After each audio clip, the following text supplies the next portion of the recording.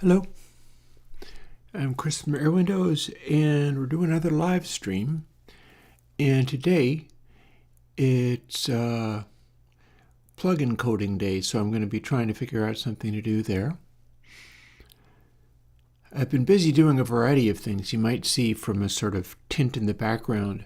I've been fooling around with the lights in my place, and I've also been fooling around with an idea I was talking about last stream, where I had all of these words written down, which I believe include but also expand upon the Upgoer 5 1000 most common words in the English language.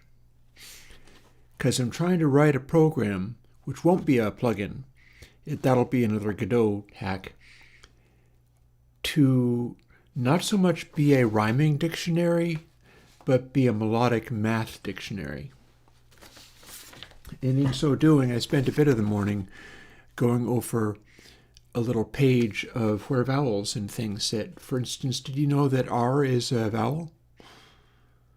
R is kind of like a vowel because you can sing it or have to sing it and sit on and continue to enunciate that syllable. So if you tried to sing a song and, for instance, had the word were, you'd kind of have to hang on to the R. You'd go were, and that's like a vowel. It's not just a matter of like yeah, wah, ow. There's all of these different things that are like places that your mouth can be, places that your tongue can be in your mouth. And it's my contention that the whole melodic math thing that Max Martin was so good at, and presumably still is, I'm sure he's still out there doing it, has a lot to do with making words flow from one to the other in a way that is more singable. Hey, Aaron. So I'm real interested in exploring that. I've never actually tried this before. What I did before was divvy up words into rhyming syllables and specify whether they sustained on the vowel or whether they cut off. Like, for instance, I've got E in sustain, and there's words like green or memory. But I've also got E without a sustain. And the reason I've got some of these is because the word's not done yet until you leave the E. Like breathe, you can hang on E all you want, but it's not breathe until you get the. Clean isn't clean until you get the N. So some of those you can't sit on the vowel sound without not showing what the word is yet.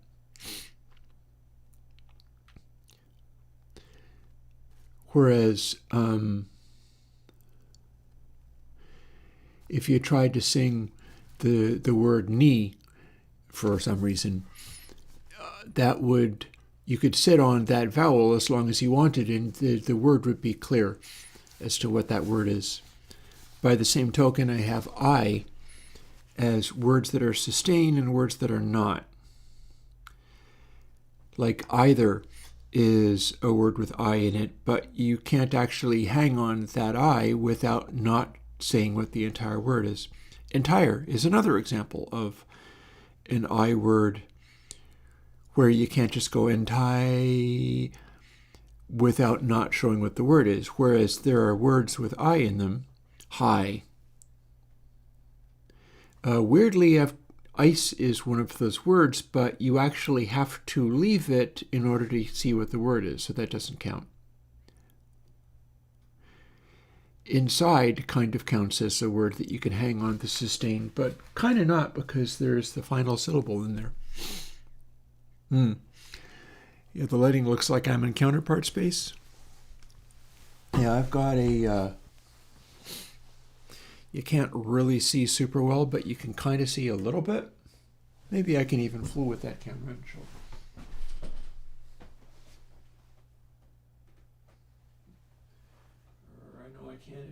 I loosen up? There we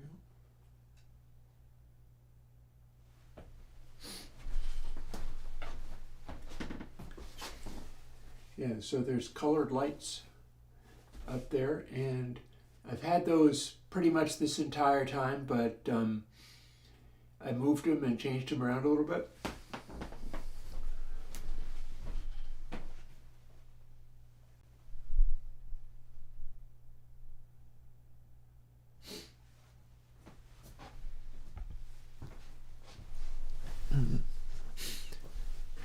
And yeah, it's sort of continuing to fool with things, because everything's always leading towards something, or at least that's the path of intentionality anyhow, is everything's always leading towards something. I'm always making another cup of coffee and diving into some other project. And some of the projects I've been up to lately are even like I could do more music using some of these projects. I haven't actually gotten around to doing it yet.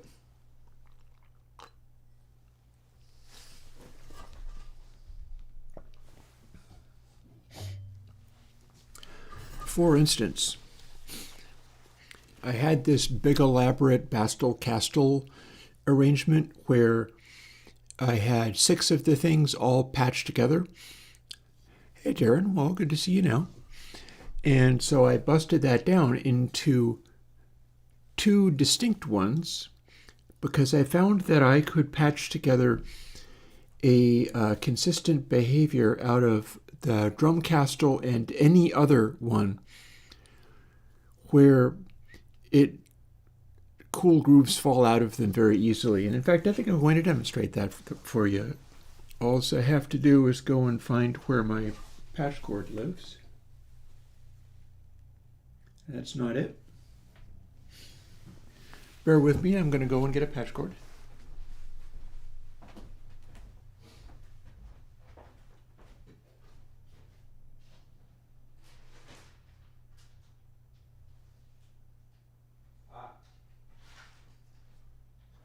Got it.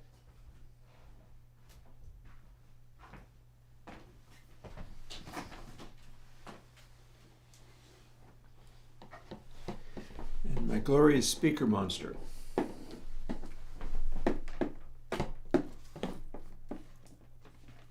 Which is falling over.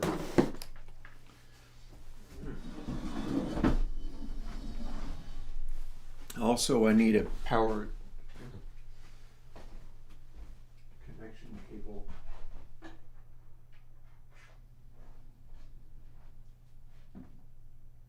There we go. That ought to do it. I didn't know I was going to be doing this thing.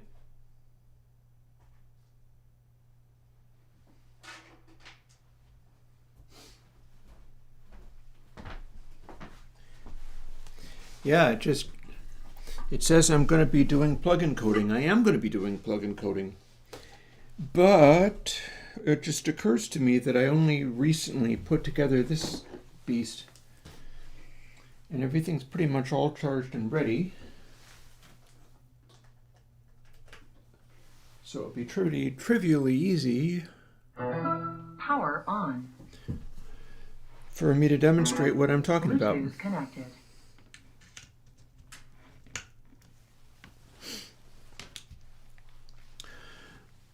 All I need is a power cable and one of these.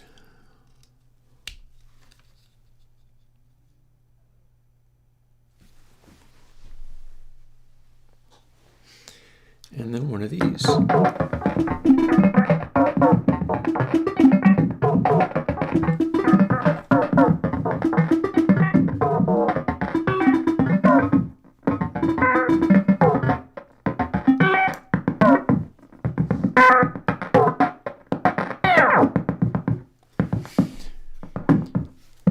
So the way this works is I'm running this rhythm.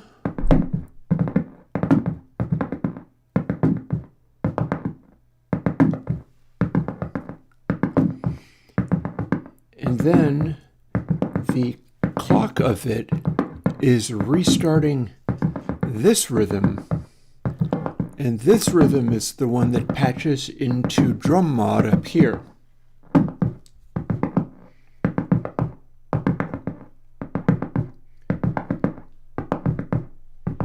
So there's a trigger in and a decay, and both of those are running off of the tempo mod of this one. But then you start bringing this one up, and you don't notice it doing anything until you fool with drum mod, because this separate rhythm is going into drum mod.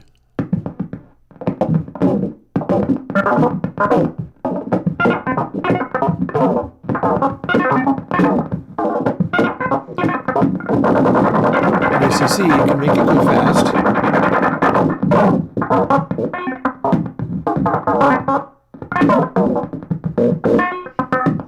Or slow.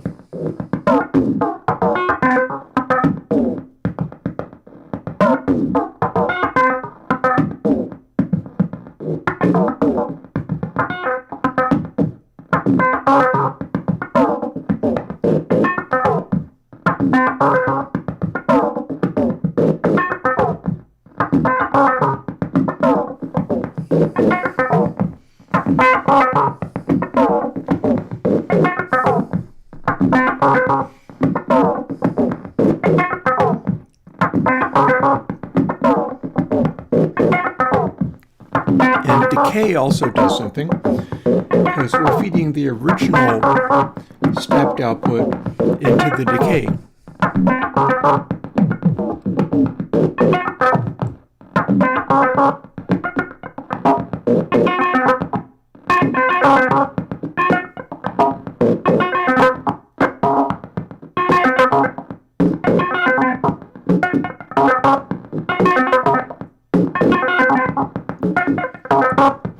And you can make the rhythms, you see the two rhythms flashing?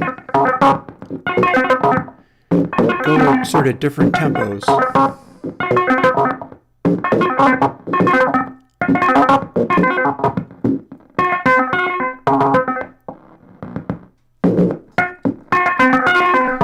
And they're being resynchronized by this one.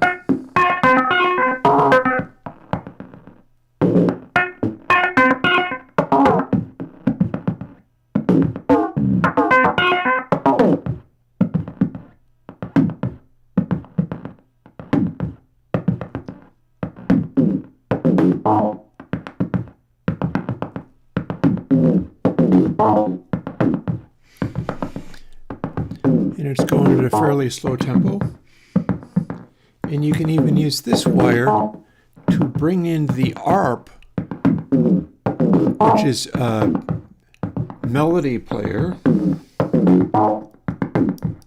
which is going to cut the volume of the rhythm down quite a bit.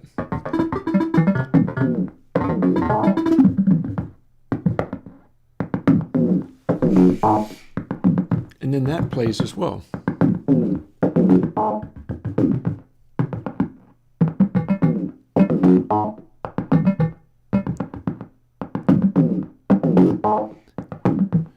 And it's being triggered by this one, not its own tempo generator. But I think I've got some of that stuff patched into places here as well.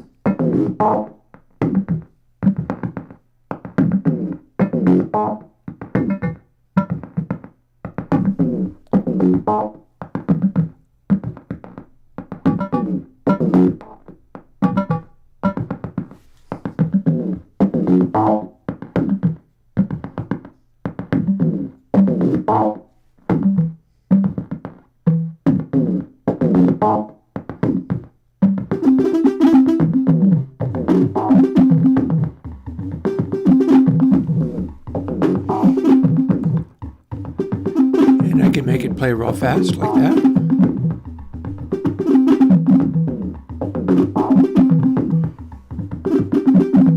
Or sustain.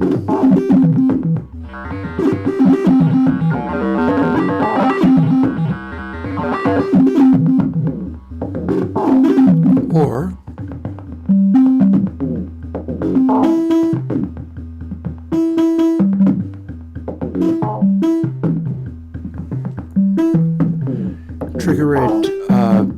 it's capable of having to play its entire envelope before retriggering.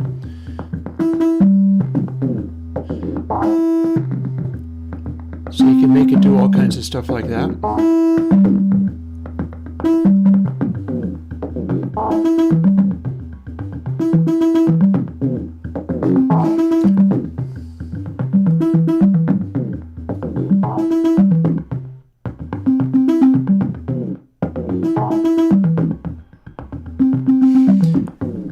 And the ARP and the drum are cross-wired back and forth between each other all over the place.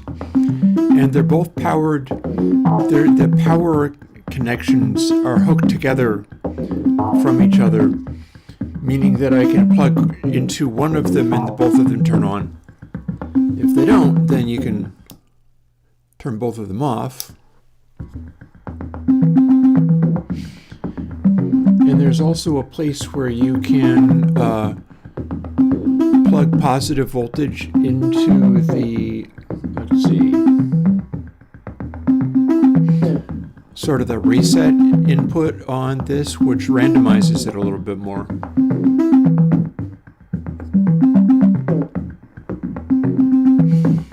I need to put on other glasses to be able to see up close on this thing.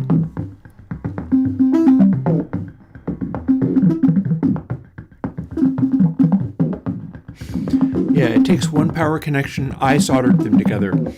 There's little jumper wires between the power points, which are not actually on the USB jack. Those would be too small. The power points are other places on the circuit.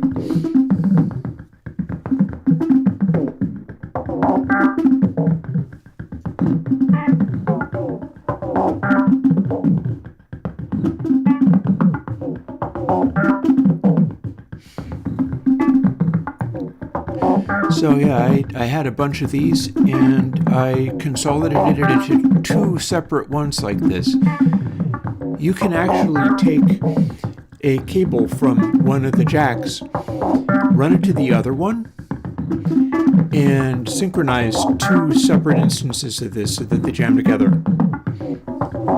Makes a kind of a busy noise, mind you, but you can.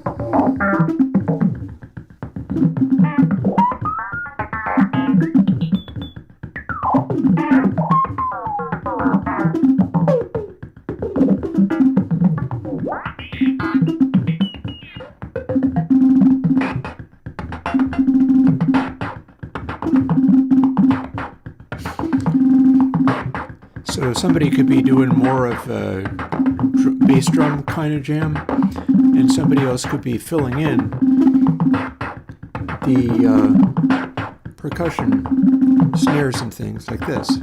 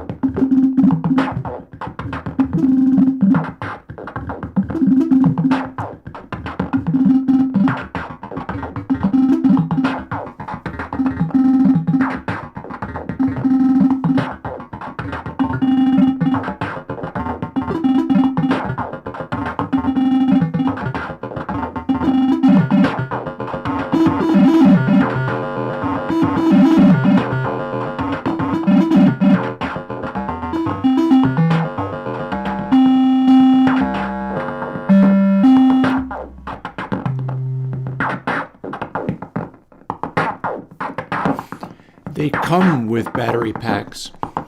Normally they're going to take 3 AA batteries.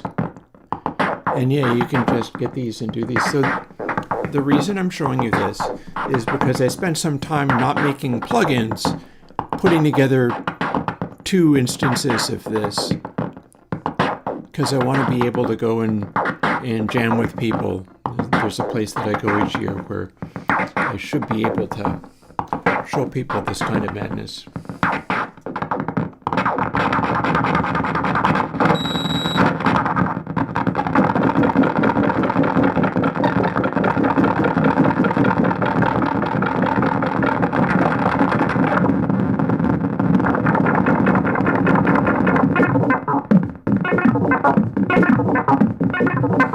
Because it's just fun.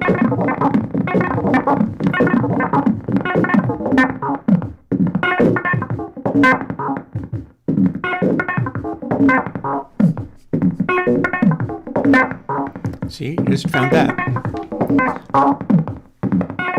So it makes me wonder whether I could use that as a source like I did for making a much more expensive modular synth for making Welcome to Free Luna. Like, this is actually a very fast tempo.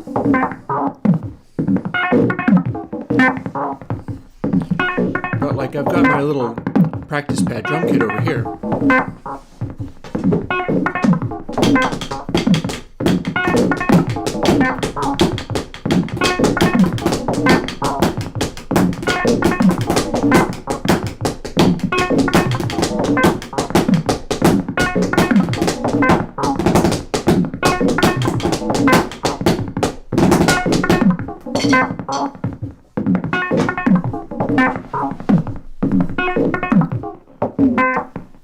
So it's basically a situation of just come up with a jam. Oh.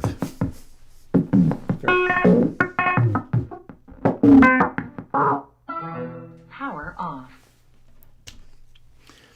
And we'll shut that down. But I just wanted to show you that because I spent a bunch of time busily doing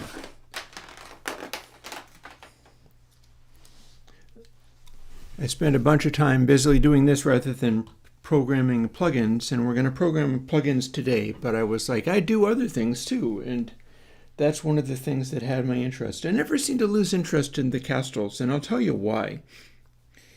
Anytime I'm doing my streams and showing these things off, often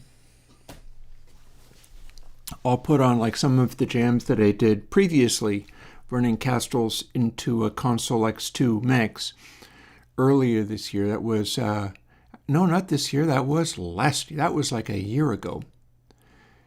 August 7th, it says. So, boy, it's not quite a year ago, but it's been that long since I've done anything musical.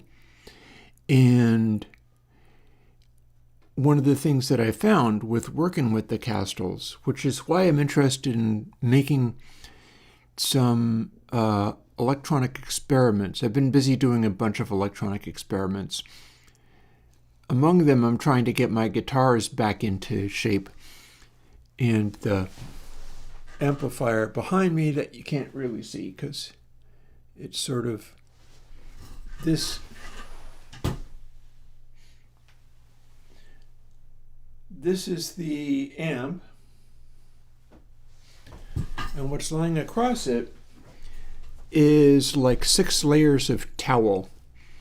I mentioned on Blue Sky that I had started the experiments of making the overdrive box that I needed for running my guitars with the Veritone circuit into a transistor rather than simply running them into the amp. I found like when I ran them into the amp, I couldn't get a sound and the controls weren't working properly. And then I found out that running them into transistor stomp boxes, it still wasn't getting a sound. It wasn't working quite the way I expected. I can run into a tiny little battery amp and clean it up like mad by dialing back this tone control, this Gibson Veritone style tone control, but it simply wasn't working into anything real. And it turned out to also not be doing anything that different into proper stomp boxes, which is a bit of a drag.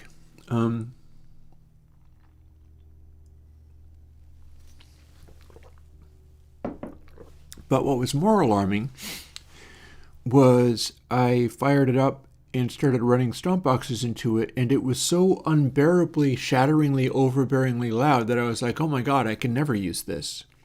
This is completely impossible. Like, I'll break windows in neighbors' houses this way. This is terrifying.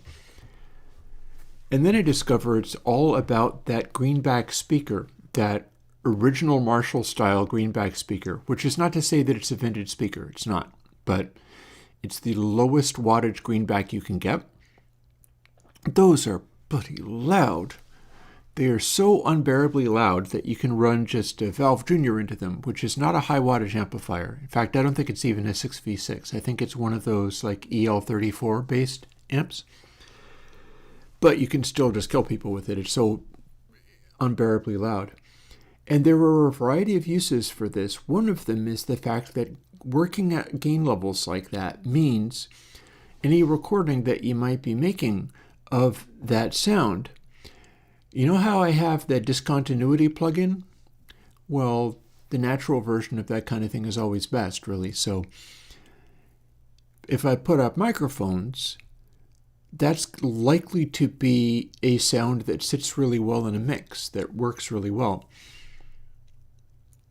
So I got the towels and laid them across the front of the amp to see whether I could get it bearable. And when I laid enough towels across the front of it, it actually becomes much more manageable to the point where I can basically dial in heavy saturated guitar tones with these stomp boxes I'm looking to build. And I've got a real good line for a basic transistor complement that'll work, because the work of Devi Ever built a bunch of things based around this combination of an MPSA 170, or I don't remember exactly, a FET transistor sort of bridged right across a PNP, I think, transistor, and built a number of circuits out of that, including Silver Crank. And I have what the hell is the thing? I have a Helios, which is a Hyperion with separate switches for the different parts of the circuit.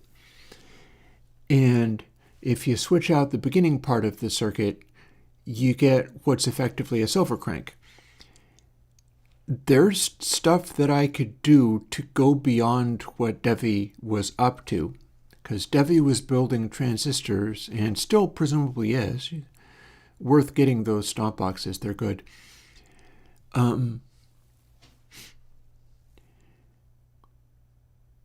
There's places I can take that, what with using different values for things. A circuit, it's not a Silver Crank if the capacitors aren't all the same.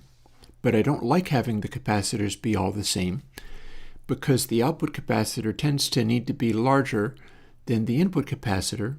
There's also value in having a power supply capacitor, which alters the amount of energy the stomp box can quickly get a hold of.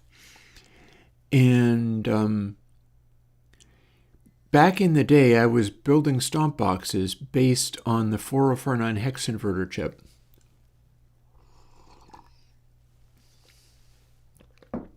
That's a Craig Anderton design, known as tube sound fuzz. So I built a bunch of those, although it didn't really occur to me like what else could be done with that. I have actually built the isolation cabinet. I simply don't like the sound of it as much as the raw cabinet that I'm using there.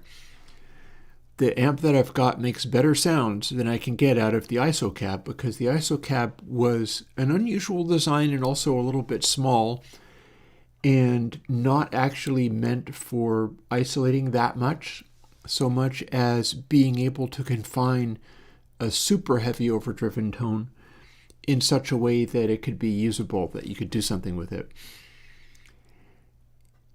You could get pretty close to being able to get feedback off of that isolation cabinet entirely closed up. I just didn't figure, I made it. I'm still fairly happy with what I made. It's large and bulky and cumbersome and doesn't isolate all that terribly well. And So essentially, I've tried, and I wasn't able to bring as much liveness to that as I liked. So the current concept is have those towels across the front of the amp, which is sort of up in the air on an amp stand and pointing up a little bit more, which is part of why it hurts so much to be around when completely undamped. And having the towels leaning across it means that it gets muffled well enough that you can more or less tell what's happening, but it does not hurt to hear anymore. It probably also means I can take my microphones are actually set up with one of those vocal isolation booths that are only about yay big, just about. And that is a semi-rigid object. It's got acoustic foam inside it, and then the microphones are inside that, and it's this elaborate combination of stands and things. I should be able to sit that in front of the amp at full crank and then start layering towels across the top of the two of those, which will make a sort of tent, which will make it so that I'll have my full blast amp and a certain amount of empty airspace between it and the mics, and yet still suppress enough of the volume it's creating that it'll be more bearable. Because having put all of the towels in front of it to the fullest possible extent, I did find that became, I could be working with that all day as long as it was during the daytime. If I tried fooling around with it at night, I'd probably upset people. But the amount of sound pressure it's putting out when you cut away all of that high frequency stuff it puts out, it becomes a lot more manageable, a lot less annoying, and I can basically live with it. It's like acceptable. So making stomp boxes is still a go. I'm still looking in terms of that. Some of the challenges inherent in this are that typically if you're doing humbucking guitars into an amp, often what you also want to do is hype up the highs or manage the lows somehow. Like the Tube Screamer famously, it sort of rearranges the lows in a way that's useful for heavy guitar. And something like the Black Sabbath Paranoid album, perhaps even the first, it wouldn't be surprising if it was also the first. There's a particular stomp box known as the Dallas Rangemaster used on that, and it's a treble booster. And one of the stomp boxes that I was dialing in to see what I could get out of what I was using, since I haven't built my own yet, to try out this amp, this overly loud, painfully loud amp, is I was running other people's stomp boxes into it. And the Devi Ever one that's equivalent to the Silver Crank is definitely one of the ones that has my attention, and I like the transistors it's using. But I've also got a analog Mambino boost. And so I was trying that as well, and I found that I wasn't able to clean up the sound the way I thought I was going to be able to by using the control in my guitar, the Gibson Veritone control in my guitar, which I was expecting to be able to go, just turn this knob and the lows clean up completely and it's sitting with only highs. Turns out that's not what it does. And that suggests that when I do build a stomp box, even just a standalone one, and they're all going to be kind of dialed in to produce a certain kind of sound, the stomp boxes are kind of like my clip-only plugins. Though some of them will have a foot switch, and some of them won't even have the foot switch. But they're for getting a very specific sound out of just dialing it in. And there should be, if I do it up properly, there should be a batch of little trim pots for further tweaking. So each one will be sort of hand dialed in by me, but it'll also be possible to open it up, and if you bought one, you'd be able to fool with it yourself. That would be on the table. It would be permissible. And yeah, it looks like I'm going to need to be up to some of my hardware design tricks, which you might not know, but back in the day I had hardware design tricks too. For both suppressing unwanted noise and super high frequency stuff, but also enabling that slight, like a sort of upper mid-range voicing. Because what I'm after is, if I run a single coil guitar into that amp, it does a pretty good job of producing an ultra clean and clear sound that it's extremely pristine. The single coils I've got, they're Lindy Fraulein rewinds on a batch of magnets that I just kind of had. So it's not properly a Lindy Fraulein pickup, but they're Lindy Fraulein coils. Got those, 20, 30 years ago. Live long enough and you can have all kinds of neat stuff in your toolbox because you sort of just accumulate things and keep playing with them. I'm not sure if I'm interested in... You're talking about basically a power soak. Tom Schultz made these back in the day. You can get them. It would work for what I'm talking about. It's just that part of what I'm talking about is driving the cones and driving the air that hard. I do feel like I'm going to want to go at full blast for this amp and just rely on the fact that it is only like a 5-watt amp. This is not a very powerful. It is only like a 5-watt amp, if that. It's a single EL34 tube being driven to beyond the brink of its life. And when I start running a humbucker guitar into it, it's a thicker, sort of tubbier tone. When I run the Stratocaster into it, I think all of the parts are Stratocaster by now, actually. Possibly not the body. I think the body is one that I've had for many years, but neck's a real Stratocaster neck, sort of. Pickups are Lindy Fraulein. The way it's wired up is still basically Stratocaster wiring, so yeah, we can call it Stratocaster. And yeah, so I have clean tones for days with that if I want. It'll do a very nice job of giving me clean guitar sounds.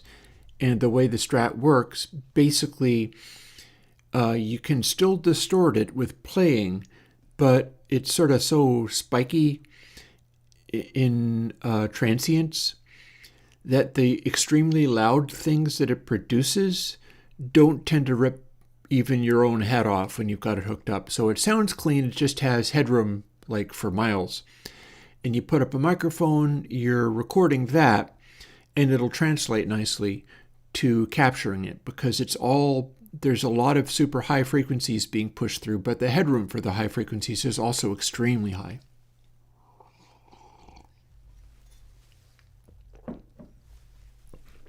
And then with the heavier guitars, with the humbucker type stuff, I have to not only boost it, and it's very obvious that I can boost it to extremely, extremely intense amounts, but then also I have to rein in the lows in such a way that it balances. I'm looking for something where either with a pick or just with my fingernails on the strings, I can have this completely ferocious attack with sort of the right kind of... It's never going to get to full-on Eddie Van Halen gent/chug. It's not going to go there. But what I'm looking to do is combine the Eddie Van Halen style chug with the sort of Rolling Stones style, seemingly kind of clean, but it has impact for days. I'm looking, and I'm able to do this actually with a raw guitar going into that. All I have to do is pick the Telecaster. I have this ratty old Telecaster, which is a complete monster. It's all beat up. I could show that to you. Want to see it? It's like only 6 feet away.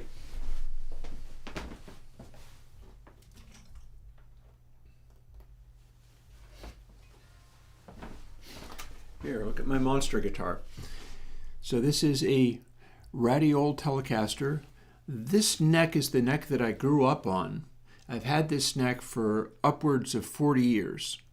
When I was a kid, it's a Saga Stratocaster neck. I can't get access to the truss rod anymore, so I just have to trust that it'll continue to be there. I changed the contour of it, and I put these 3-on-a-side tuners on it.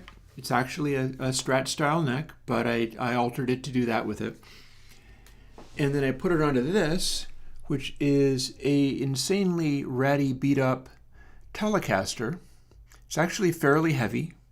Paint's all wrecked. All of the metal surfaces are completely covered with rust and corrosion and stuff. And both of these pickups are nasty. They're kind of all loosely wound and microphonic and weird and wiry and ratty sounding. But when you distort that really, really loud, it's amazing. It's like louder, just about louder than any other guitar I've got into that little tube amp. In fact, that's the guitar that is on my track Rise. Run pretty much just that way. And yeah, that the way you reach Rolling Stone sound is by taking an amp that's not a high gain amp and cranking it up all the way and running the right kind of guitar into it. Another one that would work pretty well would be Gretsch. Another one that would work pretty well would be Mosrite. Basically, you're looking for a style of amp, probably a sort of small combo. It would be a tube amp, most likely. And running a guitar into it where the pickup is not a heavily overwound pickup. You're not looking necessarily for like your DiMarzio Super Distortion or whatever, or even a Gibson PAF, which is an underwound but still humbucker pickup. Oh, another one that can work? Firebird pickups. I've got a Strat style which has Firebird pickups in it. Not real ones. Ones that are made by a guy in Florida who either has gone and wound them or is drop shipping them from somewhere. But he was making Firebird style pickups and it worked out pretty well. I was able to use the ones he had and they seemed good. But yeah, and I know people pay money for guitars that look beat up like that, but that one is perfectly authentic. It's just a monster right out of the gate. Or presumably not. Presumably it was fine once, but it's a gnarly one. And that's really the trick with getting the Rolling Stone type sound, with the following additional thing that I want to make stomp boxes that will accentuate that and just heighten that sound even more. So what would end up happening if I took, say, the Telecaster and ran it into the kind of stomp box I'm talking about, it would just become like a death-dealing laser beam kind of thing. It would be extremely edgy, extremely bright and sharp, and it would be slicing you with all of the sounds. Most likely because it's already got some of that on tap just by itself. And if you add an overdrive pedal to it, unless the overdrive pedal is adding bass somehow, see, that would be a place where you might pull out the Tube Screamer, because the Tube Screamer is going to make things a little bit more dull. Aurora, hello. That's not the type of thing that I do. I'm not sure I understand. there's no way to use stems of an ambient album for plugin development. That's not a thing. But I'm delighted that you're making an album. Yeah, tell me about that sometime. I'll go listen to it. But yeah, the idea for the treble boost stomp box is for dealing with things like humbucking pickups that tend to be duller and heavier, and that can also be a Rolling Stone kind of sound. I'm just thinking in terms of the other types of Rolling Stone kinds of, because the thing to think about, it reminds me a little bit of there was one of those Drumeo videos that they make, and the guy was, I forget who it was, but the guy was talking about recording a Pretenders song and struggling to get it to sound like the Pretenders.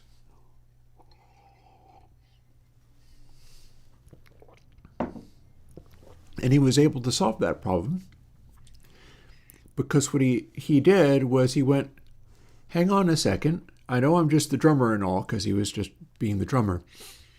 The thought absolutely counts. I appreciate that very much. Guy was being the drummer on a Pretenders session, and everybody was struggling because they were like, this doesn't feel like the Pretenders. What's wrong? What's going on? And he had the forethought to go, hang on a moment. Chrissie Hynde's Telecaster guitar is not loud enough in the mix. There's your problem. I don't hear that rhythm guitar. Try making the guitar way louder. And they tried making the guitar way louder, and then it started sounding like the Pretenders. Rolling Stones are also like that. You're basically talking about rhythm guitar playing, which is typically going to be Keith Richards right there, just like it is Chrissie Hynde and the Pretenders. Rhythm guitar playing with some real percussiveness and edge to it, where it's driving the sound forward rhythmically. And that's what I'm looking to do with a higher gain than I have on tap from that amp just by itself. Because again, it'll do clean sounds off of a Strat and it'll sound marvelous. It'll do a edgy, extremely percussive, aggressive sound off of the Telecaster with its ratty pickup and everything. And that's extremely cool, and it's also kind of exhausting. It's very percussive. But with any of the humbucker guitars, they have too many windings to do that. And so they can distort it, but they lose that percussiveness in a way that, for instance, if I had a Gretsch or something, that wouldn't be losing the percussiveness in quite the same way. Because like your Gretsch and Mosrite and so on, those are not overwound pickups. A Strat pickup is one of the less wound that you'll find, at least traditionally. And PAF pickups, Gibson PAF pickups, are sort of a part of the way. And then Firebird pickups are even wirier than that. And that's the part that you try to bring out and accentuate in order to have a really lively sounding guitar sound rather than just being a sort of thick, heavy block. Bearing in mind also that there's a lot of genres of music where you do use a thick, heavy block of guitar sound, and that's sort of the whole point. You could take any, like I've got a couple of DiMarzio pickups that are not in a guitar at the moment. It would be fun to have them in a guitar, but I don't have anything for them right now. And they're DiMarzio Breed, which is one of the Steve Vai designs. Steve Vai had Evolution DiMarzio Evo pickups. And the Evolution pickups are extremely heavily wound. They're extremely high output, and they're ceramic magnets. Ceramic magnets give you more of a crunchy, it's like having ceramic objects. It's like it's a crunchy, gritty edge to things, whereas the Alnico magnets are chimier, a little bit ringier. And the Breed pickups are heavily overwound, so they are extremely high output, but they're Alnico magnets. And so they're trying to be a combination of the super heavy guitar crunch and the less gritty, more chimey sound. And if I was to run those into that amp, it would be extremely dense and solid sounding and kind of like a kazoo. I wouldn't get the kind of gain I would want, but I'd get way more gain than I would out of a Strat. And all of the chiminess and liveness would sort of go away because the pickup itself is producing so much bass and mid-range that it just overwhelms the amp. And I've been thinking about these things a bunch in recent days. That's why I have the towels in front of that amp, is I spent time trying to plug guitars and stomp boxes and things into it and discovering, oh no, this is so unbelievably loud that it's unbearable. What do I do in order to be able to actually use this? And fooling with it in that way. Now, what I was thinking of doing today for plugins is another story. And it's probably time enough I jumped into that. So let's see where we're at with this. And I will aim my little microphone appropriately and scooch this over, see to it that I can see, chat, and so on. And let's see what we can get.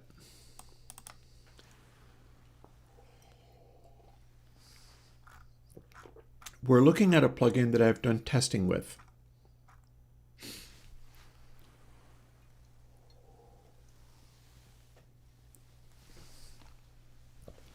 In specific, this is the plugin that I used to make tape hack. Thing is, my goal today is not to make tape hack again, as neat as that is.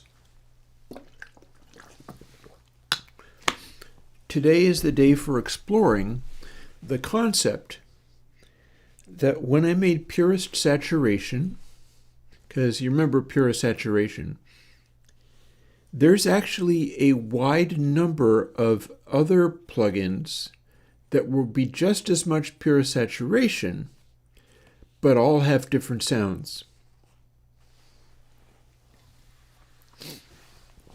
So my goal today is to make, in part, a test bed plugin so that I can explore those different sounds, because it's going to produce all different sounds, and use some of these techniques, perhaps not all of them. Like there's going to be subtract real in there, or at least maybe some kind of switchable thing similar to what's in AD Clip. Most recent AD Clip with its switch for switching various modes. But it's mostly going to be for experimenting and finding what other kinds of sounds will work, because I'd like to use a optimal selected version of purest saturation for the new console. I'm thinking I want to find something that I like better than using tape hack. And I'm also not going to be doing discontinuity or discontinuity going forwards. I'll leave that for other things. I'll leave that for like recording in a literal amp and having it be loud enough that it naturally does that. Not Purist Console 4? No. Console X3. Yeah. I'm working on that. In fact, I've even got that sitting on my desktop. I've been doing some of the work off stream for getting that together. Right now, I've got the most recent version of BeziQ in there, which hasn't come out yet, so that's coming out. And the most recent version of Dynamics hasn't come out yet, that's coming out. And each instance of this contains not only the new EQ and the new dynamics processing, but it's also going to have the EQ swapped into multiple places in, the circuit, as you might say. And right now I've got two separate forms of overdrive in there. And the whole thing is set up so that, much like Console X2, the bus plugin is hooked up to be very different. And I'm thinking I'm going to step away from that to allow a more full range of operation over the bus plugin, simply because I can bring all of the stuff that the channel plugin has into the bus plugin and then have them available, and they can bypass themselves if they're not in use. Meaning you'd be able to drive into the saturation very hard. I know I want to have the equalization distributed in various places. I know I want to have compression in front of saturation, because I did a little experimenting with that and found that it was doing a much better job than what I had in X2. Which leaves me kicking myself a little bit, but whatever. Point being, I should be able to make a even more spectacular version of Console X, Console X3, that incorporates some of these changes, that incorporates the new form of compression, which is working way better than I previously had. I've done streams on that recently. And allows that the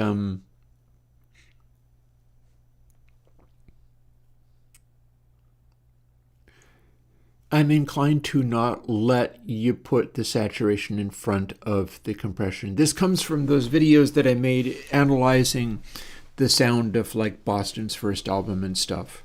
It just struck me, regardless of whatever else I'm doing, so many of the sounds I'm interested in seem to put the compression in front of the clipping, to the point where I feel like I got it wrong, and I was just misled by the fact that I was like, oh, we're coming off of tape, so you play it back from the tape, and then you do it to the compression. After all, it's not like it's producing noise, so you don't have to worry about that. But I was overlooking the fact that you could go to the compression first, and then have it produce as much of a volume spike as you'd want, and then clip that volume spike, and it produces exactly the correct sound. So, yeah, today is for me coming up with a better form of saturation based on pure saturation, but allowing some of the variations that I've not yet explored. And I'll be showing you how that works, but it's going to start with making a new take in the form of a new project. And I feel like since it's a saturation style plugin, it doesn't have to be stereo, so I can make it mono. That's what this is making it mono. Compression after clip would be compressing the clipping distortion, and that's what Console X2 does, and I think it is wrong, and I need to be doing it the opposite way around in X3. And I realized that among the moving the EQs around into various places, it is tempting to make it so that you can also swap the positions of the compression and the clipping, and I don't know whether I would want to do that. Obviously, it would seem like, oh, everybody needs control over doing everything every which way, and I don't always think that way.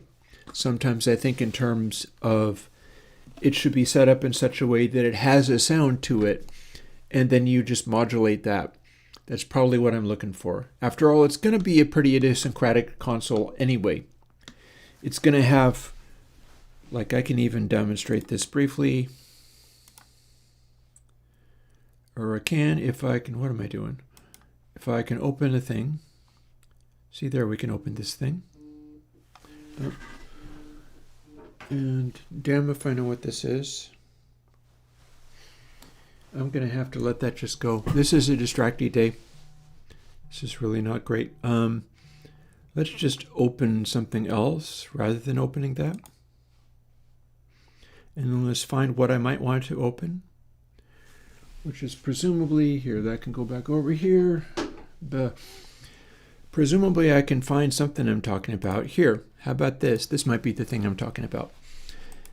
And then I was going to talk about what the EQ is now. So here's my new EQ.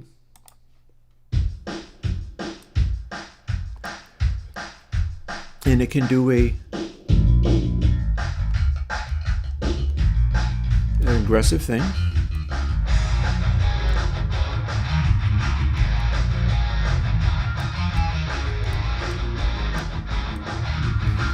It works the same way that Smooth EQ does, but it's not Smooth EQ.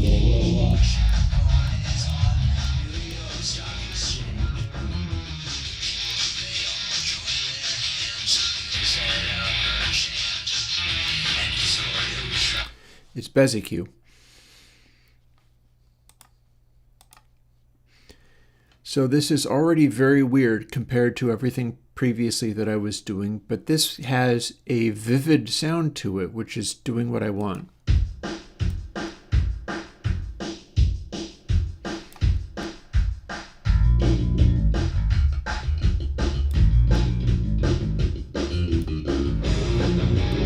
I feel like as I mess with it, for instance on that bass tone,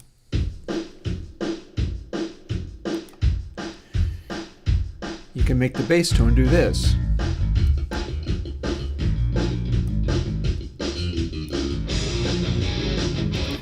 And that's because the way that Bez EQ3 works, we've got extremely weird, vivid peaks and valleys and things. It's not behaving the way that Smooth EQ does, but it's having a very aggressive tonal effect, which is what I'm looking for. And again, that'll be distributed throughout Console X3. And the combination of that with the better compression and the new form of saturation that I need to invent today should produce the kinds of sounds that I want so that I can start bringing, go back into the studio, record again, be playing my bass and playing my guitar and playing my drums and tracking these things perhaps live on stream. Because one of the things that I'm looking at where everything is directed is putting together all these tools so that I can try exploring a form of music that it's not like it's never existed before, but has been wildly out of fashion. And I mentioned Rolling Stones. As any number of other bands along the same lines. These days, I can't even find anybody to jam with, much less make albums in the way that I'm talking about. So I'll have to do it myself. And the idea is to undertake making of music in a stressful kind of environment. One of my friends who I tried to jam with, and we basically just ended up going over his songs, was like, oh, there's no purpose to being in a stressful environment. You should never be stressed out, and there's no reason to be stressed. I'm like, no, if you're laying down your lead vocal, you'd better be stressed out because you'll try harder. If you're trying to do, back all kinds of musical production has worked along these lines. I want to be undertaking the making of music in such a way that I care and that I have to produce with like my hands and feet and voice and stuff through sounds and instrumentation where you'd be able to tell the difference. And that's what I do. I'm making the sounds, I'm making the plugins, I'm making the recording systems where you can use a digital audio workstation and capture sounds using that. You don't technically have to go and have real live tape or anything, but you can still have the kind of sound system where you can really tell whether somebody was having a good day or was bored and just didn't want to be there. And there are ways to amp up the stress of feeling that need to perform. And so I want to explore that. I want to go in the direction of that. And interestingly, what 0123 or Airwindows power of, one of the challenges is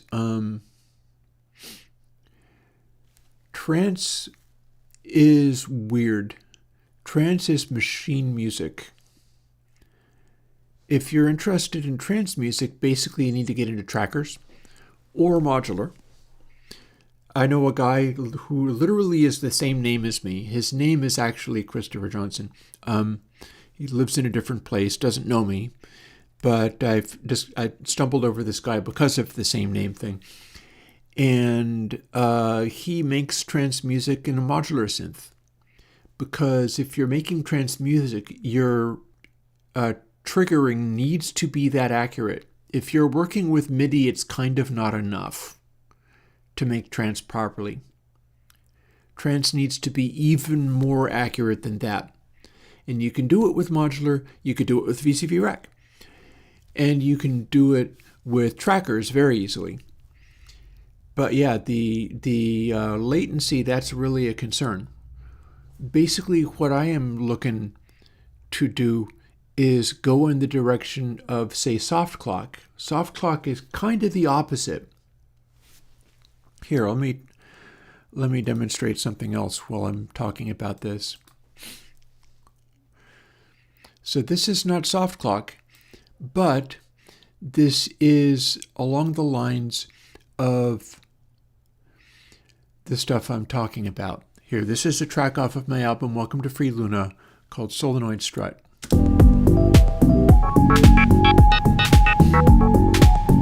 This is machines, but the timing is being modulated.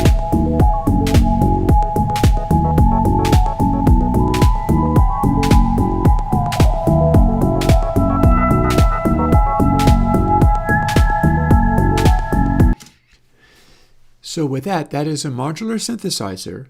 It's not randomizing the sound in any way, but the time reference is not a grid.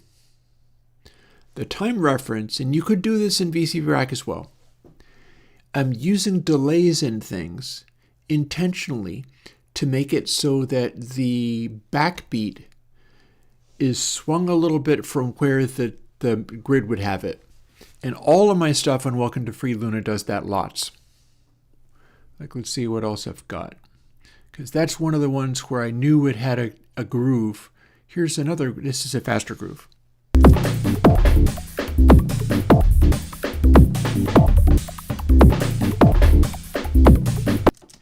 With that one, you can hear kind of the block chords in there are being generated by a synthesizer. One of the things that it's helping me with this particular album is that I'm using what's called digital VCA envelopes. The envelopes are very quick and crisp, but the VCAs, voltage controlled amplifiers, are made by this company. I'm trying to remember the name of them now, but they're called the DVCA. And you can set them to only open on a zero cross. So what I've got is the synthesizers that are continually spitting out sound, but I'm triggering a really fast attack, as fast as it possibly can, that can only open when the voltage swings through zero. And that means two things. One of them is that it's a really fast attack, but not a click, because it's not switching in the middle of the sound. Bass is doing the same thing. But that's also randomizing the onsets just the tiniest little bit, not because they're randomizing the timing of it. The timing is still completely crisp, but the sound can only switch on when the sound sweeps through silence and is at 0. So we've got a slight sort of humanization quality. It's a little bit like randomness, but it's not intended to be randomness. It's just waiting until the signal sweeps through 0 to do the attack. And you can hear that on the rhythms, on the low chords here.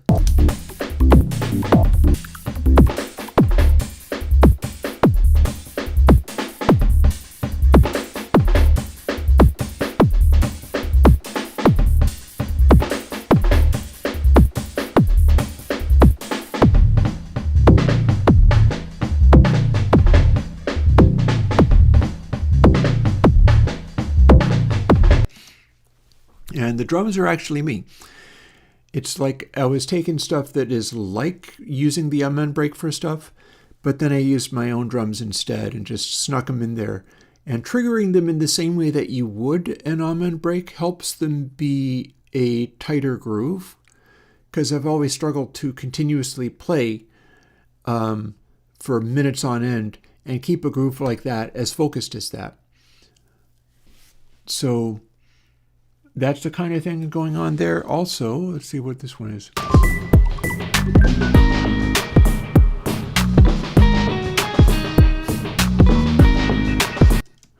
So what that's doing is that is a slower, more sedate groove. It's doing the same thing of the backbeat is hesitated a little bit, but I've also got a kick drum that's probably being made to come in on triplets, kind of like some of the Max Martin stuff. Early Max Martin stuff sometimes use that trick. And for that reason, the kick is sort of floaty and dreamy. It's doing an initial hit, but then there's also an additional kick in there which feels like it's coming from a different place.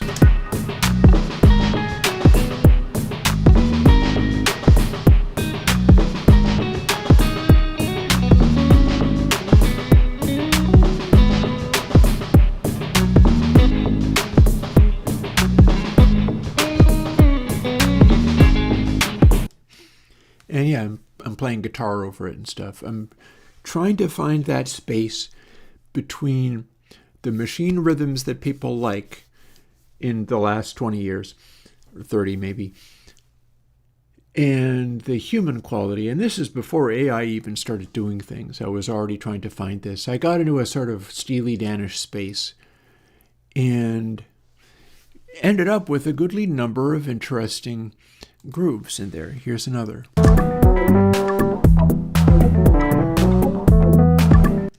With some questionable Fender Rhodes playing on there. And here's another. And these are sort of missable. These ones are. This one was this one.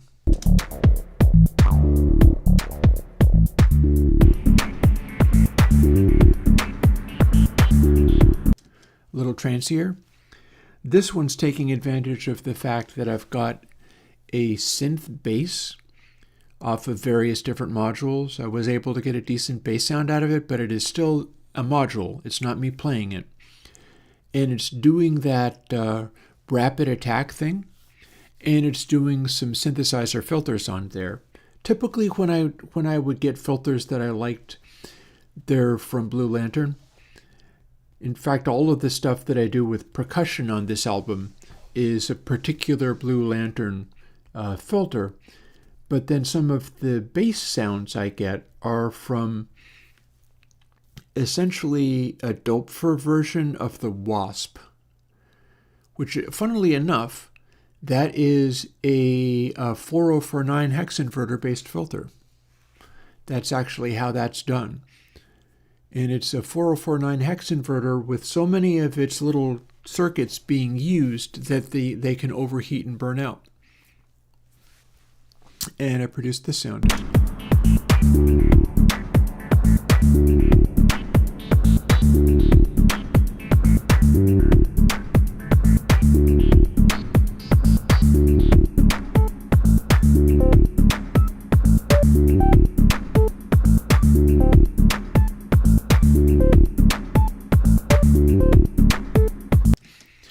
So yeah, more trancy because there's not as much being attempted as far as jammy feels or grooves. Instead, that's a lot more locked in than, say,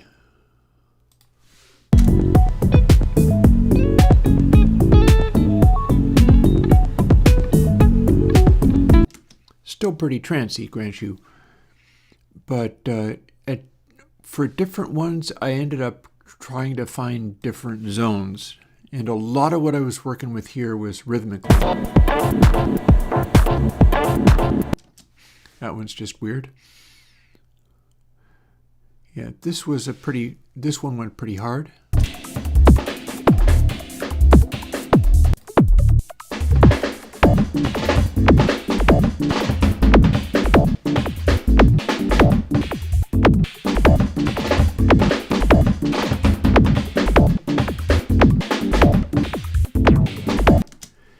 And yeah, everything off of this entire album, as gratified as I am that it worked out well, is still so tied to that machine-made music that it frustrates me now. And what I want to do is work with soft clock, things like that, to be able to get different kinds of grooves out of it. Like, what do I have around here that maybe not from there. I might not have anything like that.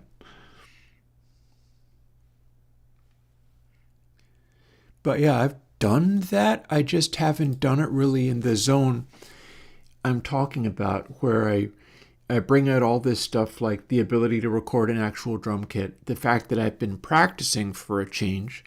Last time I did any of this stuff, it was 2024, 2023, 2020.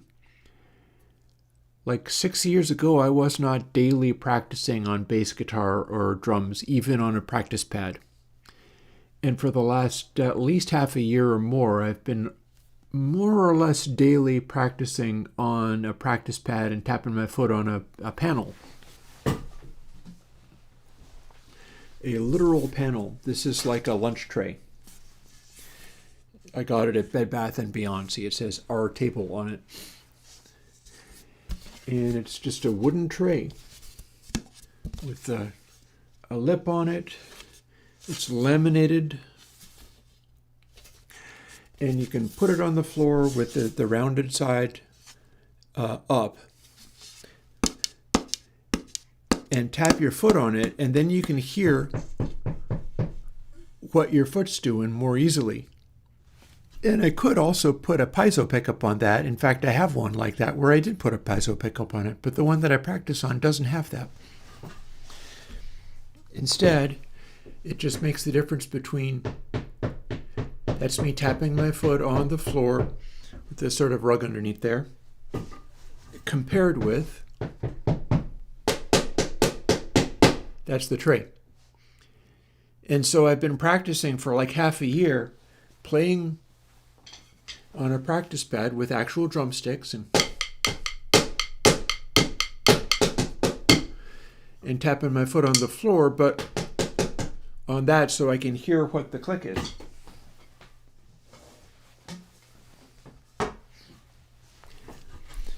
And it really shouldn't be so hard to go back into the studio once I sort out a bunch of these details, like the saturation thing I need to do today, and produce something. Because the other thing is the Welcome to Free Luna album I made very rapidly. I was going to fly to Canada to visit the lady I was dating at the time, which didn't work out, but it was worth trying. And I wanted to put out an album, and he was being encouraging about that part at least. And basically sat down and went, fine, this is my only chance to do it. I'm going to be leaving, and then I'll edit these together up in British Columbia. And I just sat down and banged out a bunch of jams on the modular synthesizer, playing Rhodes and stuff, and then edited them together from the longer extended jams that I had, and came out with that. not that different really from going like, here's my electric piano, or here's a piano patch. Let me just jam something down. Fine, I've got that. Now let's play a guitar, come up with something to play over it. Fine, cool, okay, got that. Let's play a bass. It doesn't have to be like ambient orchestration or whatever, or like I'm going to make very slow attacks and everything and just put everything in lots of reverb, and then I'm going to improvise something which is just washes of sound. That's all very well and good, but you can also be the Rolling Stones. You can also be a funk band if that's what you desire, and you just get enough of a reference, for instance, using soft clock, and use that as enough of a guide to be able to jam some stuff down, and then you have it. The most recent thing that I did was still when I was getting into the swing, and I don't have it in my stream audio collection, but getting into the swing of practicing, I did that track that sounds like kind of like the Grateful Dead or whatever, and it's the one that I used for demoing like Chimey Deluxe. And yeah, and Welcome to Free Luna is on Bandcamp. You can find Airwindows on Bandcamp. It's got that in there, and then I need to do something with the version of Dragons I have there, because I put it at a version of Dragons with like filtering, and like one person bought it. And it's just as well, because I should probably put the original version of it out or do a remix or something. I don't generally like remixes. Remixes are a way to waste your own time. That would be me. I was visiting British Columbia for a time. It was very cool at the time. Back in that day, I could do it. I'm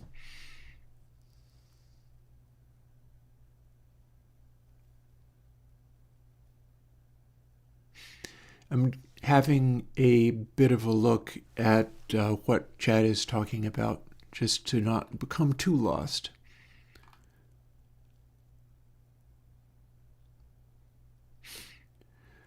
Somebody was asking about what's in the background of Free Luna. What's in the background of Free Luna is modules being triggered, radio music modules being rhythmically triggered. So it's like real drumming, but then it's drum samples, but they're being treated like the amen break. And in fact, in other places, there is the amen break in there. At least I think I used it at least some of the time. And yeah, my pointy guitar, Chimey Deluxe, Chimey Guitar 2 are all based on letting you work with DI tone and getting it to be something good. So there is that.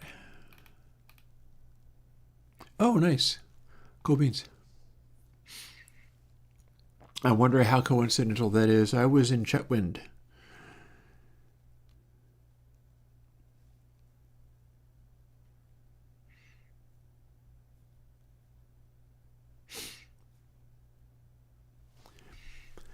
The challenge with $100 interfaces, there is some truth to that, but only some truth to it.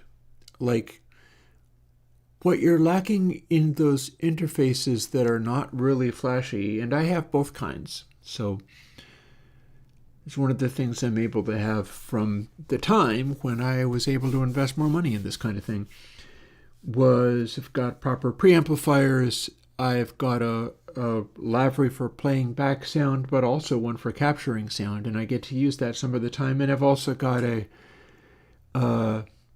Motu 16A for more inputs at once, which is basically about as good as the lavry.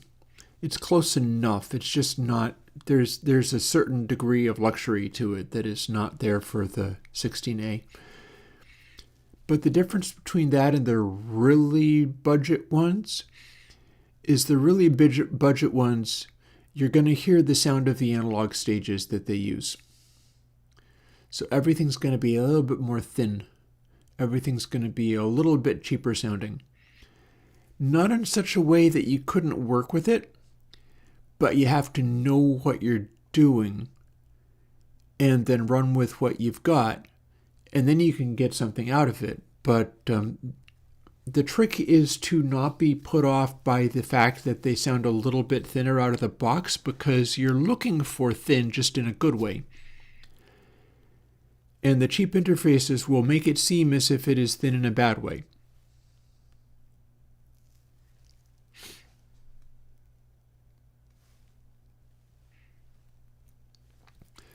But yeah, and honestly, something like the guitar and deluxe plugins should be able to give you at least something as far as beefing stuff like that up. Shouldn't take much.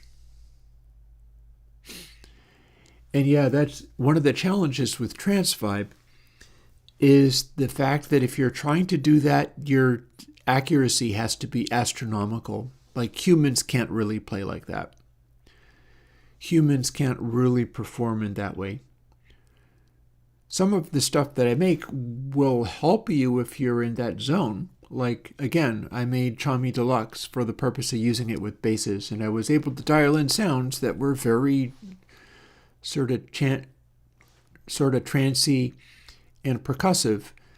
But even if it's trancy and percussive, I've been practicing bass for half a year now, and to be able to deliver a sequence of notes that feel like they have the regularity. And so I'm practicing to a metronome all the time. All of my stuff is practicing to a metronome. And I'm going to be playing to soft clock, but I'm practicing to a click, a literal metronome that goes tick-tock. And it's really hard to play bass guitar along to that in any kind of coherent way. It doesn't really come naturally. Your fingers don't want to go to the various strings with that degree of accuracy. So I just have to put in the practice for doing it. But the main problem there is having a human played feel is the opposite of having a trance feel. Anyway, I'm going to be breaking for a moment in order to go and rinse my coffee cup and use the facilities. Technically, I could make another cup of coffee, but I've had 3. That's enough. And the thing I'm looking to work on is this, which is still waiting for me to do the next right thing. So I'm based off of a plugin that I've made, but which is not for distribution, called Hacksign.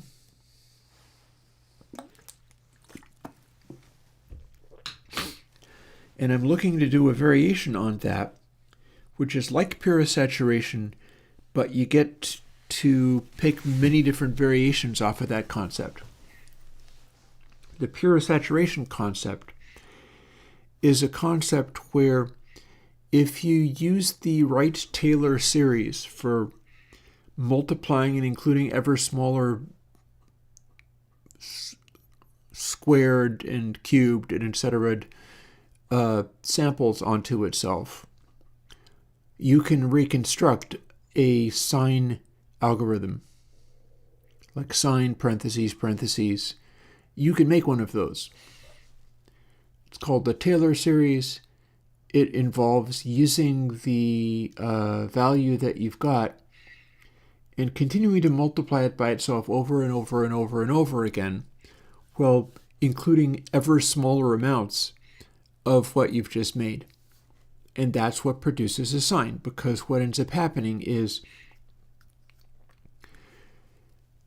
you continue that series long enough and accurately enough, and the waveform will in fact curve over and then it'll start following the sine pattern, even including the up and down and going into negative and positive. The longer that extension continues. But it turns out, which is what I learned in pure saturation, that you can get a similar behavior by restricting all the multiplications to powers of 2. In other words, bit, shift, gain. And that's what pure saturation is. It's not really a sine. In fact, it's not even very many layers of the sine. But what it is close to a sine with all of the correct multiplications rounded to the nearest power of 2. And that's what I can use to do this new plugin that I have to come up with a name of and start making it. Because the other thing that I can do is take a integer number, 1, 2, 3, 4, 5, 6, 7, 8, 9, or whatever, reduce that to binary and have the binary specify which side the multiplication amount gets rounded to. What's the nearest power of 2? And that would mean I can have one of those sliders like on Clearcoat, for instance, or the more recent one, Wooden Box. I can do that with it. And then be selecting a whole range of possible saturation sounds dictated by what that number translates to in binary, and then assigning it to whether the multiply is larger or less than what the perfect sine calculation would be. And yeah, that's where I'm at today.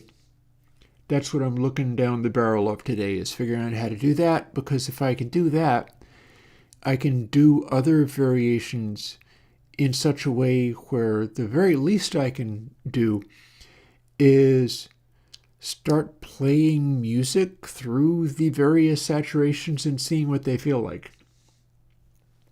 I picked pure saturation through some form of let's use very few of these and see what seems like it would be good. That's not a lot of thinking going into it, and that's not a lot of experimenting going into it. It's just one out of possibly many, many, many different possibilities of this type of effect. And by dialing stuff in without restricting it to powers of 2, that's how I got tape hack. And tape hack sounds very different from a sine. So there should presumably be variations on the pure saturation concept that have distinct, interesting sounds. And I want to find those sounds and use them in Console X3.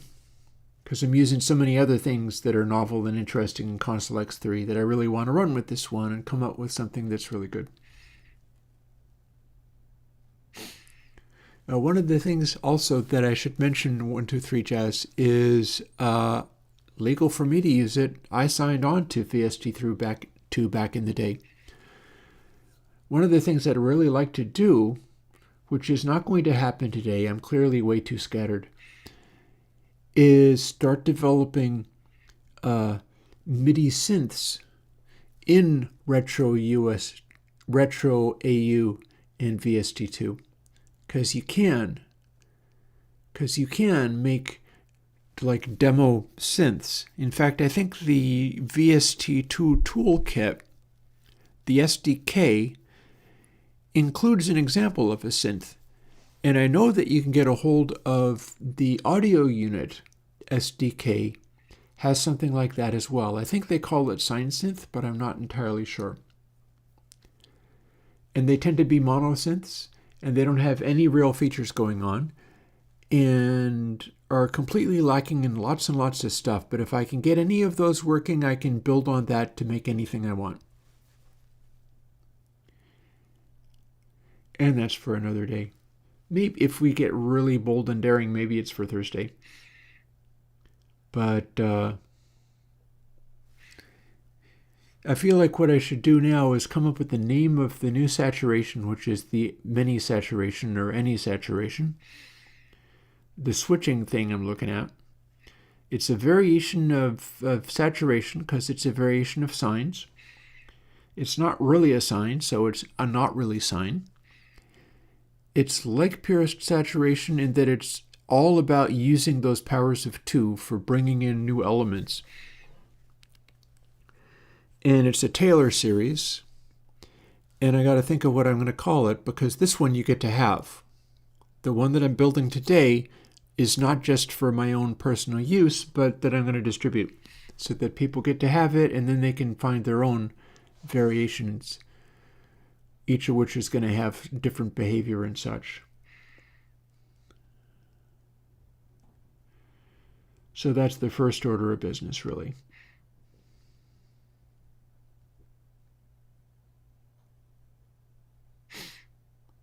A funny side note, I'm still making VST2s because I don't believe in the concept of obsolete. Other than Steinberg doesn't want you to use it anymore, and that doesn't count. I know, right? Yeah, I hear you. Assign saturation.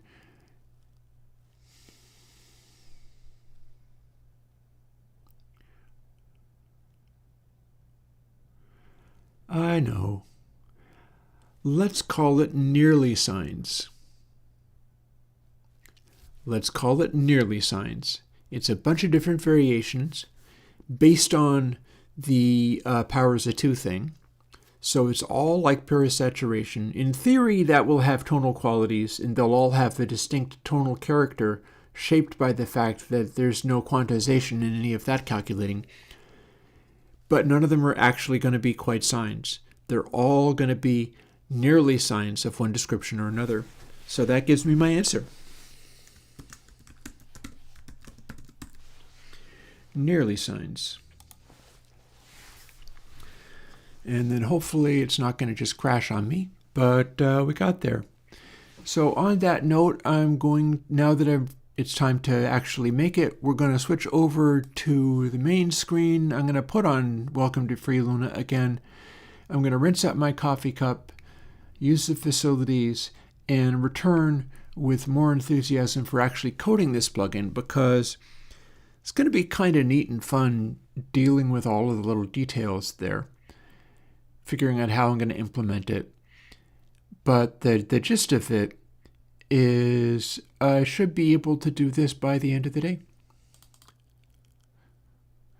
So we shall see. And I'm going to fire this off on the Neuron Factory, which was the lead single off of this album when I put it out.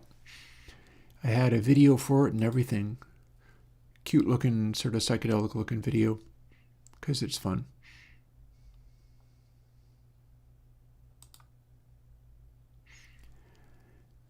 I'll be back in a moment.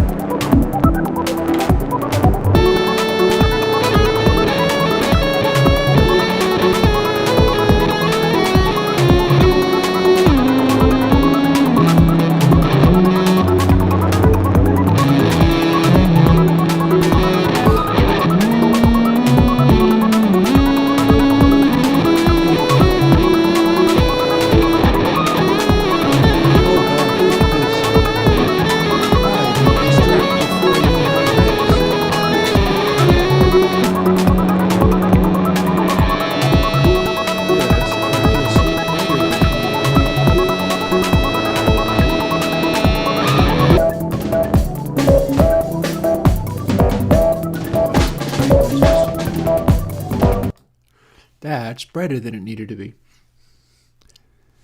Okay. I do have work to do, so let's see whether we can get back into here. My noise chased away everybody. Cool, that's less attention.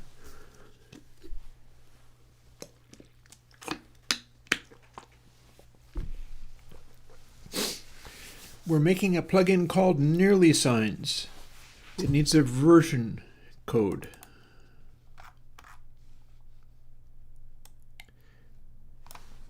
NRLY is probably enough. That also would work for if it was a plugin called No Really.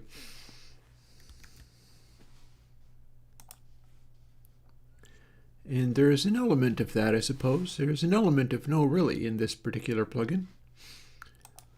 But we're taking from HackSign. So let's actually start by literally duplicating HackSign. Then I'll change it to be what I need it to be.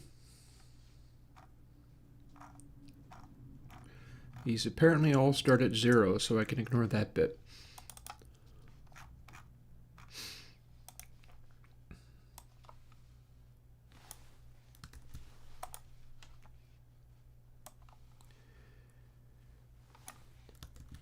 Here's how we start with that.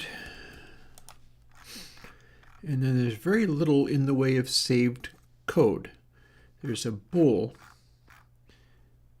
Was pos means was positive. I have a control here causing a small vertical tick of whatever size I specify, showing me where a waveform is if I feed sines into this to see what they do. This is part of how I got TapeHack. This is the program that I used in order to make TapeHack. So that no change. This apparently no change. There will be change here, but this is not changed yet. One thing in here was pos equals false.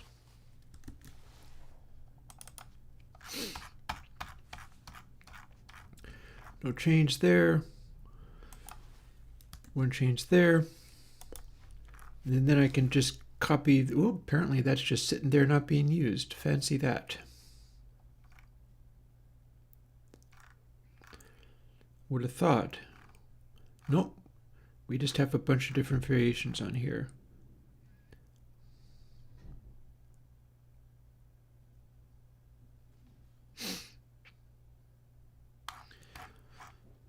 Well, good enough though.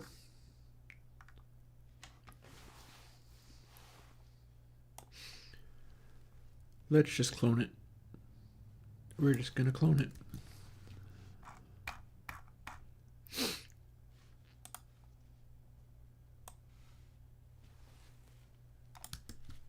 Boop. Now we can build this, and it will be a clone of HackSign.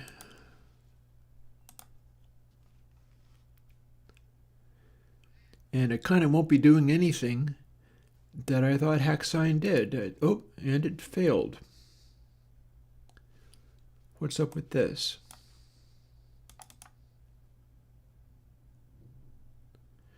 Oh, okay. Second time's the charm. I don't know how I forgot that happens. First time I try to build things, it doesn't know what any of its own parameters are. But then I build it again, and it's built its own libraries and things. And so then it knows what values, what variables are.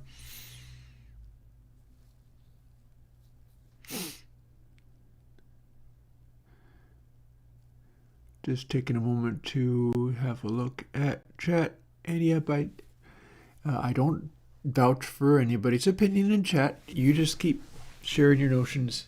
I'll be here trying to do this thing that I do, which I believe I can look up additional information for.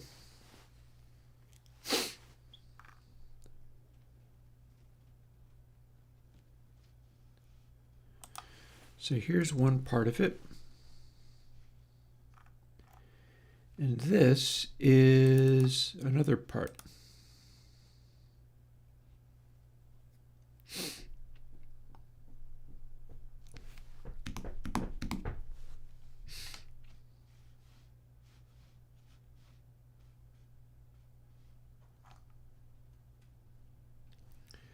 I'm just looking to see how this goes.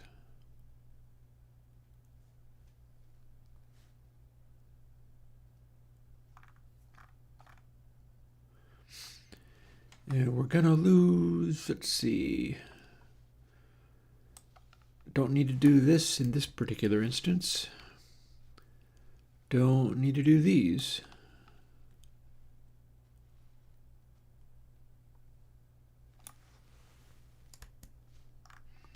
Or this. It still exists in the other version of the program. Or this. Or this.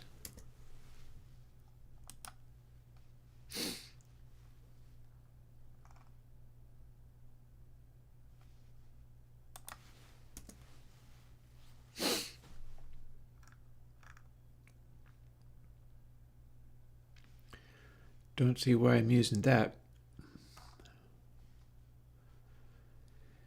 This takes away the difference between, let's see, except for it doesn't, does it?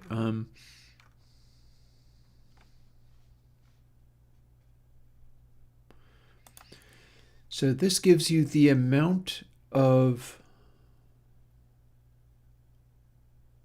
saturation being produced.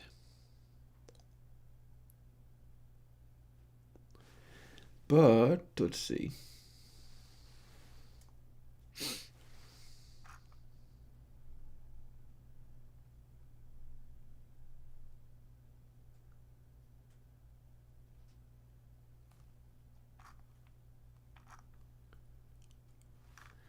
Where do we, okay, flat top is X. It's X times M pi. So that's actually potentially clipping at a really, really high value. We don't need random noise on this. Other things call for random noise, not this.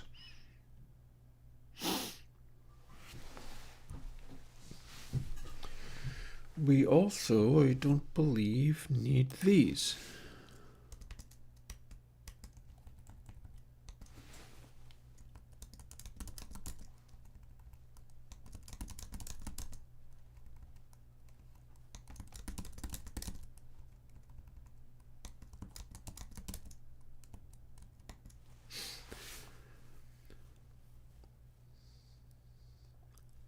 Looky how I'm failing to do anything from M through V.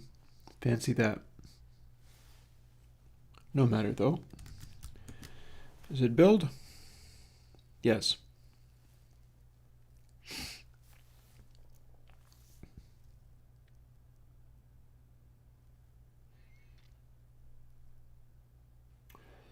I feel like my code for floating point dithering could give me my bitwise operator for what I'm planning to do here.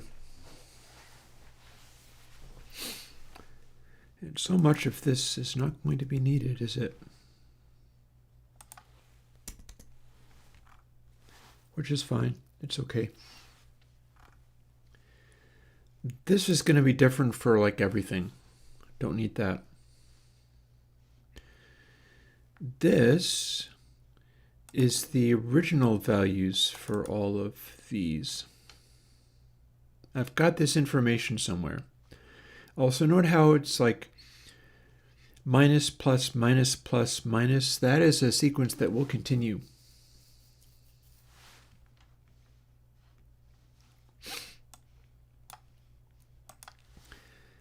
In fact, I'm kind of liking the idea of getting it to continue, and I'm wondering whether I have reference values. Do I have this written down here somewhere?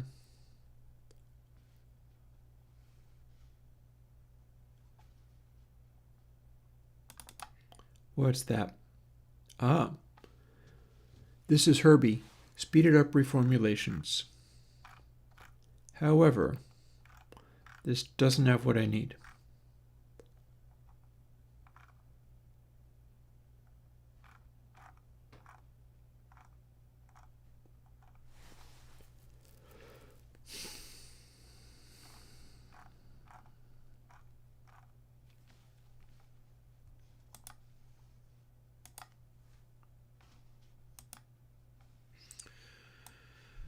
Well, as long as I'm fooling with this, let's see if I can, what am I doing? Let's see if I can drag in some of my powers at 2. Least I can do is get my powers at 2.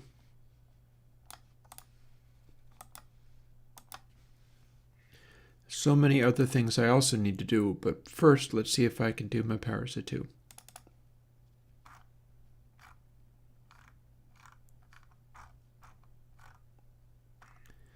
I don't know whether this is propagated all the way over to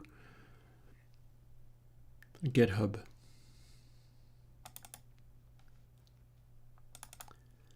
But if I remember correctly,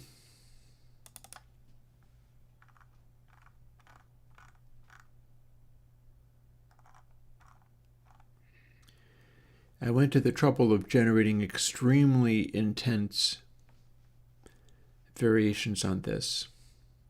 In fact, I'm not sure if my control even goes to no, it doesn't. I generated way more than I needed for this. So this goes from negative 16 bits to positive 16 bits. But look what I've done here. I don't think this is on GitHub. In order to get this, what I did was I went and found a web page that let me do multiplications and divisions in like 128-bit math. And I just kept dividing by 2 or multiplying by 2 until I had 30 bits of shift. And this is what it is. If you're operating in long double in such a way that this is a real number that it understands, this will continue to shift the bits even way beyond what you would normally expect. And by the same token, and we only need to worry about the minuses here because the pluses, we're not multiplying anything by this amount. They're legitimate amounts, but these are the ones we care about. No matter how finely grained the Taylor series expands out to, I should be able to find adjacent shifting of bits. I think I just said the naughty word. without meaning to. No matter how finely grained, I should still be able to get shiftings of bits through this. It might look a little intense, but these are each powers of 2. It just kind of expands outwards as it goes.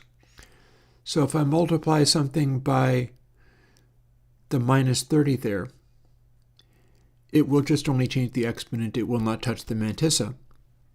So anywhere I do these multiplications will work for not changing the mantissa. And that's what I'm shooting for. And as you can see, it fairly quickly gets up to these realms. It fairly quickly gets up to these zones where we're looking for unreasonable multiplications. And so we're going to bring this in as a comment.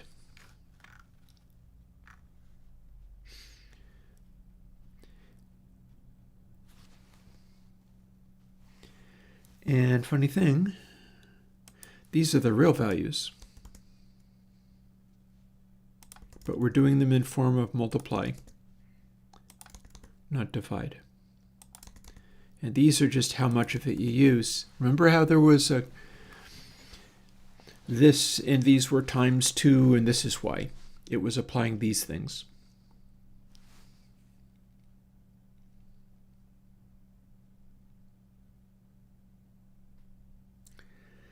It might be worth my while to do these out longhand.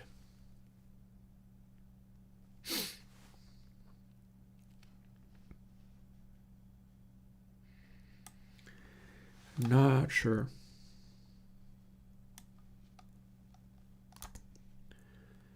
Let's bring this together. I might need to do this out longhand. I don't think I have all of my numbers right. However, that's almost certainly, well, no, it's not, is it? No, it's not. That's not the right value at all, because I know it's not going to be 0.125 because that's the power. And indeed, so is this. These are the nearest adjacent. That's not what I'm looking for to start with.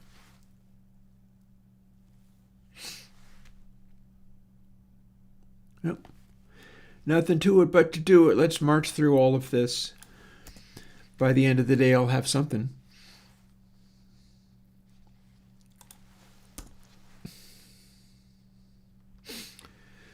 So 1, 2, 3, 4, this many stages.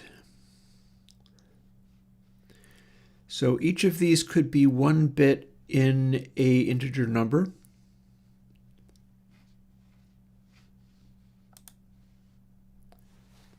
And we're going to copy that. See how it says like divided by 6, divided by 120, divided by 5040? These are the adjacent numbers. But this would still be a divide, and I'm more interested in doing it in the form of a multiply, because a multiply is going to run faster than a divide on computers typically. So I'm going to go about doing this out longhand. And we're shooting for, yeah, and see, it very quickly gets beyond the realm of the doable. Like x15 is x to the 15th power.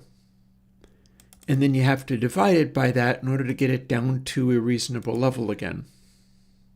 But that's how you make a sine Taylor series reconstruction continue to follow the sine wave shape up and down, is you're bringing in these extremely high powers in infinitesimal amounts so that it's gone over the sine and back down to 0 again, and then into a negative, and then it starts coming around again because you're bringing in increasingly high powers to do it. And until it reaches that point, it's not bringing in the value anymore. So technically, we really don't need this many of them, but if I can get close to that, that'll be cool. And we can see that, like, this number is within 30 bits of multiplication or division, and so it'll fit within like these as well. But oh boy, by the time we get to this, we're already beyond 30 bits of multiplication or division. I'm assuming that when they make actual sign calculations, it's got to work some different kind of way. You can't simply do a Taylor series to calculate that.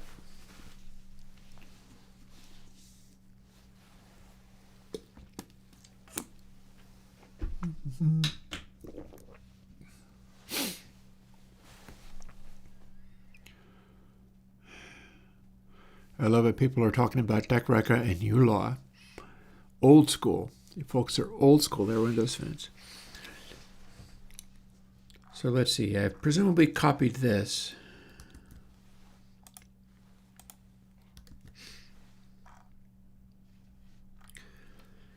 And I can do a find and replace or two.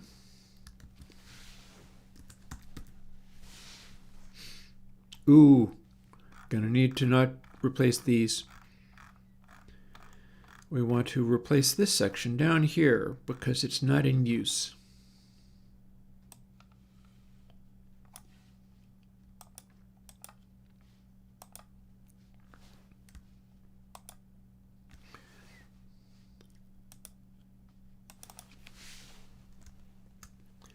Oh, I should have replaced it. Hang on. Let's undo that. Yeah, you should be comments instead.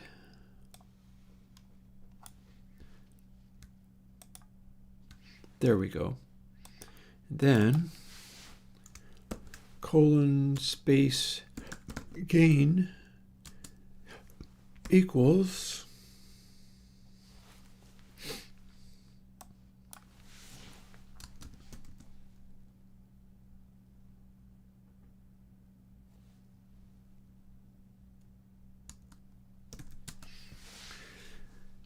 and then no successive space there.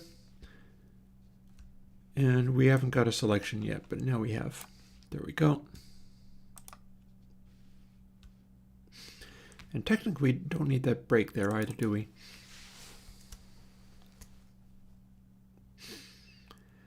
Might become code again later.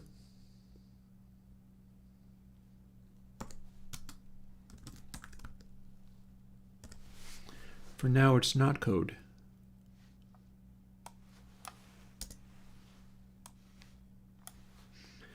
In selection, there we go. There, so I need that. Now I need to start dealing with at least some of these. Thankfully, there's not so many of them that it becomes unmanageable. But this is not something that I can do in a calculator. Calculator is not 128-bit. I do not have a way of doing this. I'm going to have to go over here.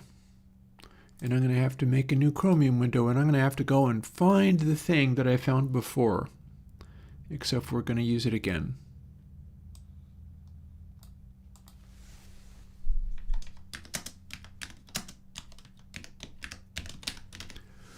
Searching for 128-bit calculator.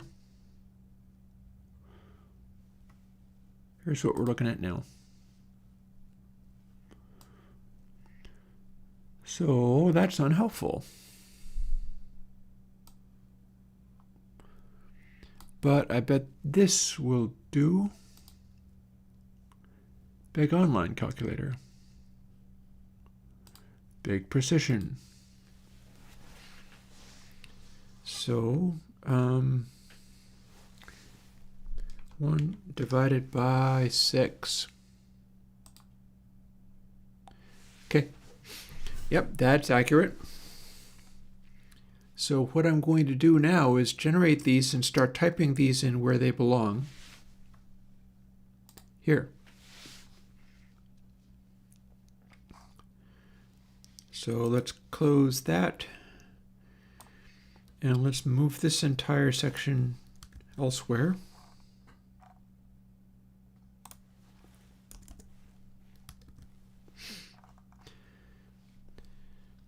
So X3,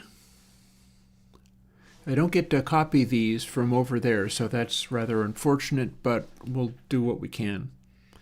Might be a little grueling, but I'll get there. No, but I want to see the 2048 bits Mantissa. It's fun. I get that small precision would work for this, but I don't care. I want to see all of the digits. Where we're starting, however, is 0.166, etc. That lives here.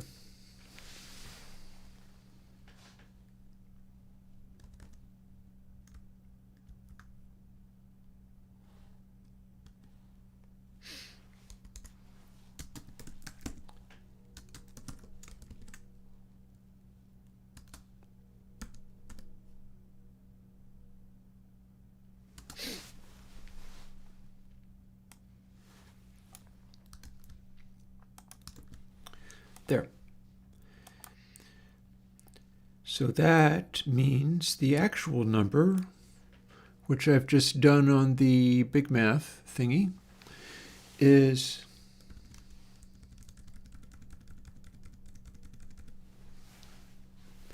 and it's going to be temp times that. And then we can add as many 6s as we want. Doesn't matter. It goes on forever. And that is between 0.25 and 0.125. What that means is our pure saturation will pick one or the other of these on either side to it. We'll be able to sweep through various combinations of these things. Nuclear beat maker, I don't know.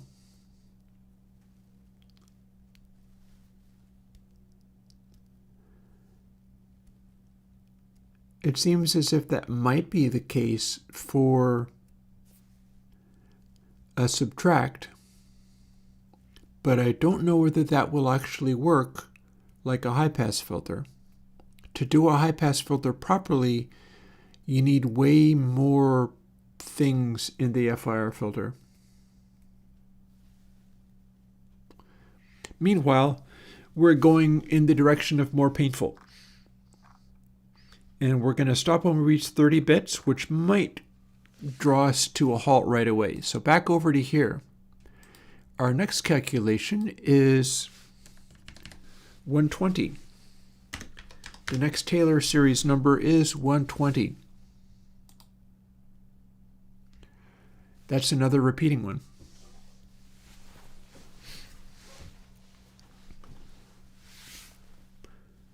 And it's 0.008333, etc. So that's neat.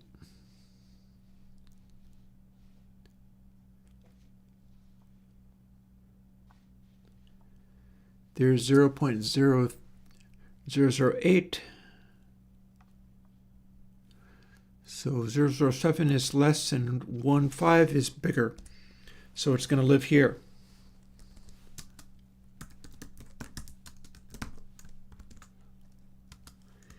Plus equals temp times 0.008. And then etc., indefinitely.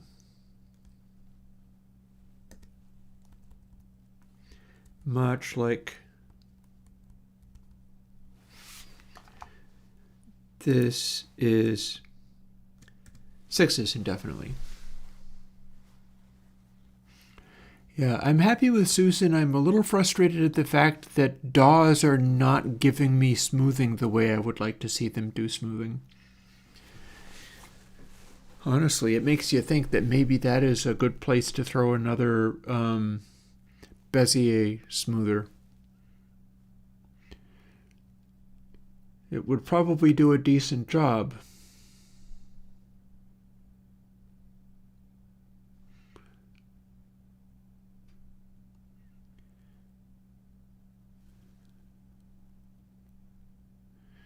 You'd basically be doing the Bezier smoothing by, yeah, so maybe that's worth a revision there.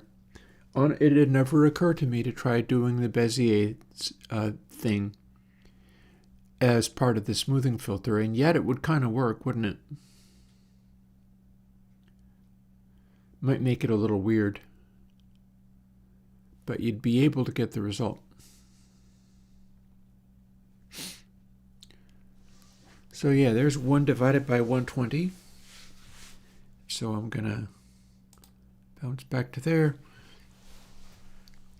And second sign is that decimal expansion. Next is 5040. We're kind of stacking up the bits very quickly here. But this is exactly why the concept should work, but we also shouldn't need to extend the Taylor series out too far. Because we're basically working on, we're going to run out real quick. Like, we're never going to get to X11 or X13 or X15. Well, maybe 11. We're never going to get to X15 because that's too many decimal places, and the big number calculator will be able to do it. It'll be able to do it, but I bet we're not going to come up with a result. But let's find out. This is about finding out. Today is my day of doing the work around making this monster actually happen, and the end result will be a thing like Wooden Box or Clear Coat where you're moving a control along and getting integer numbers, but each of the numbers will be a distinct and unique saturation algorithm. And whether the bit is set or 1 or 0 in that place in the number will determine whether that is rounding up or down from what the Taylor series expansion actually expects it to be. So we should get a bunch of different sounds. Oh, I'm getting doubly, doubly, doubly, doubly here. Jazz, we're big number calculator, and it was not fooling when it said big number calculator. Like, here we are. We've got this on tap. So we've done 120, now we do 5040. These are the correct values for doing the Taylor series expansion. And they're arrived at through some sort of method. The important thing is that these exact numbers are what give you a sign. And we're not going for a sign, but the closer we get to these values, the closer it is to an actual sign. And we have a repeating series, but it's a crazy repeating series. Will you look at that? You see the pattern? 126984, 126984. Fancy that. But that's divided by 5040. So there we go.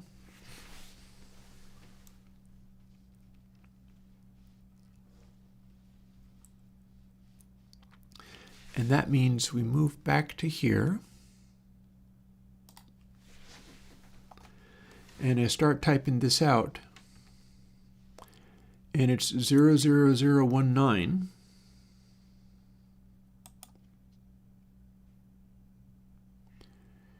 So it's between 12 and 13 bit.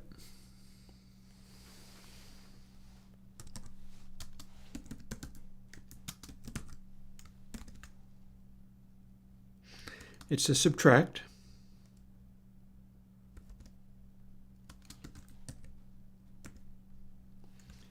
Temp times 0.000198.4. 126984 repeats. 1984.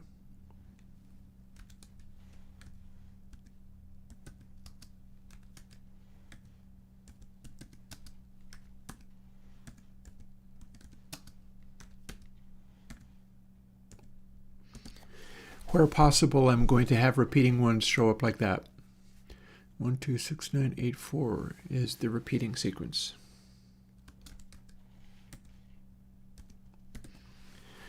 But the important thing is the ones that it's close to are 0, 0, 0, 2, 4, 4, 1, 4, 0, 6, 2, 5 and 1, 2, 2, not 1, 9, 8.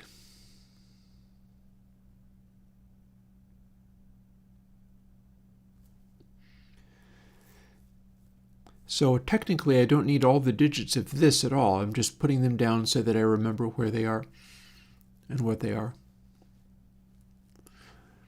I have a instinctive feeling that pursuing this line of inquiry is going to lead to some really interesting sounding saturation effects, because it's combining all manner of kind of adjacent calculations that do the job of keeping the mantissa the same, but are not at all sine calculations.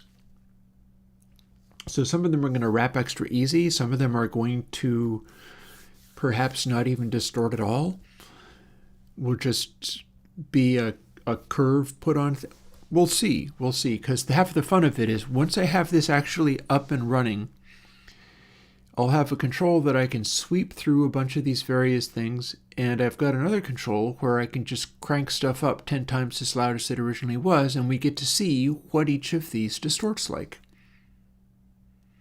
And I'm going to have to put some kind of clamp on the outside of it, because we don't actually have a proper sine calculation here, so it's not going to wrap in a normal way. You can't throw a random value, no matter how high, into this and have it actually just be clamped between 1 and -1, as a sine would. Not even close.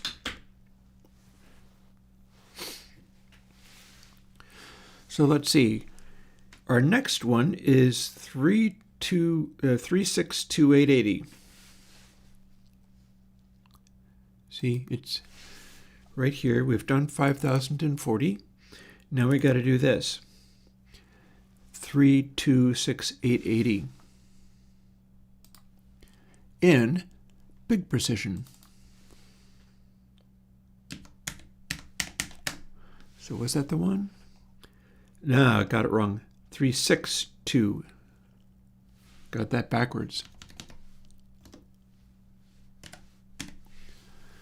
362,880 was that? Yes, 362,880. 362,880. Let's see what it is. Ta-dum! Boom. We've got another repeating pattern. You can see, this is why I wanted to do the big precision. You get to see what the pattern actually is. And this is just what math works like. And we're closer and closer to not being able to go any further with this. But the fun is in the journey, really. So how many zeros do we have on there? Looks to be 5.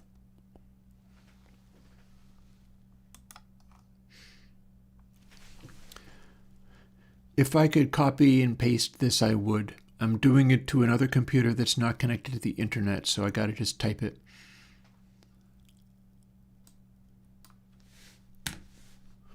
Let's make the fade go faster. Like this and like that. There we go.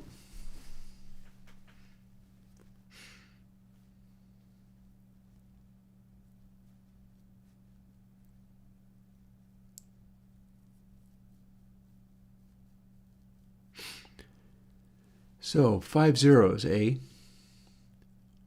Looks like it. Go back over to here and select them. Yep, that's 5 zeros, all right. So 5 zeros here is this area. And it is 5 zeros 2755.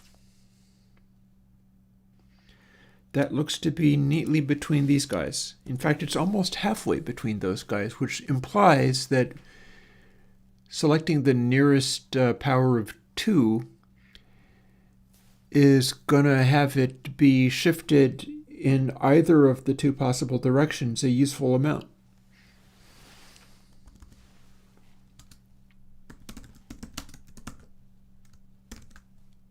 This is another plus.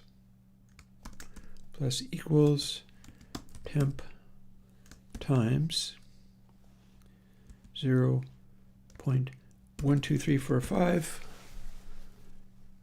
27557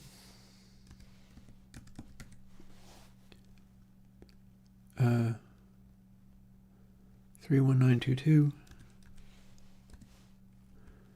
When does it wrap? Oh, 3 2's there rather than only 2 of them. 398589.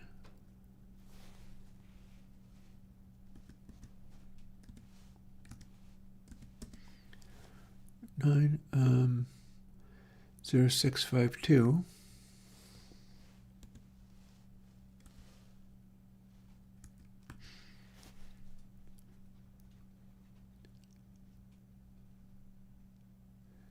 And that is when we wrap to 557319 again.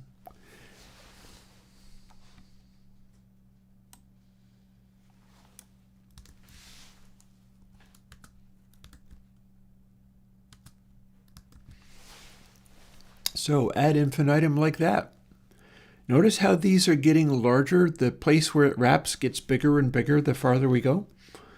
Very soon it's going to get to a place where won't even be able to duplicate and stretch these out any longer, because the sequence that it repeats is going to become smaller and smaller. Or the sequence where it repeats is going to become larger and larger, not smaller and smaller. That's what I'm already seeing. But I like the fact that it's repeating, because that's telling me that we're still getting the correct number in there. Although we don't actually need the accurate number, all we need is to be sort of in the vicinity, seemingly. We just have to know which of these powers of 2 is adjacent on either side. God, excuse me. Okay.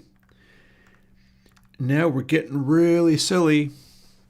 We're going to keep doing this until we can no longer fit. I bet we've got at least one more that'll fit. But we're quickly going to go beyond, well, we're already beyond the realm of the reasonable. We're going to go become so far beyond the realm of the reasonable that it's hilarious. So, next one is 399-16800.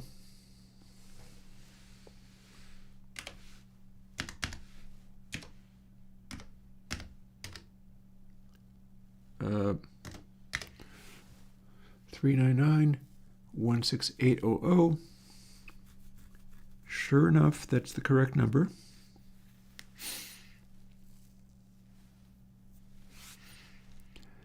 Boom, calculate. I see a repeating pattern. It's going 877505 repeatedly.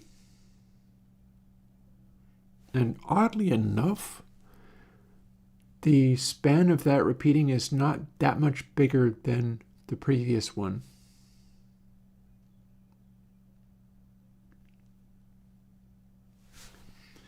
But let's see.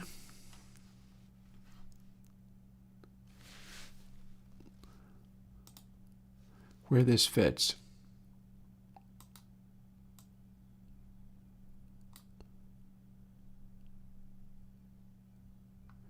That's 7 zeros before the first non-zero digit.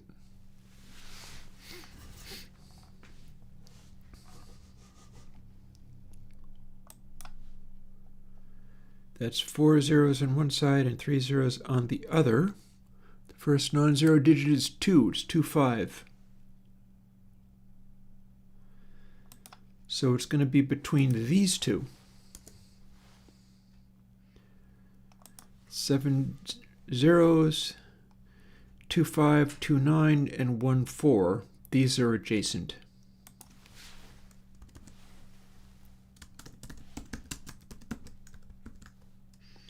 This is a subtract, because they alternate, you see. Goes add, subtract, add, subtract. So this is a subtract. And temp times 0 point 1, 2, 3, 4, 5, 6, 7. And we start typing in these ones that we don't technically need, but I would like to get to where it repeats just because, just for funsies. So let's begin. 25052 is the first digits. It'll never matter, but I want to get these right. 10838.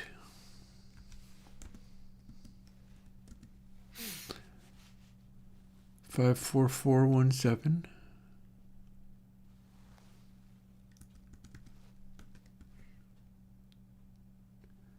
1877.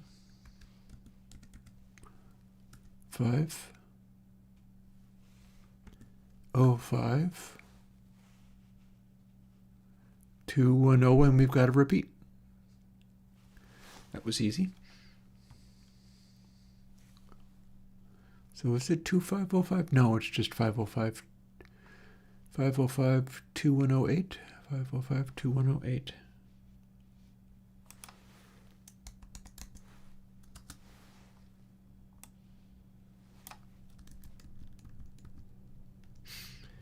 Look at that. Weirdly, it doesn't seem to be a larger loop of numbers than the one just below. But we're getting very quickly to the point where we can go no further without using this very calculator to make even more big numbers. So that might be fun. I mean, we're running on long double, so long double doesn't really measure up to what this big number calculator can do, but we are running on long double, so in theory, we can painstakingly add a few more bits to this, but we're already at our limit because it's time to switch back over to the big number calculator and see whether we can get to x13. Well, that was 399,168,00. To continue this sequence, we'd have to go 622 70 20800. Fancy that. Boom. And it does indeed repeat. And we'd have to have how many zeros is this? Oh, so many zeros.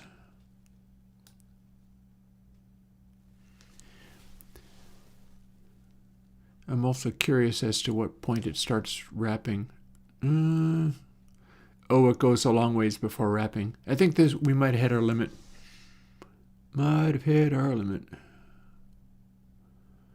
But we could extend the doubling out to the point where we can get this. Or indeed use an SD card to sneak our numbers over. How about that? It's no longer fun typing these out by hand. This is too much. So we're going to sneak over an SD card.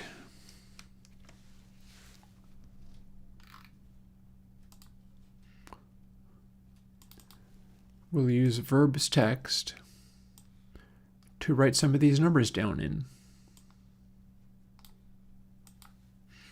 Yes, there is a Sunset Chamber plugin coming.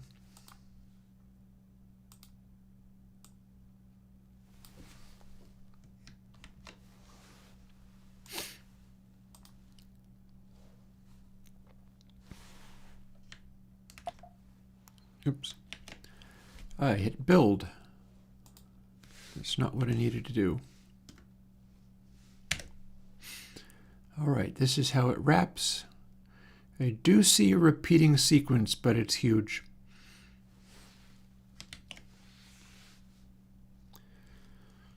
So how many damn zeros even is that? I feel confident that I've gone way beyond the realms of the reasonable.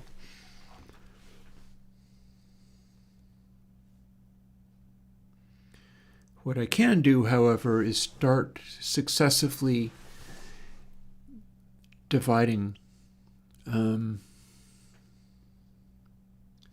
So how many zeros is this, and how many zeros do I have?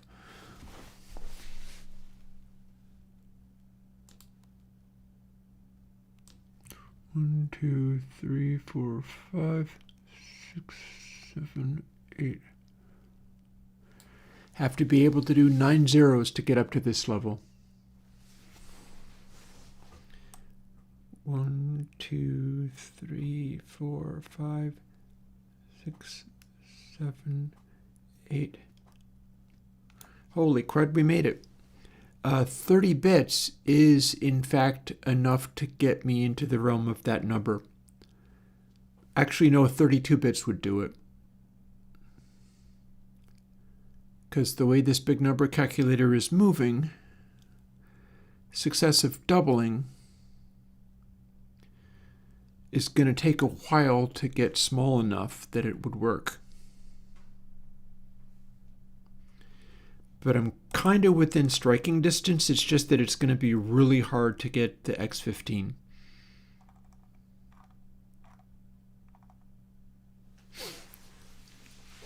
So we've got this one calculated out.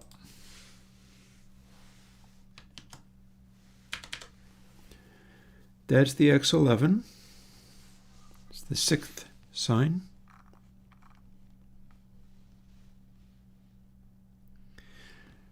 Just for jollies, what I could do is, well, no, wait, no, that was the 13, wasn't it? Yeah, I think it was. So 13 would be 6227. That is indeed what I'm looking at. Yeah, it's 13.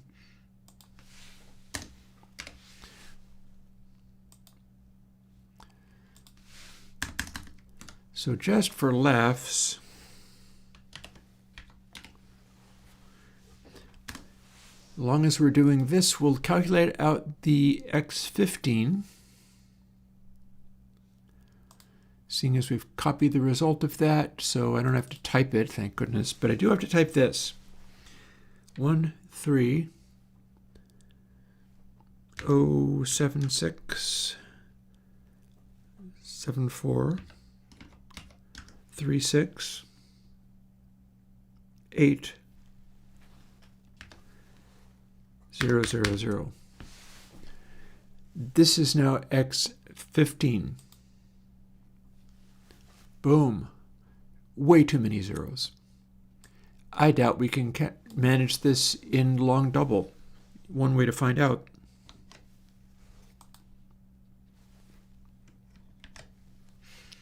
There. That is now X15. I can expand this slightly.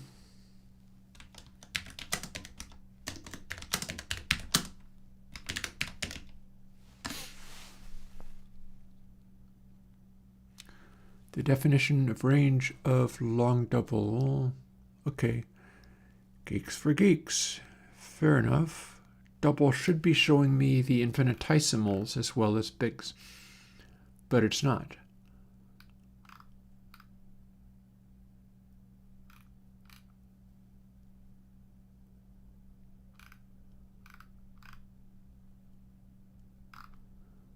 So that's unhelpful. Floating point will not let me represent stuff below a certain amount. That is why this other program is using 2048 bits of mantissa and 256 bits of exponent to get this. So this is a problem. These data types are not showing me what I need to know.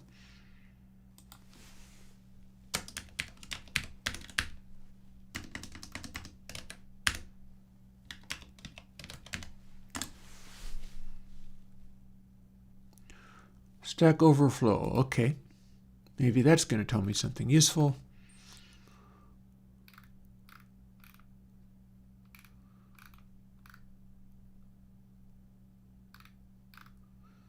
Still not making it.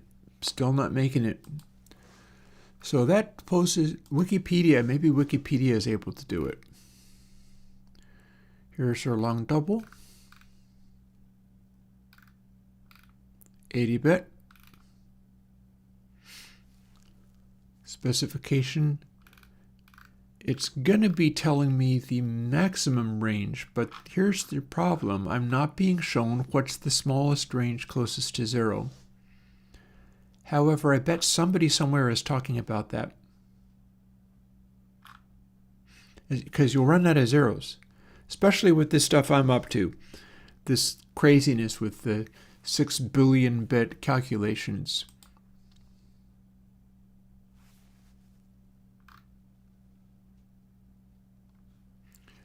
Okay, WCI peg. Everybody assumes if you have floating point, it means you have infinite granularity, and you don't. Yep, we're still not able to do it.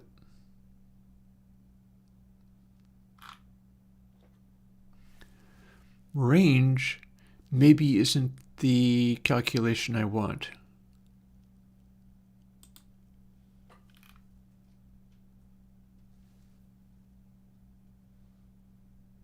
Delft stack. This is AI generated nonsense, I betcha.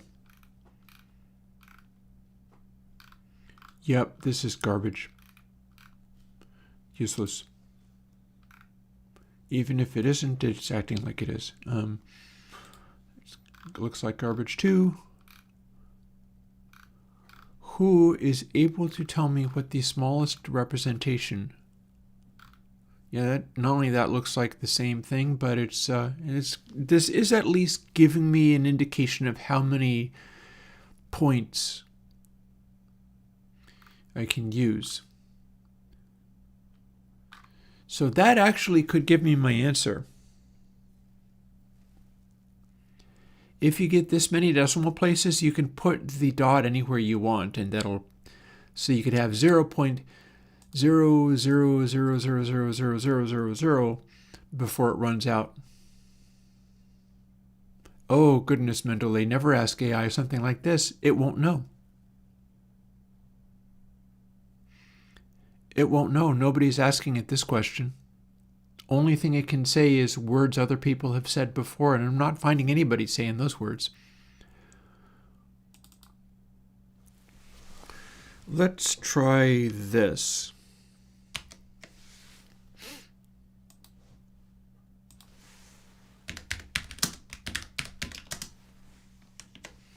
It'll give me that many decimal places.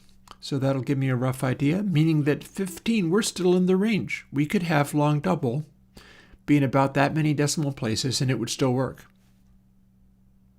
I've clearly got enough digits to cover it. It just doesn't get all of this.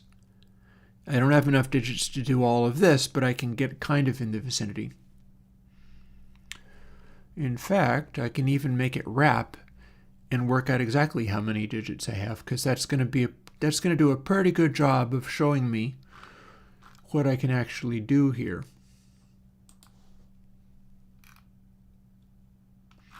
So that's pretty cool.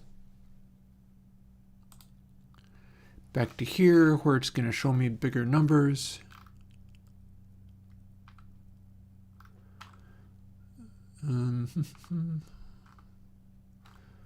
Weirdly, this is not covering long double at all, even though that is what I was searching for.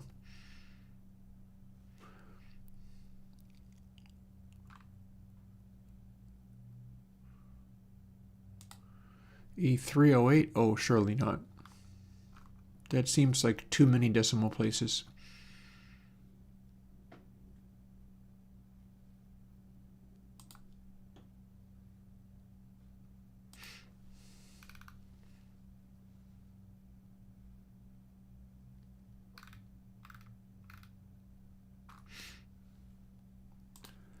Let's assume we're in 80-bit.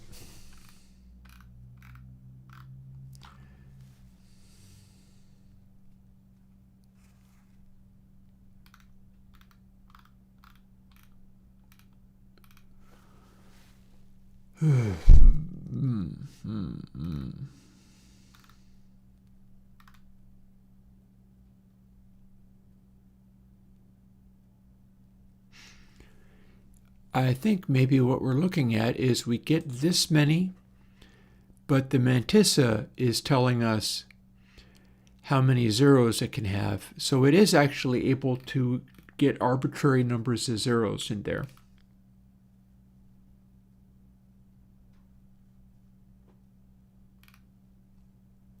Here we go. So smallest number larger than 1.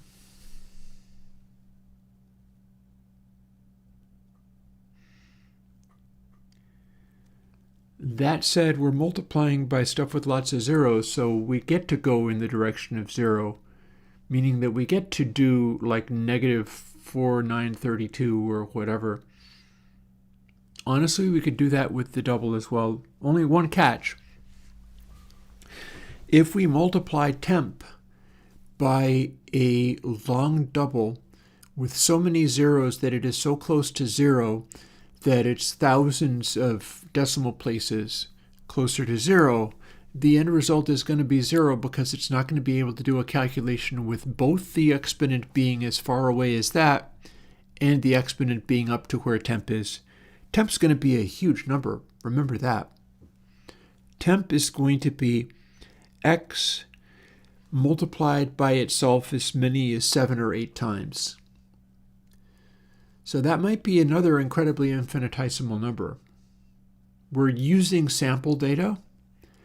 Our samples are probably going to be small numbers, which will go in the direction of infinitesimal really quickly as we multiply them by themselves. See, temp is input sample, and then temp is input sample times input sample, and then we keep multiplying it by these numbers. So we're going to end up with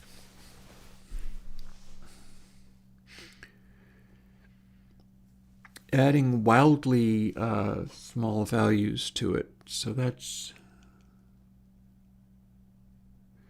And the reason that matters is because if we were extending out the sign calculation far enough, you'd have to make it so that it would wrap around and then go to the negative and then go to the positive again and so on indefinitely. But the thing to remember is that in order for the sign to go through several cycles, we've gone sort of beyond 1 to, extremely high levels of gain would be required to extend that far outwards along the path of where the sign goes to bring this stuff in. So a lot of our values will end up approximating 0 anyhow if they are more reasonable amounts. It's just a question of how far you can go in this wraparound, how far you can go in the wave folding behavior that signs can give you. And we left off here with this number that we've calculated out. And the part that we have not yet done, I'm going to copy these things over.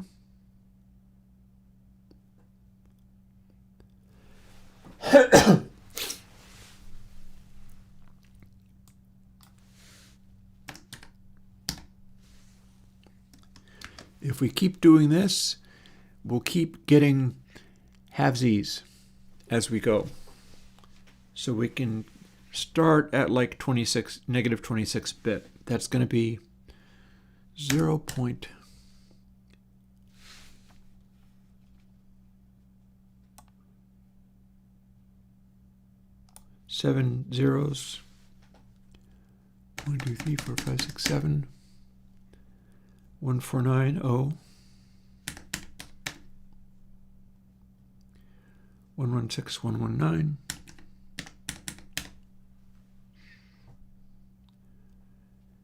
3847.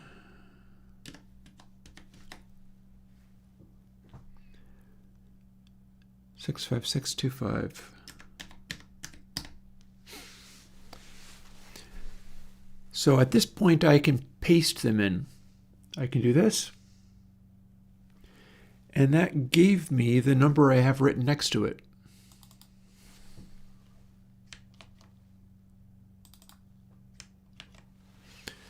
So that gave me 27-bit.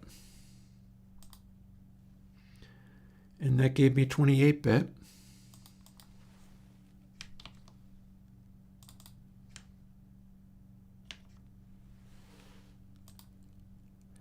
And that gave me a 29-bit.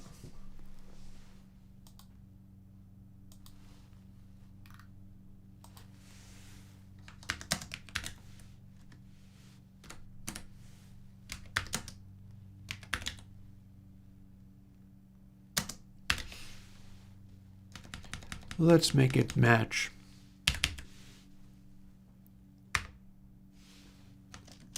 Don't mind me, saving myself a little trouble in future.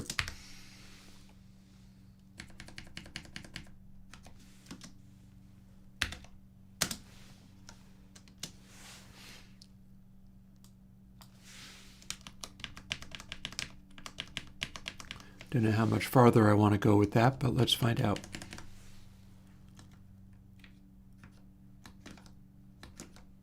Oops.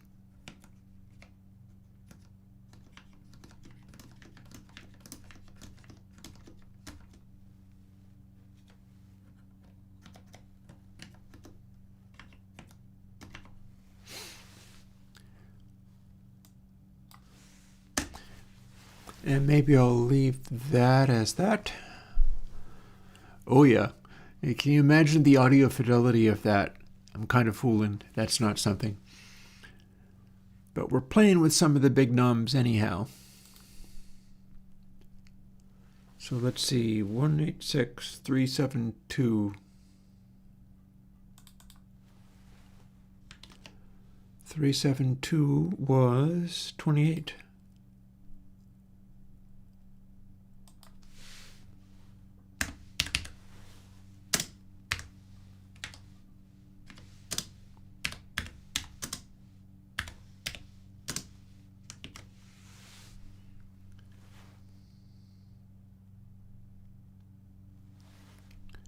Correct. Meaning 29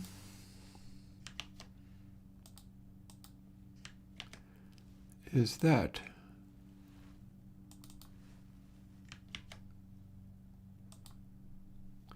$30.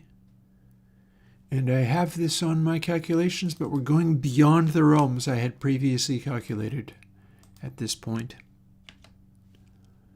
30 is that. 31.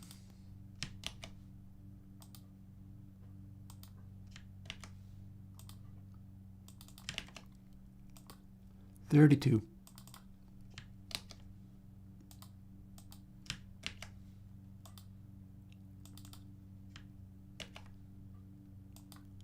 33-bit.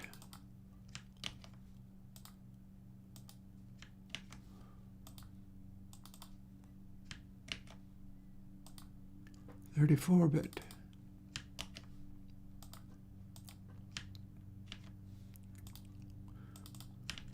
Don't worry, not going to be much longer. 35-bit.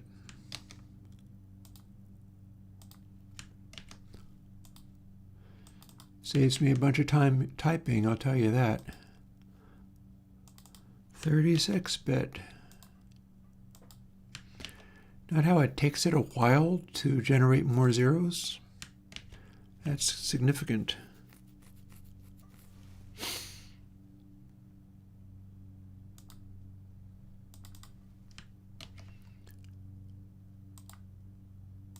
$37-bit.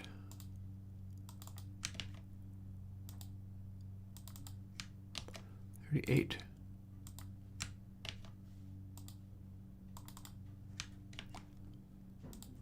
39.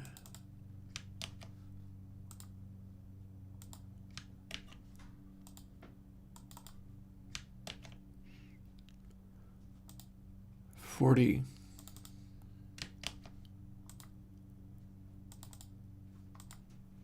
'Oops, come on. There you go.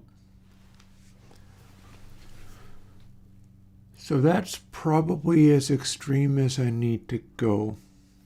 Right now, I don't have the added expansion. Like my X15 is already super unreasonable. as far as what I'd need to do in order to calculate anything. I could continue onwards, but I don't have the Taylor expansion for what x17 would be. And this is honestly already way farther. This is beyond the realms of reason. Yeah, I know, it's about to destroy your Sonic universe. We're going to have a switchable system where you can dial in any variation on purest saturation you could possibly want. And that's what this is for.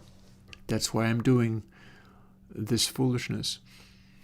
I suppose I could look up the Taylor expansion and see if it'll give me... Let's find out. Can I have a bigger Taylor expansion?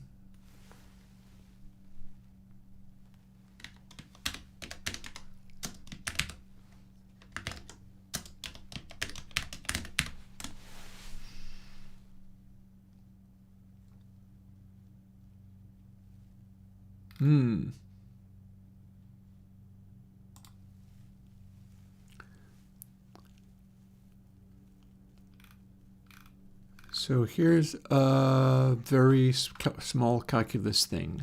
Oh no, wait, hang on.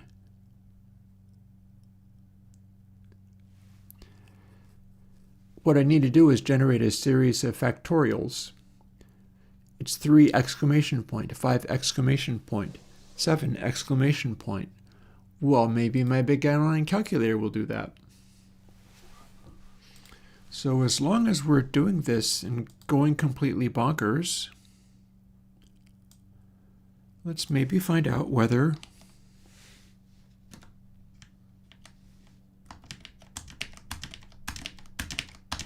we'll go a little further.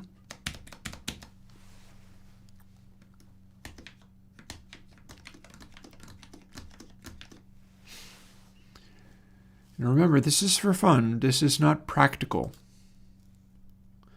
We needn't worry about it being practical. We just want to see what happens.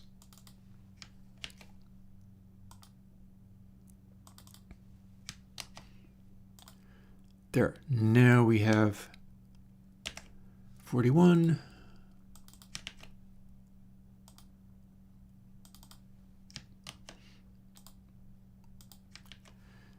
42.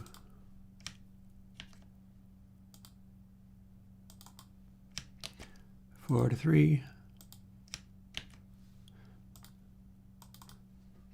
I'm only inspired to do this by figuring out that the audio things I'm going to be calculating would be multiplying an infinitesimal by an infinitesimal, meaning that the floating point system would more or less be able to handle it. It's not that it's meaningful, it's that the number system would be able to handle it under normal circumstances for what we're dealing with. And so that inspires me. Oh, hello. Do we copy the wrong thing? Totally did. Back with you. We're going to paste instead of copy that. Thank you.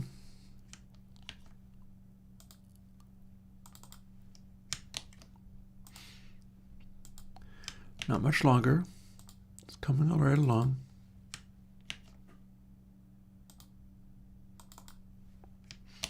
And we end with a James Bond number, which is 007 in the middle of all that other stuff.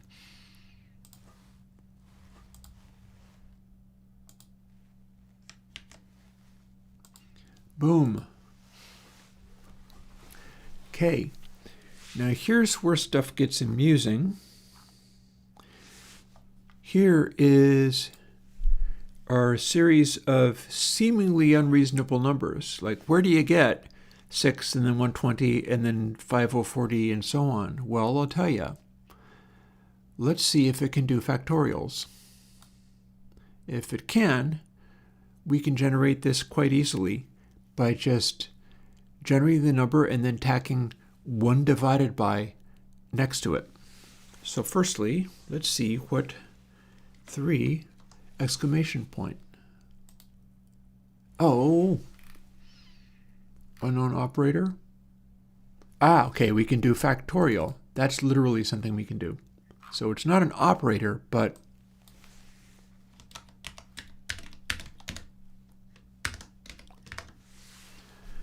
here's where we got our 6.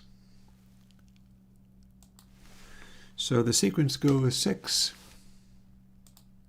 and 24. Wait, hang on a moment. That's not right. Oh, okay. We're not doing a factorial of 4. We're doing a 3, 5, 7, and so on. That's how that works. Okay. Back to here. We're not doing 4. 3, then 5, then 7, then 9, and so on. That's what we're doing. 5, 120. Correct. Factorial 7. We can do the hugest Taylor series ever. Okay. So there's 15 is the most recent.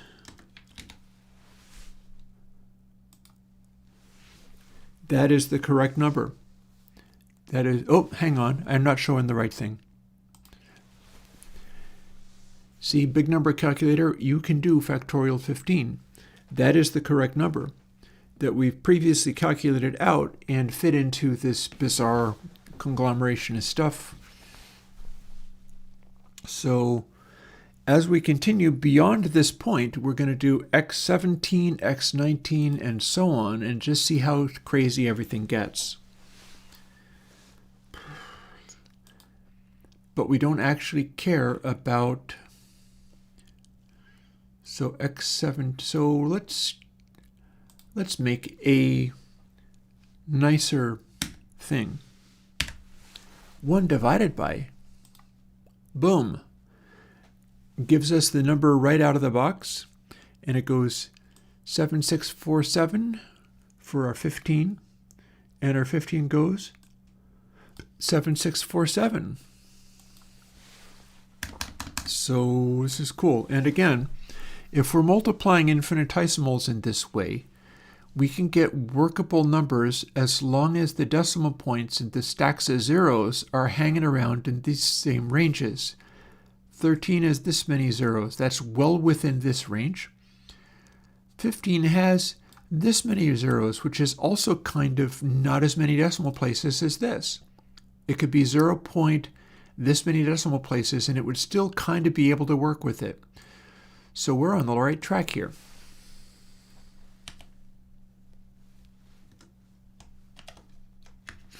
We're going to want 17 and 19 and 21. God, excuse me. Don't mind me. We're doing science.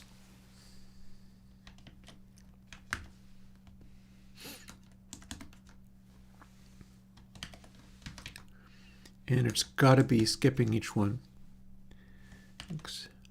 21, 23.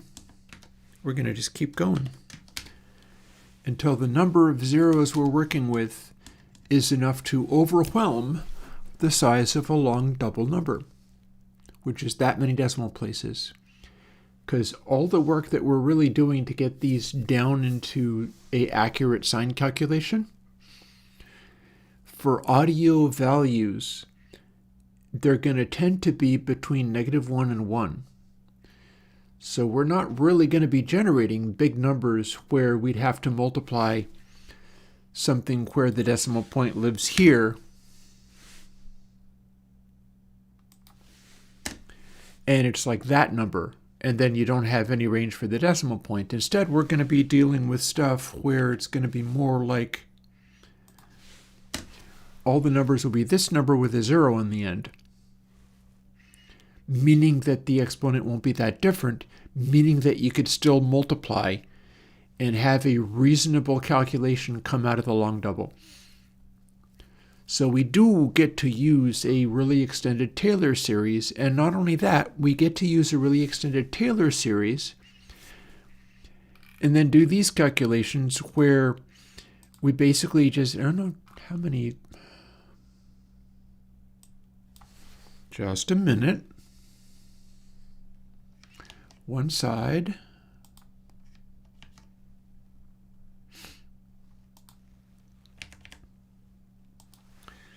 Let's assume this is as many decimal places as we have. Yeah, we could continue going on into larger bits, and there would be enough room to have decimal points make sense here, to have the number of zeros be making sense here. Now, this is many thousands of dB below this is many thousands of dB down. I am aware of this. I just find it difficult to resist. A part of me wants to make it so that it goes like this.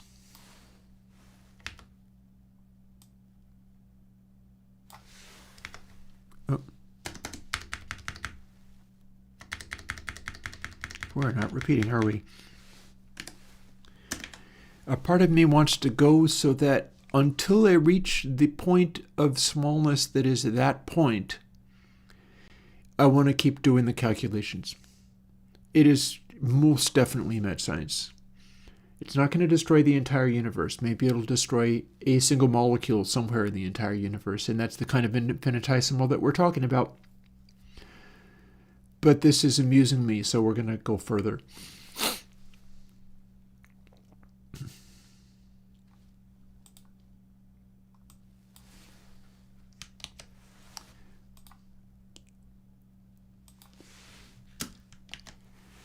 And here is how we arrive at these numbers. So as long as we're busy doing this, we're going to carry on with this a little bit.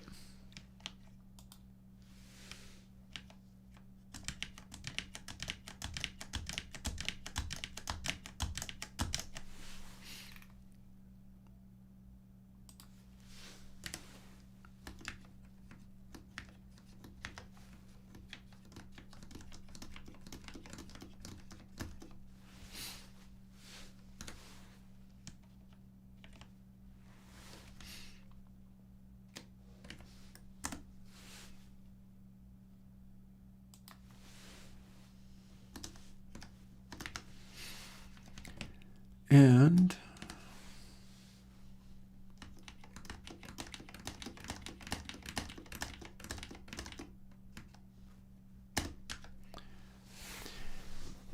"60 bits of shifting."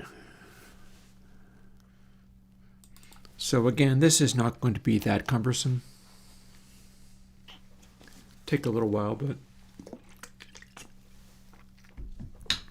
this is not going to take all that terribly long to do this.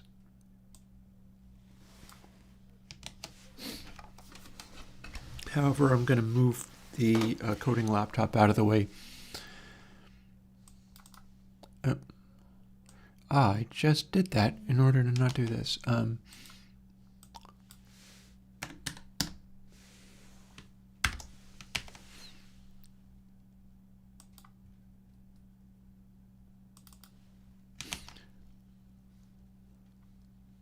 Hang on.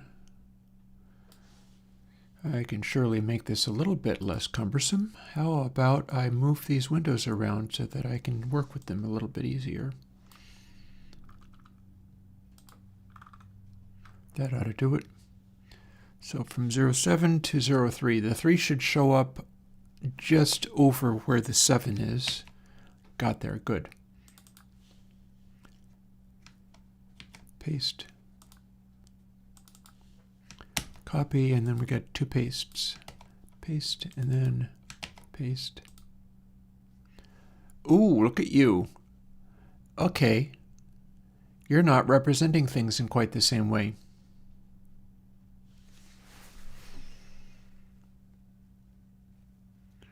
But I think I can still get by. Okay, so that's cool, but it's going to become a little bit more cumbersome.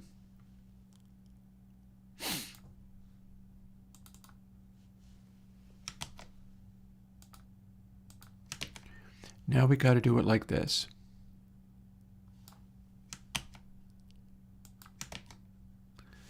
Because it's throwing scientific notation at me.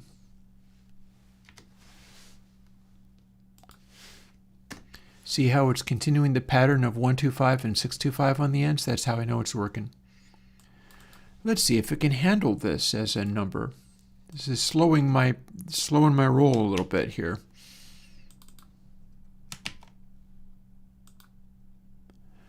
Yep, no, it's fine.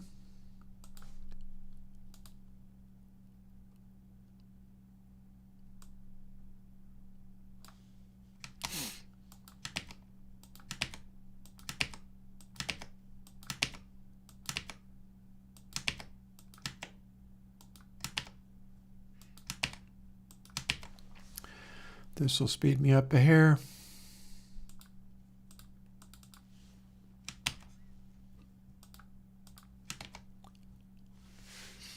Lose the E at the end, lose the decimal place. It's spitting out scientific notation, but we can work around that. At least it can read non-scientific notation.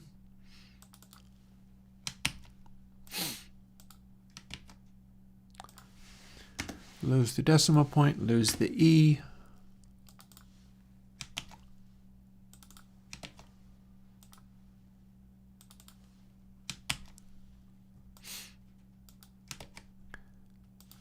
Add another 0 in a moment.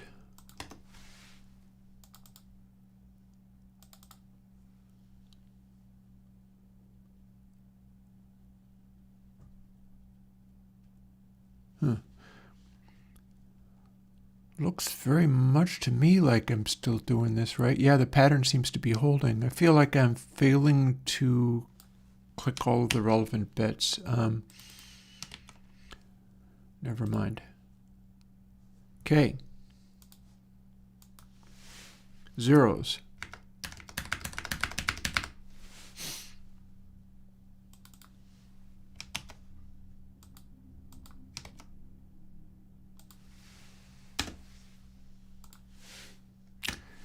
I can see it's working because the pattern on the very end digits is still 625 or 125. It's alternating between those.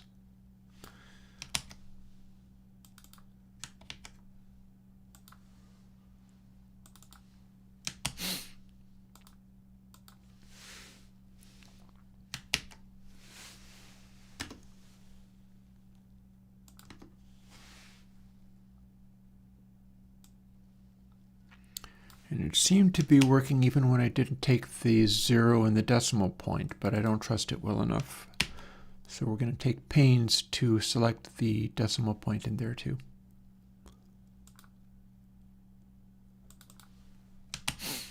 Humpty-dum.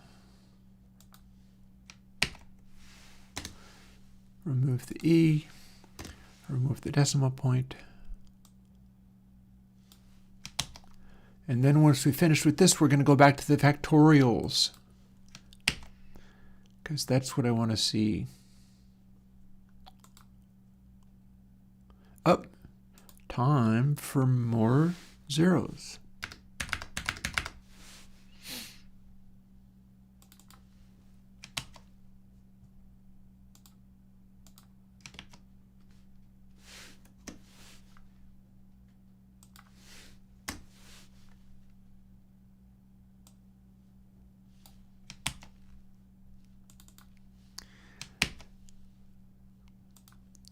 The part that I like about this is the way in which I can tell that the math is still holding because we have that repeating pattern on the end digits,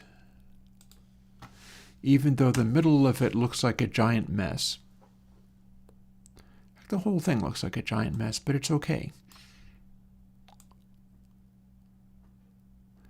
I'm just interested in what I can make it.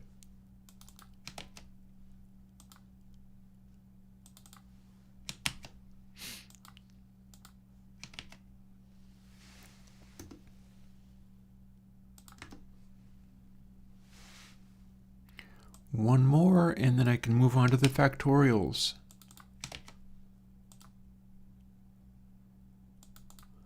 And one more 0, apparently.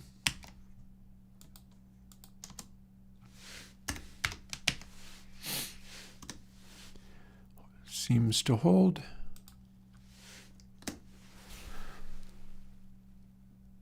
We're very close to being at the theoretical limit of long double. I feel like I could stand doing a few more just to effectively, like, it needs to go down to 0.001 from here if my concept of how long double works holds. And again, like I keep saying, I understand that this is ridiculous and it doesn't bother me. I feel like running with the ridiculousness of it just a little bit longer.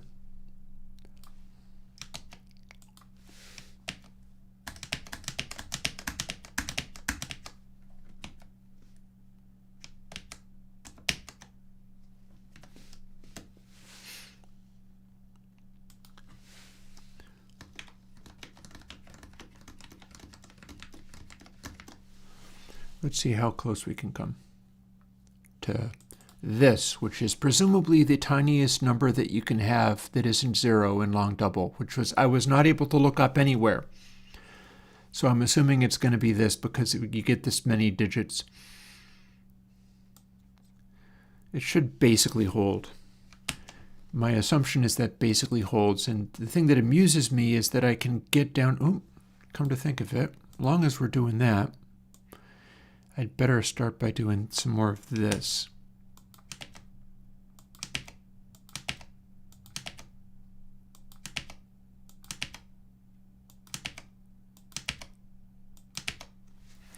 We'll get right down there in a moment.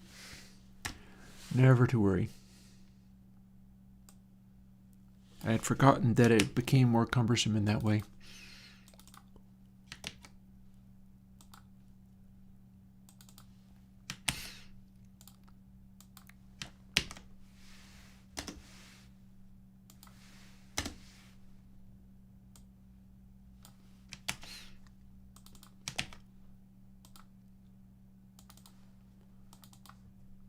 Come on.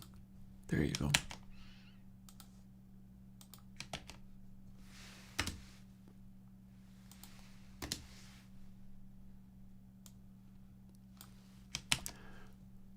Won't only be a moment. We're almost there.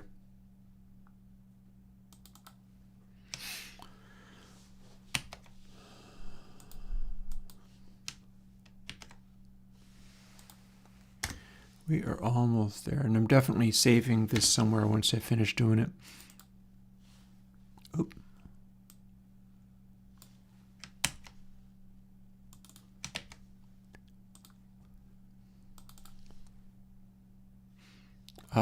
Before I hit copy on that, let's add some of those arrows.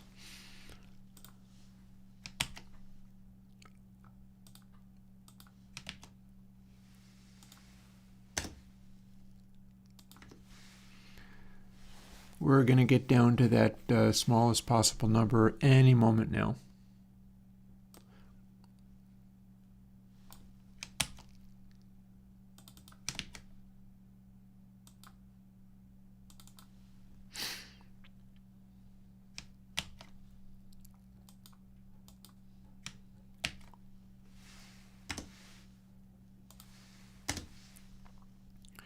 And again, this is all so that I can start calculating out factorials and seeing what kinds of ranges they're in and whether they're even theoretically possible to calculate around in long double without it just literally being all zeros all the way down. Because there's going to be a point beyond even what makes rational sense, which none of this does, to where it doesn't even make mathematical or computational sense. And that's the area where I'm working to see what can be done. Just because it's funny. No better reason than that.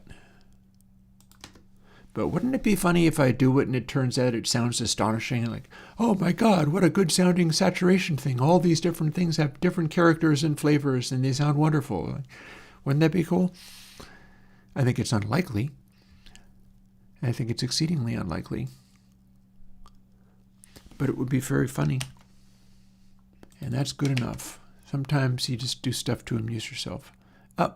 Going to have some more zeros. We've already gone beyond the realm where there can be no more.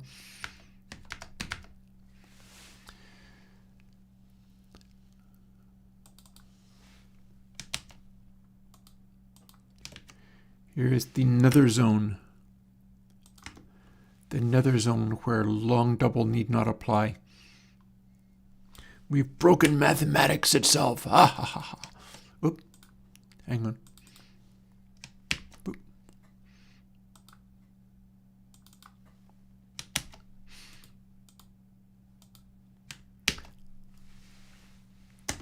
We've broken mathematics with faith and logic. Two more. No, one more. One more.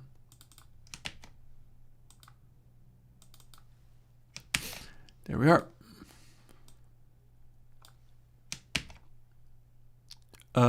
Whoops, hang on. Whoa. Not you. There we go.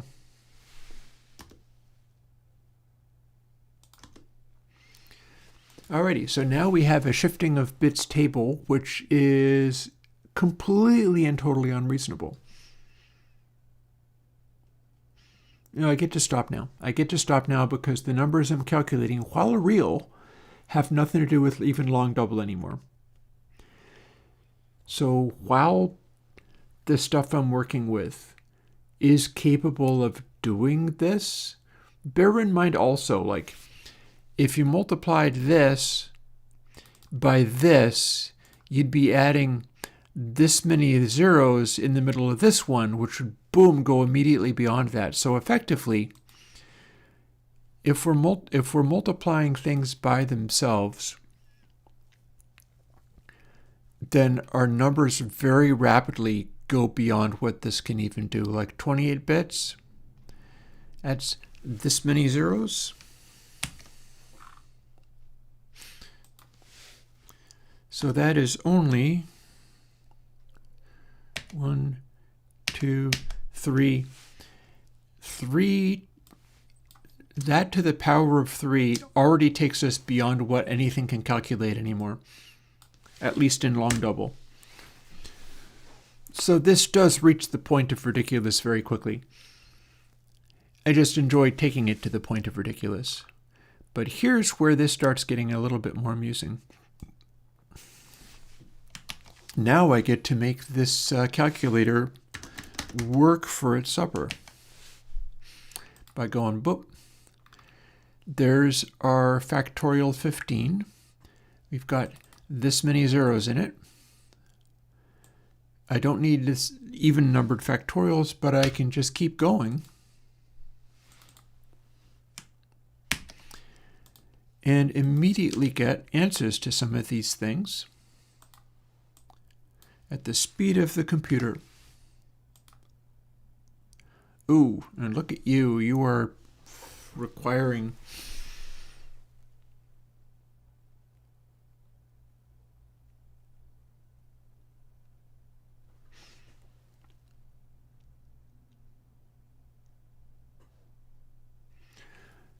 So what I would like to do is be able to work out what that means.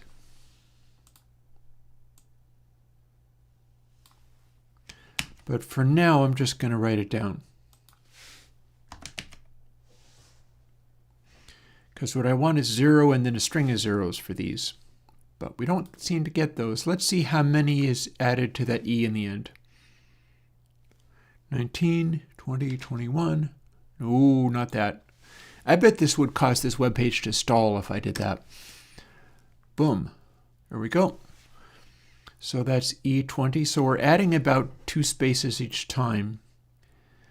That looks fairly consistent with what this was. That looks to be adding about 2 spaces there.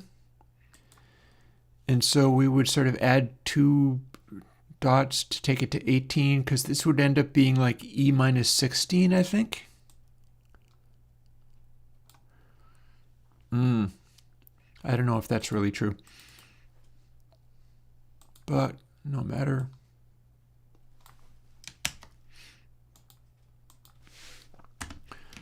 Sometimes it's able to give me the number appropriately, and sometimes it's not. 23.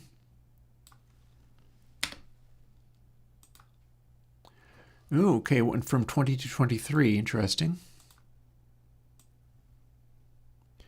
I'm just going to look up what scientific notation means and do it out longhand at some point.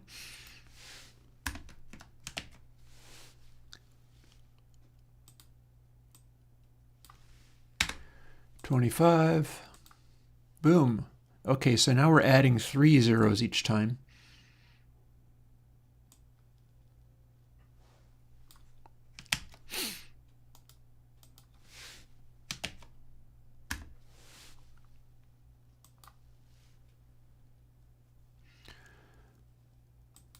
And honestly, so we got that figured out.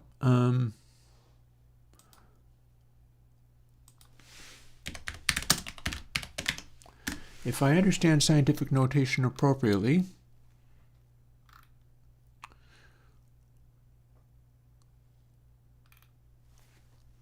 somewhere it's going to show me appropriate things. So, okay, so, oh, we don't want that.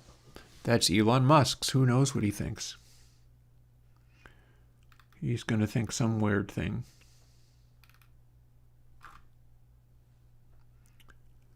C++ reference. That's not giving me the value I need. Wikipedia, perhaps. Oh, here we go.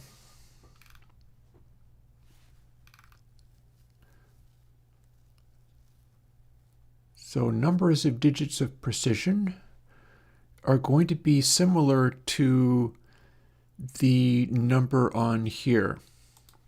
Like, for instance, I got 25, it goes to E minus 26. And we can keep doing this. X 27.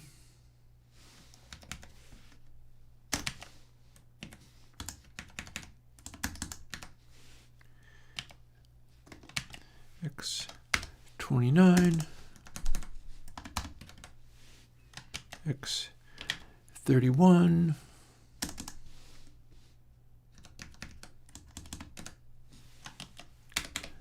X 33.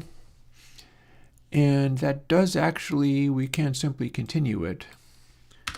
In fact, it's even capable of calculating this stuff out fairly well.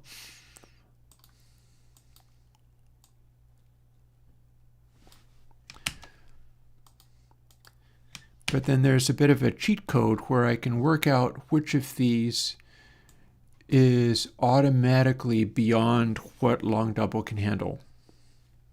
29, there we go. Which I believe we're approaching rapidly if we have not already exceeded.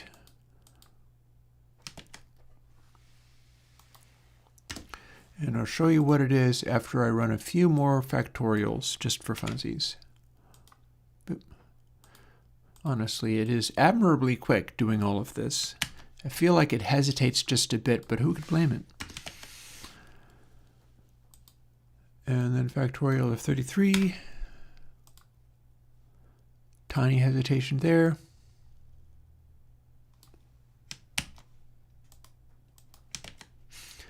And then just for funsies, we do 53 and see how much it pauses.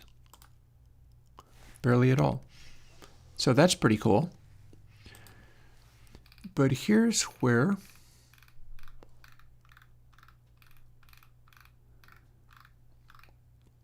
okay, this wasn't the correct thing to look up.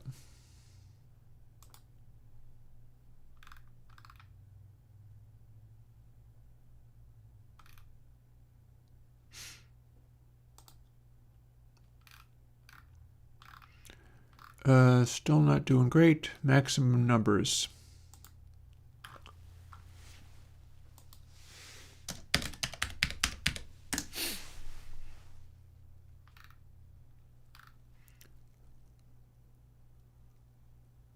W3 school. Well, apparently is going to mention a maximum number somehow. Ah, okay. So what I'd really like to do is find the scientific notation. We're not being given scientific notation this time. Maybe this does? No? Nope, that is still giving me normal. No, what I'm looking for is the ability to write out the IEEE long double, but give me the maximum number in scientific notation.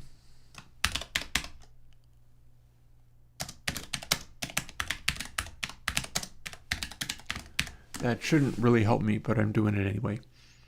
Okay, so standard. So this is what's gonna tell me, let's see.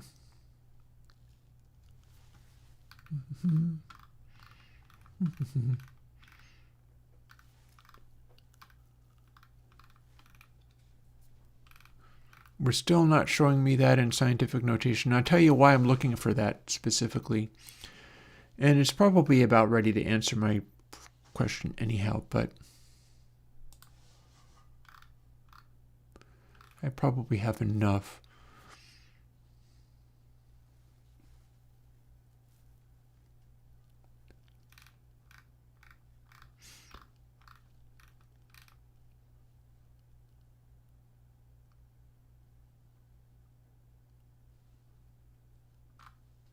Okay, so this is starting to tell me the appropriate things. What this is saying is finite numbers can be described by this in the exponent and so on and so forth. So the smallest non-zero positive number, I could also go by the largest possible number, is 110 negative 101, so a scientific number of negative 101, or the largest is 10 to the 90, or 9.99 to the 10 to the 96, which is still very close to this.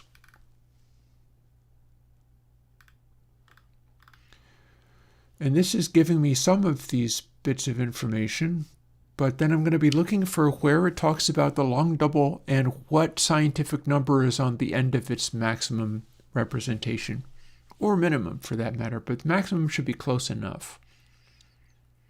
And that will save me the trouble of typing in 37 zeros, or however many. So these all have a decimal point in here.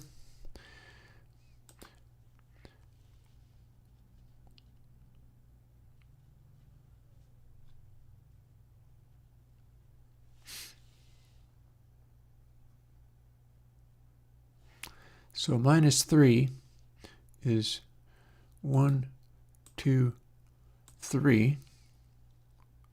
So minus 37 is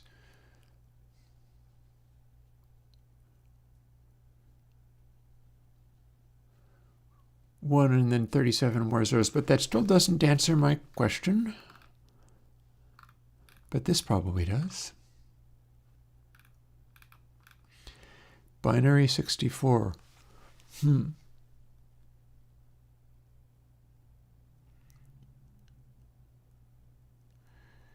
Okay. Yeah. No, double precision can handle all this stuff pretty good. We're running out of the limits of single precision. Single precision can go to 38, and this is 37. It seems a little bit questionable, though. Like, can that really be true? We just did factoring 53. Do we have way less numbers here? Yeah. Interesting.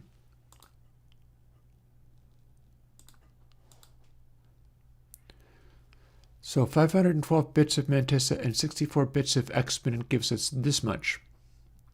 It's not actually letting me do, like, this is small precision for this, but this is still way beyond long double.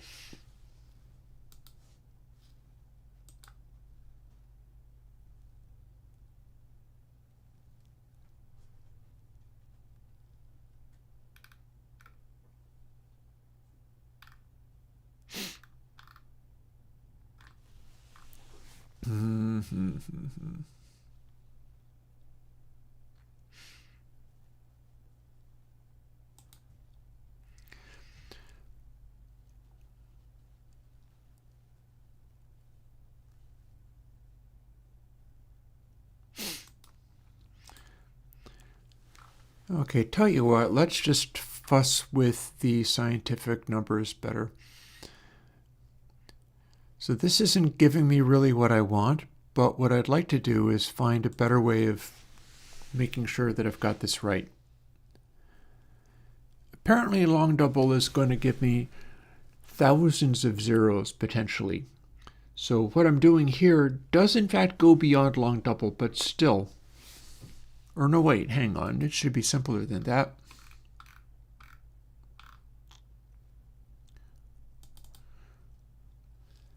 Should be like that. So in that case, why are we looking at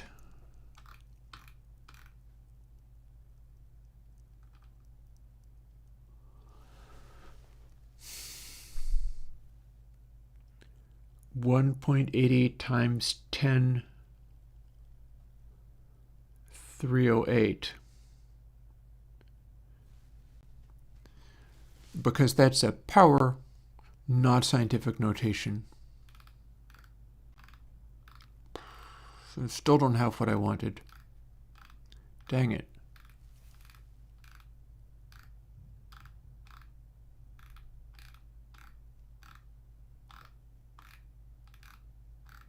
Dang it, dang it, dang it.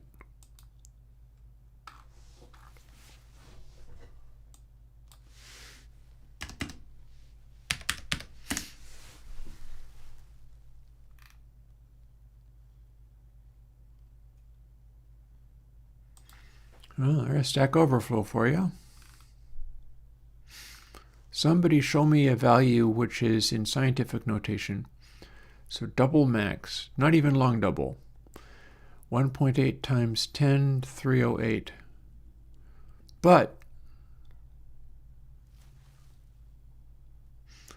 64-bit double, 52 bits of Mantis, so it's 253.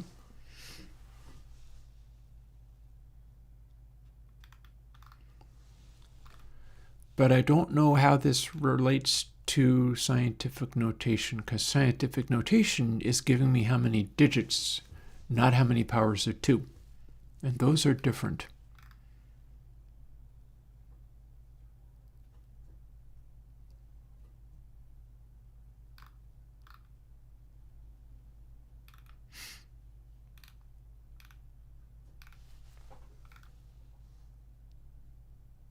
Don't need it in hexadecimal.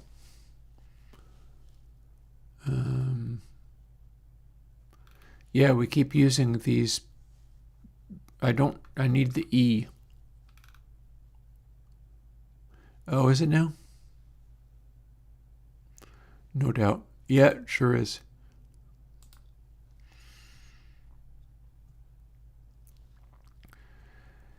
Those are publicly available emails, you know.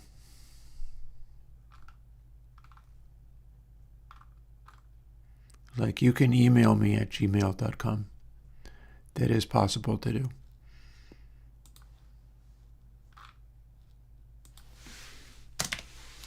Okay, let's look for maximum E.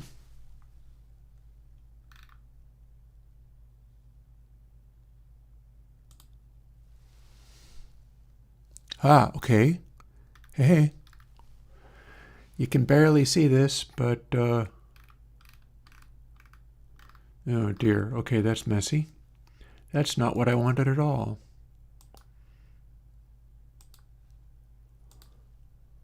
There we go. Alrighty. Data types, different attributes. Long double also represented with 32 bits. Huh, okay, is that even true? Some AI spit this out? This makes no damn sense. See how it says minimum range and maximum range? That's crazy. This is completely crazy. Oh, indeed, by all means.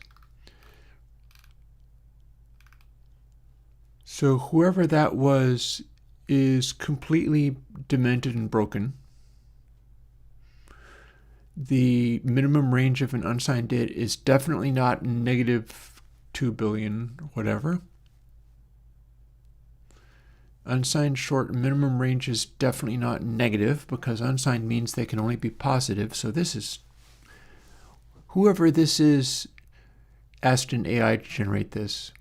That said, looks to me like there's at least a float, presumably not a double or a long double, where there's E minus 38. The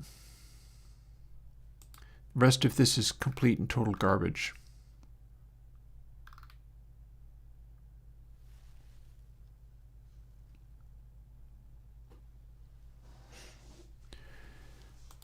That's something else. Okay, so that looks more like real information. See? The unsigned short, the smallest value is 0. That's correct. So our long int max value is yay much. So here's what's going on with this. Looks to me like the range, like if I was to try to calculate how many decimals fit with these factorials, it looks like working with long double gives you close to 5,000 decimal places to use. Double alone gives you 300. Some of this stuff could be done in double alone without going to long double for it.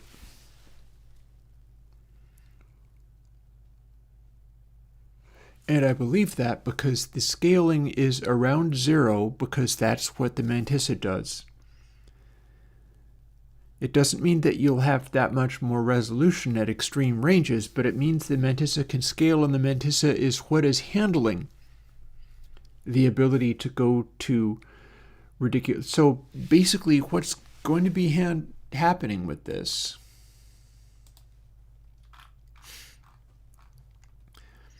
as we go to say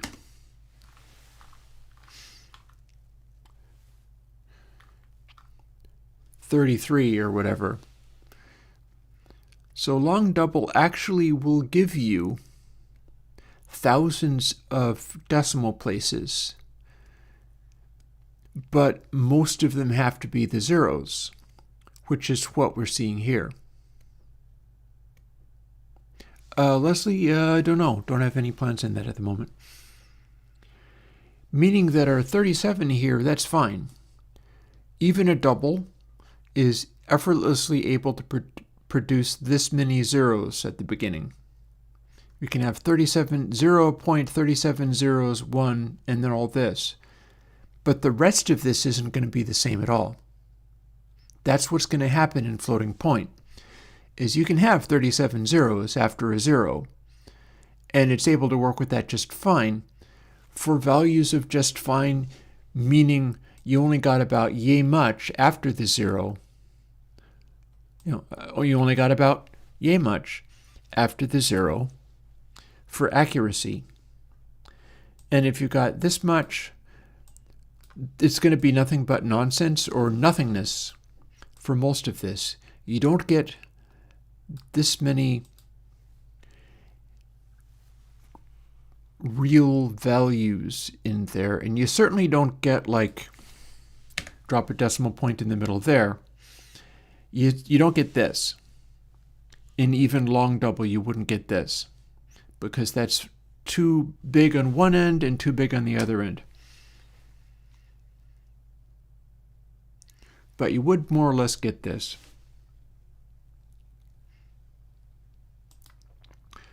So we're basically done with the online calculating. I'm going to hit a quick save here.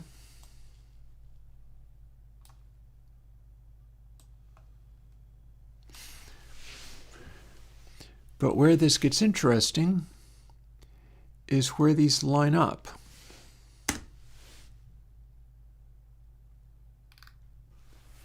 Because if you remember, I had other things going on the other computer. And if I save and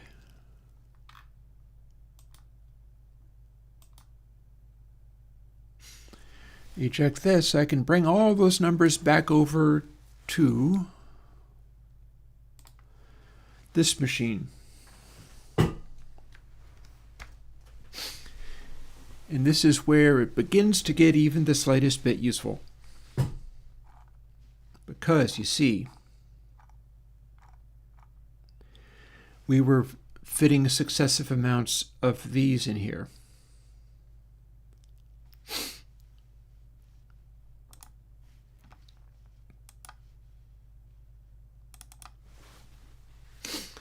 So it'll be fairly straightforward now.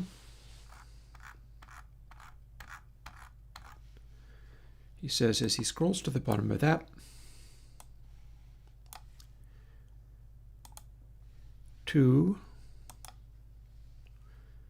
see, we're going down to 30, are we? Yes, we are.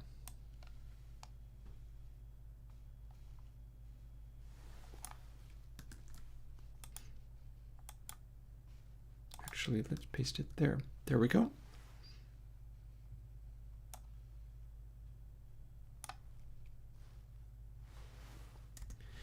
Boop. Now we have a giant list of legitimate values for shifting of bits. Way, way beyond what's actually needful in any shape or form. So now we can start fitting in these as we find, so fifth sign,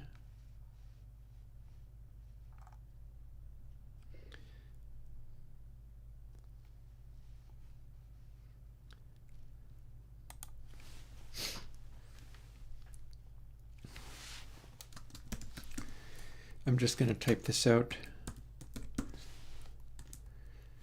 because for whatever reason I started referring to them in that way. And this is as far as I got.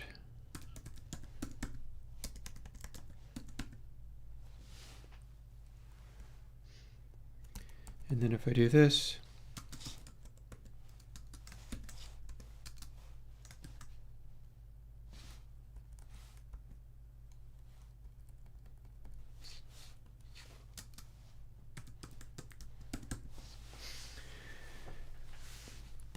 and we've got that actually calculated out now. So we got as far as fifth, which is 13. No, it's 11. Which is it?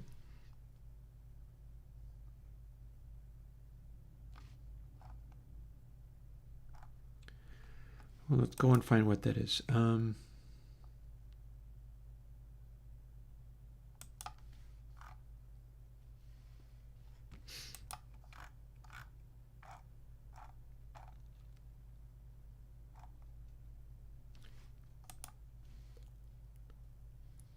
I even...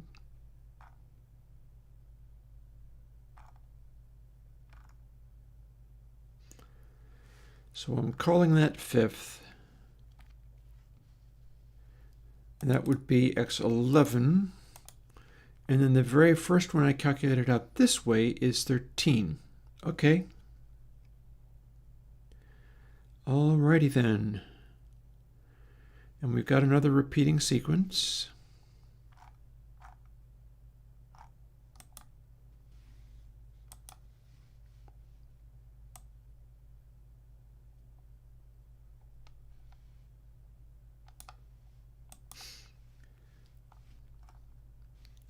So fifth was a minus, so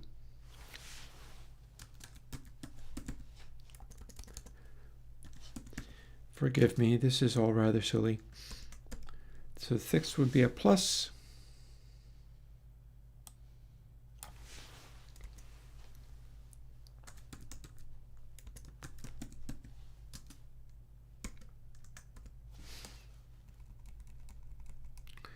This is rapidly going to go beyond necessary.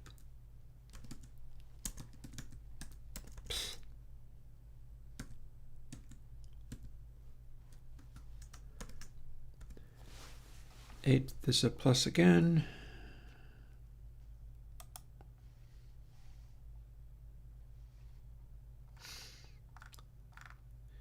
I mean, here's hoping I'm even getting this right. So x13, 6th.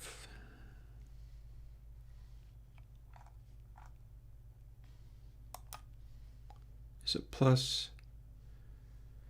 Never did 15 or 14 or whatever the hell that is. And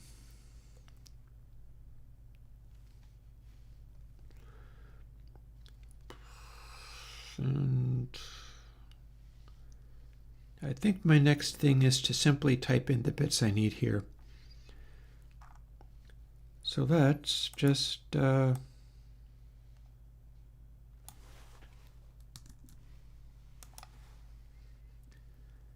fifth was there, so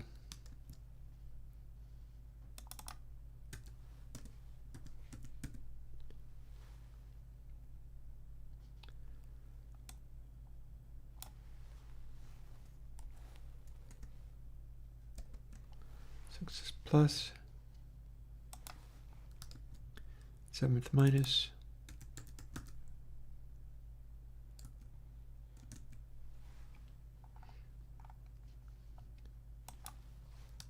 eighth plus again,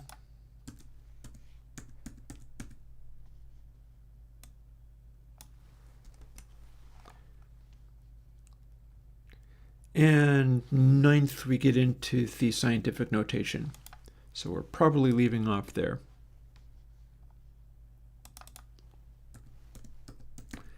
Otherwise we have to type out 18 zeros, which is possible. That could be done.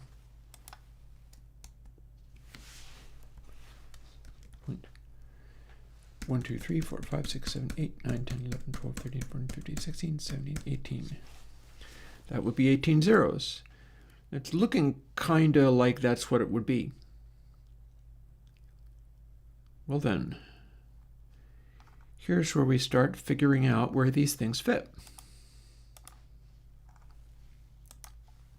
6. 1, 2, 3, 4, 5, 6, 7, 8, 9. 4, 6, 7, 8, 9. And it is a 1, 6, so it's going to be between 1, 1 and 2, 3.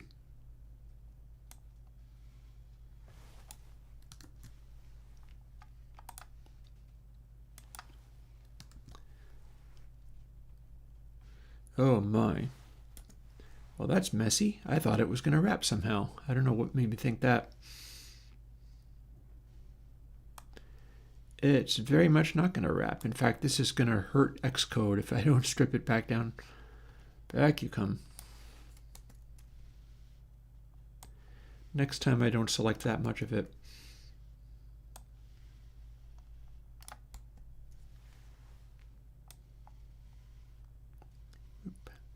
Next time I don't select nearly that much of it. Because we sure don't need it.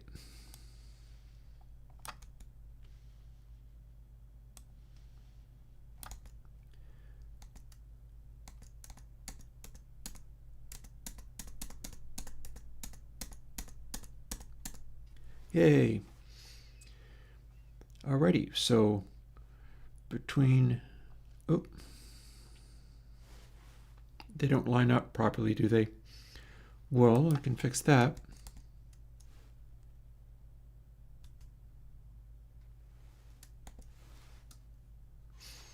Like this.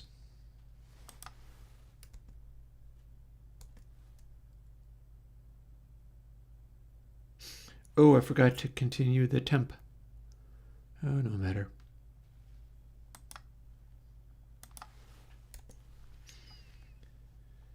I'll take it as read.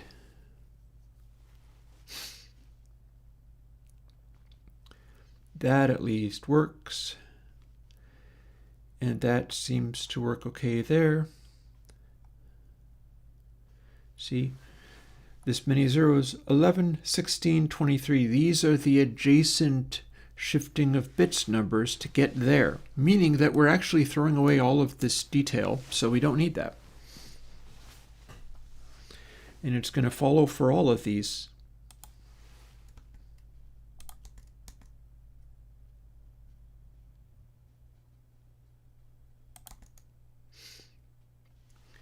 It'll just end up being worked out kind of like this.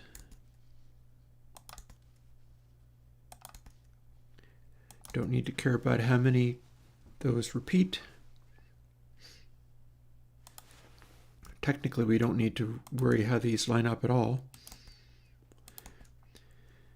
because the concept here is to take not these numbers as detailed as they are, but the ones adjacent to them. And we worked that out nicely, so we can continue to go, really. This is not about being able to generate a literal sign calculation using a Taylor expansion, as much as it's possible to do that with this. This is about going beyond.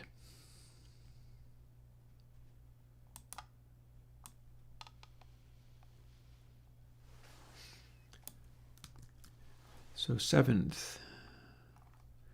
You know, if I play my cards right, I can just punch this in here and then scooch it around if I do it right. And I don't believe that's happening right now, but I might be able to get there. So what do I mean by that? I mean adding some spaces until this lines up properly, and then finding the right place to put it. That means this is actually not between these two, but between these two.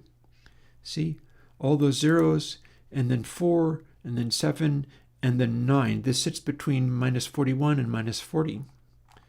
So I'm not that far off.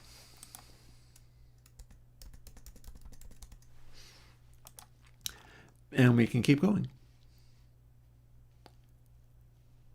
How many more zeros is that going to be, though? About 2 more.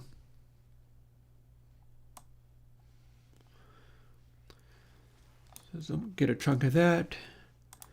Go and find where this added 2 more and find a spot to plunk that down.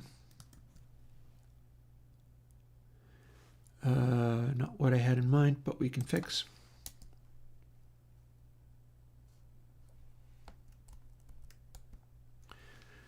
There. So, got to scooch it up a little bit. It's going to be at 2, so it's going to go between minus 49 and 48. So 177, 281, 355. Those are now the adjacent ones for this calculation. And we're still kind of in the zone. We're actually able to keep going with this madness. I do feel, however, that I might want to stick with... This is basically counting up how many bits I'm using in an integer in order to produce this many variations, because this is all getting down to the extremely tiny, insignificant numbers here. That's half the fun. But I do acknowledge that this is deep silliness. Let's see where it goes from there, though. I feel like, okay, so this is the first one where I can't actually calculate the numbers. Let's see whether we can do this again for this one. I think our zeros are in the right place, so point 1, 2, 3, 4, 5, 6, 7, 8, 9, 10. 1, 2, 3, 4, 5, 6, 7, 8, 9, 10. In theory, that's the right number of zeros, I think. We're going to give up at this point anyway, but before we do, we're at least going to punch this in usefully. And then we have so many more we could use, but this is beyond the beyond. We don't need this many. Nobody would ever need this many. Let's see what it looks like, though. So 8th is this many, and 9th is this many. Let's see if it's roughly in the right place here.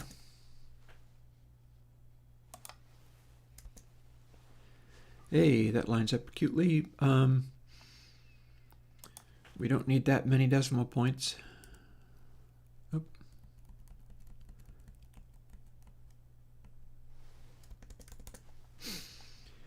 And then this scooches over to, oh boy, okay.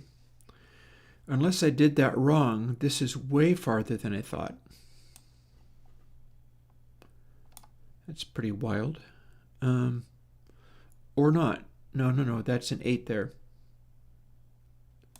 Meaning it'll go over to more here. Yeah, it'll be between 61 and 60.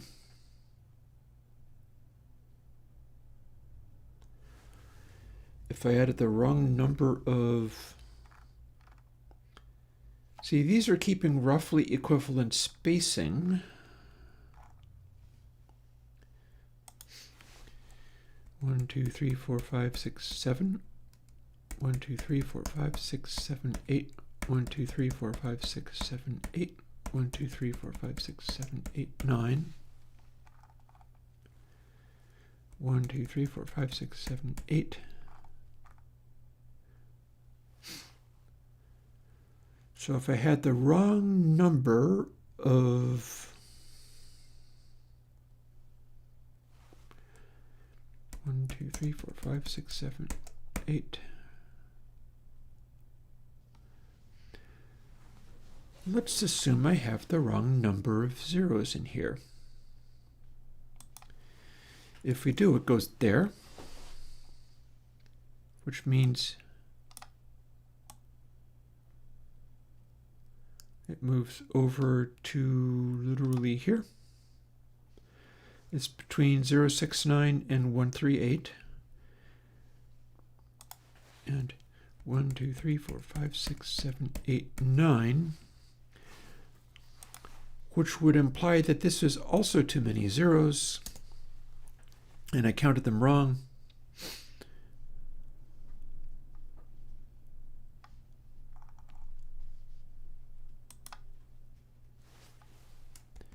And 0, 1, 2, 3, 4, 5, 6, 7, 8, 9, 10. 1, 2, 3, 4, 5, 6, 7, 8, 9, 10. One fewer for this one as well. And that's probably beyond what I could possibly go to. But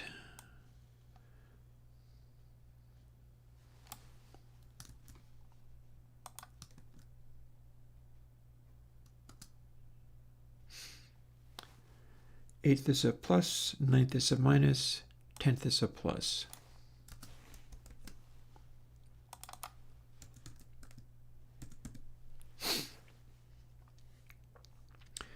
I've pasted in the 9, so let's try to paste in the 10. And it's going to sit 1, 2, 3, 4, 5, 6, 7, 8, 9, or thereabouts.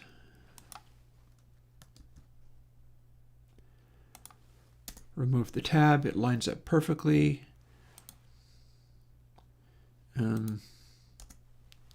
Fill that in. Boom. First try, got there. So now I have just numbers. Too many damn numbers.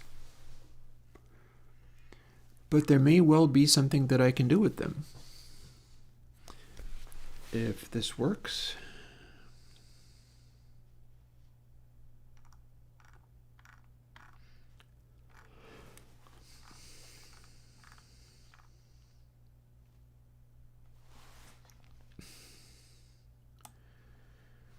And here's where we start.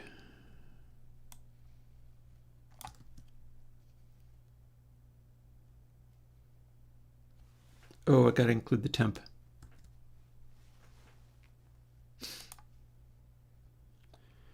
In fact, that's represented in what I've written out here.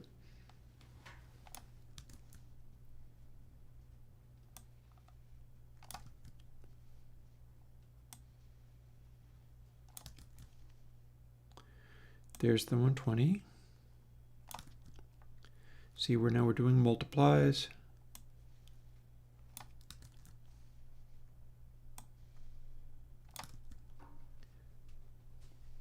There's that.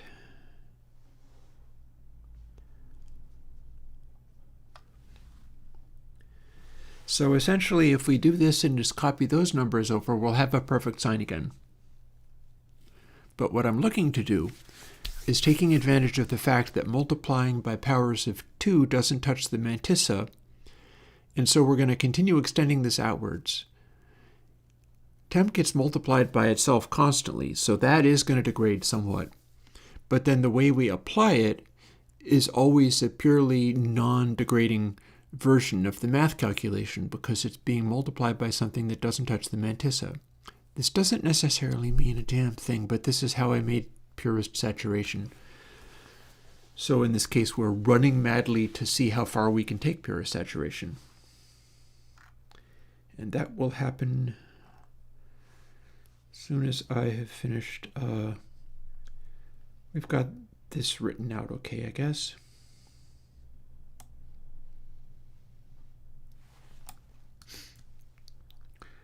Here's fourth.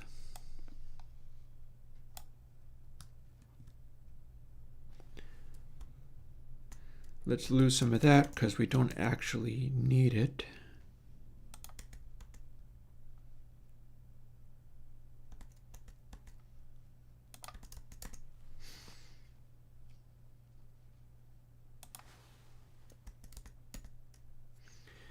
Because all we really care about is which one is next to it, and we'll use all the bits, all the decimal places for that.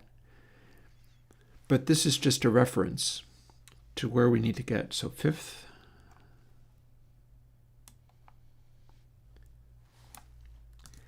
And fifth is a minus. Sure enough, there it is, being a minus.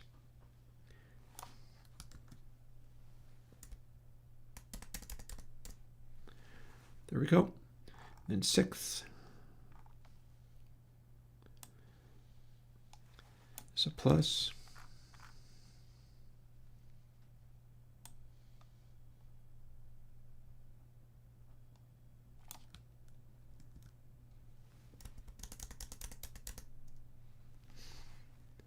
Seventh, another minus.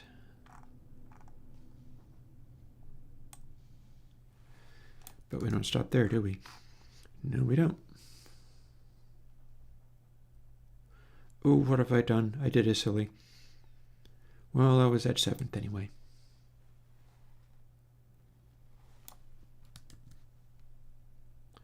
Oh, I keep doing this silly. Dang it.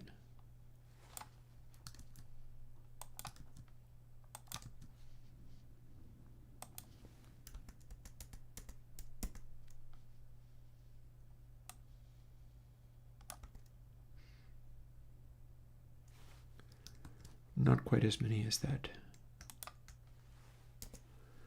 There we go. Ooh, here's another problem. Needs that. So I did need that. And you know, as we keep going, we just repeat that pattern.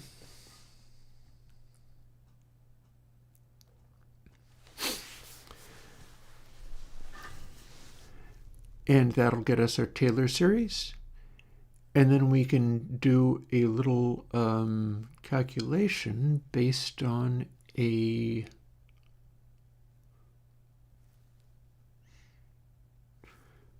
Here, give me a second. I feel like I'm going to take a moment and breathe and think. So here, int xbon for x float input sample ampersand xbon.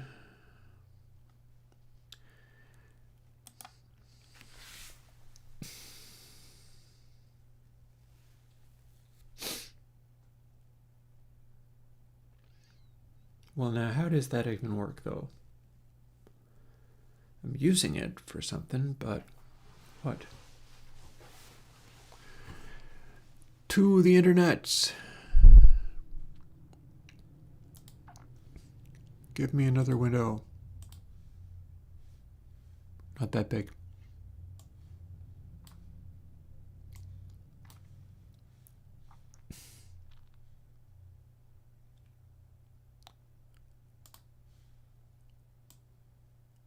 not that little.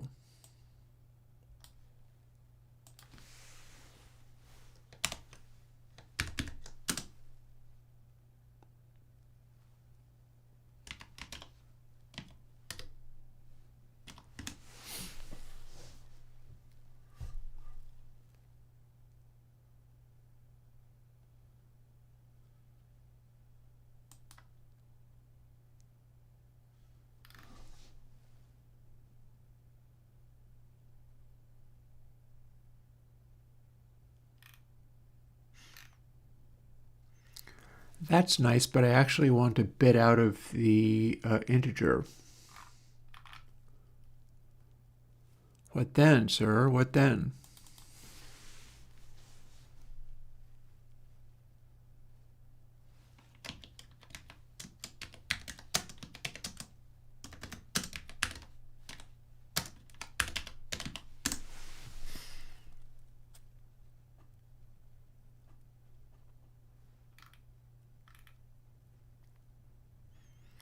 I believe this is a fail, but this might be a succeed.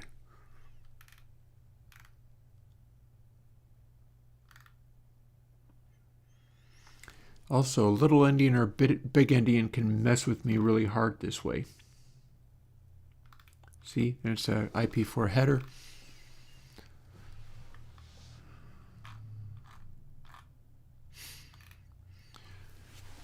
So what we're looking to do is have X many bits.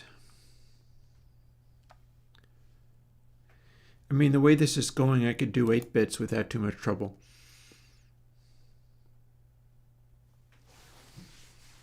I think that's byte.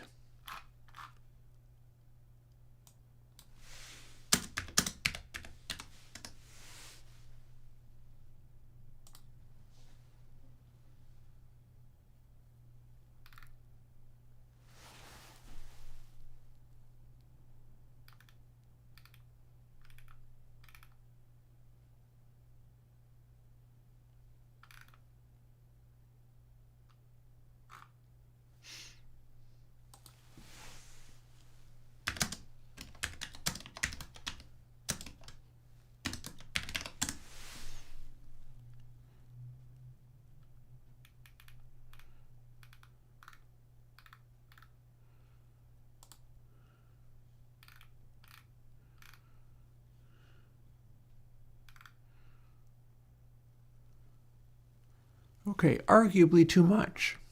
I don't necessarily want 8 bits.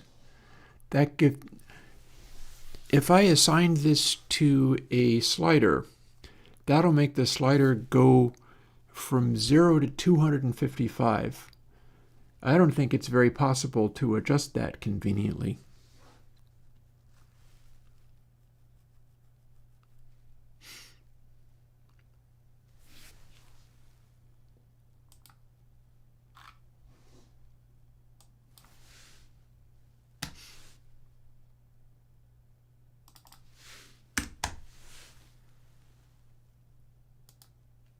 Dum-de-dum-de-dum.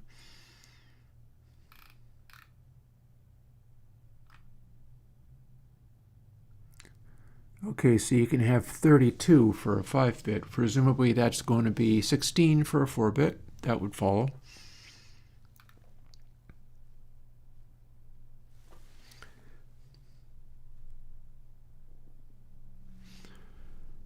We're probably looking at something reasonable here.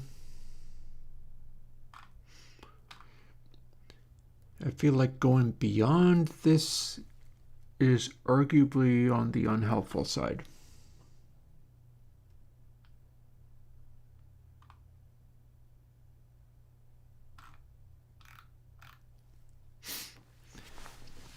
Bearing in mind that, like,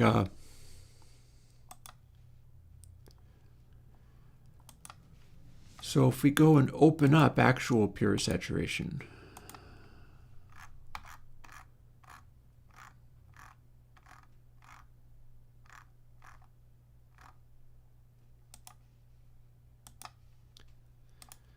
this is what we were doing with it before. 1, 2, 3, 4, 5 bits.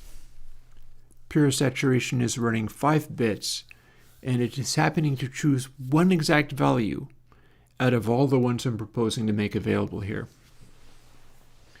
I could go farther than this. I could add a 6th.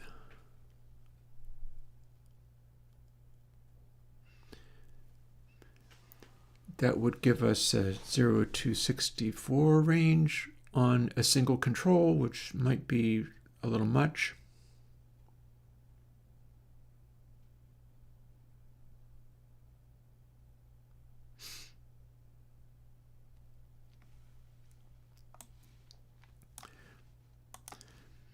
This code is handy, though. In fact, we can take this code just like, well, that's all comments.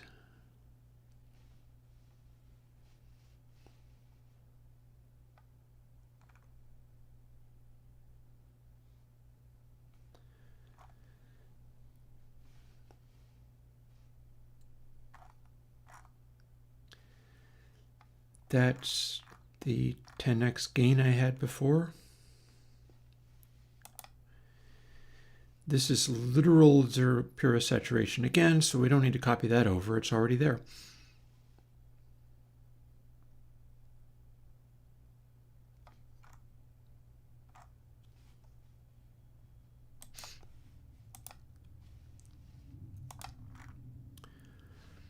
And we can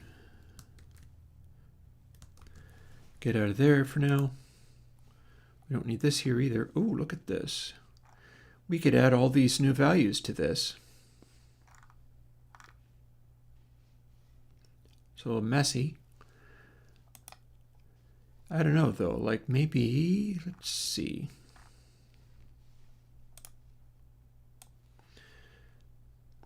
Okay, firstly, let's copy this into a text editor where I can work with it a little more freely.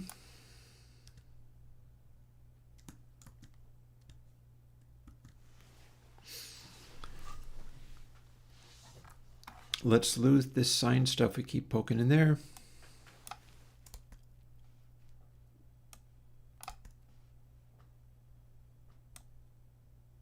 Oh, that needs a, like that.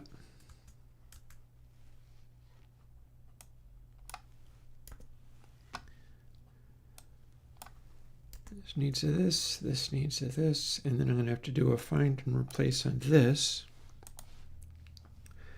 because it's going to want to be 2 tabs and then case instead of, oh, and bit is becomes this other stuff. So let's see about that then.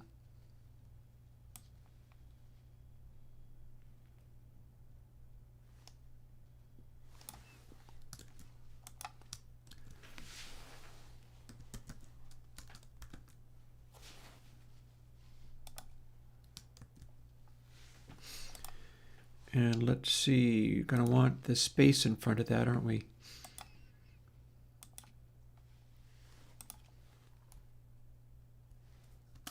Space bit is, lives in these. There we go. And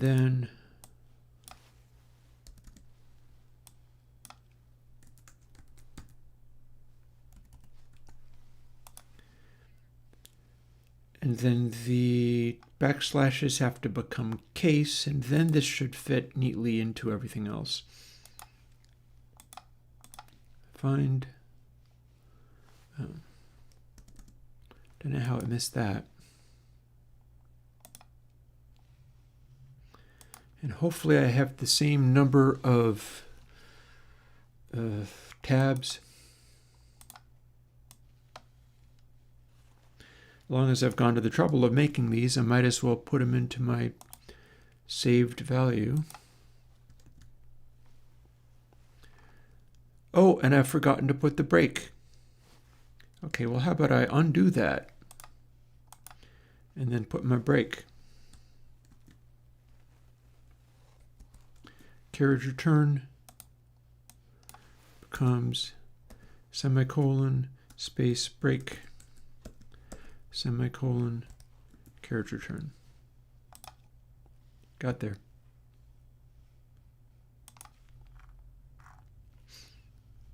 This time it should work.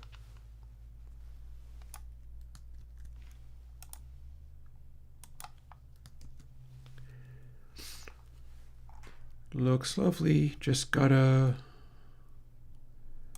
lose these because they're duplicates.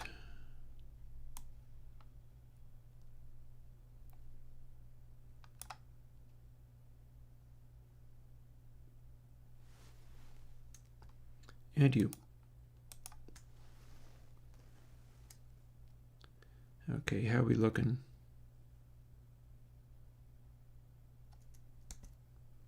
Perfect. Ah, it's a thing of beauty. Look at that. Although this can't be right. Well, there's a 45 in there. That doesn't belong there at all. In fact, that's not even correct. Oh, it's out of place. How'd that happen?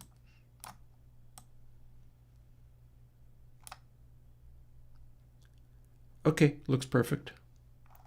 No notes. We don't need that open anymore. And if I save this, I now have a hilarious reference for shifting of bits. You can shift a bit by 64 bits. That amuses me greatly. This is accurate mathematics right here. We're just not using it for anything even remotely close to this amount, but this is my lookup table. For if I ever need to do this, I get literally the perfect exact numbers. All of these will not shift a mantissa the tiniest little bit. And we don't increase things by nearly that much. We only increase things by 30 bits. We can decrease things by like close to 70 bits. And this is never going to happen, but I'm saving it here anyway because I save some of these experiments in the process of fooling with them. And let's see, verbs.txt. We've just copied that over to where it belongs. I do not believe we need to ever do these again. I'm going to call that good enough. We don't need these in my reverb transfer program. Yes, we've got sunset chamber. Yes, we've got an Abbey chamber. Those are coming up later. It's not a thing for doing today.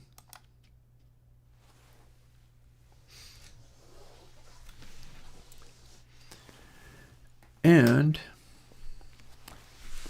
I'm going to take a minute for a breather, and I'll be right back because we've now just walked through all this really demanding stuff. Now it's time to boil this back down to the land of the remotely sensible.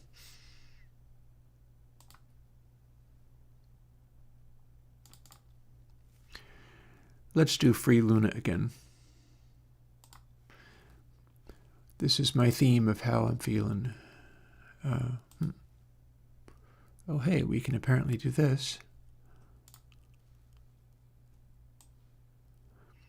Dark meter only, but huge this time.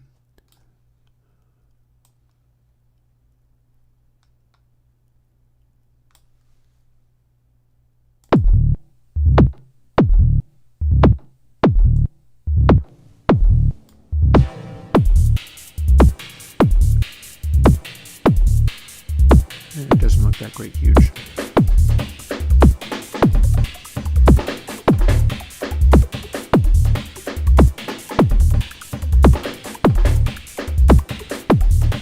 It's fine.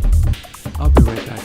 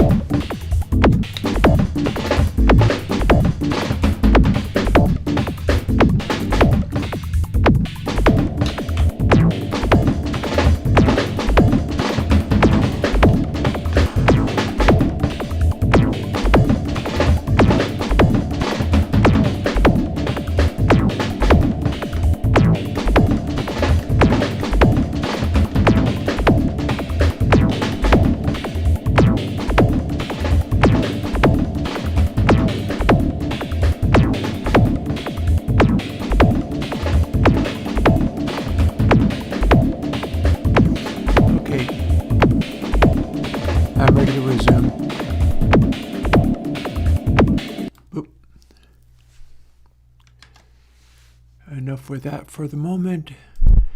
Back to the wacky field of numbers, the terrifying field of horrifying numbers.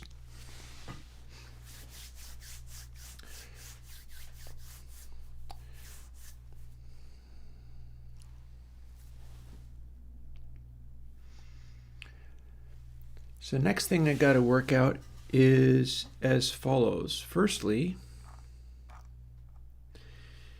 we can use B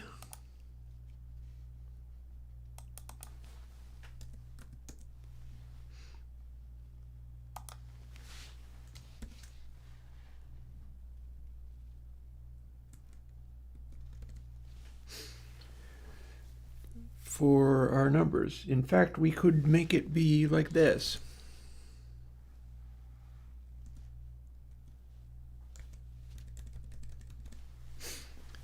And that's going to give us a value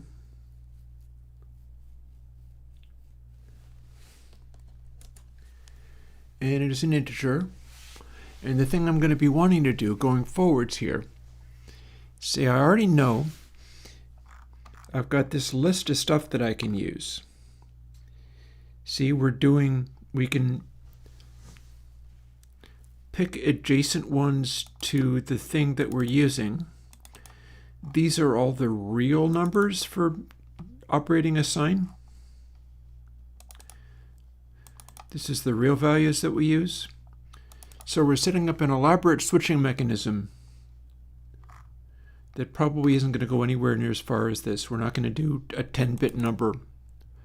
It would be impossible to manage. We're not even doing a 9-bit number. Nor should we, because this is all completely ridiculous. But we could do a 4-bit.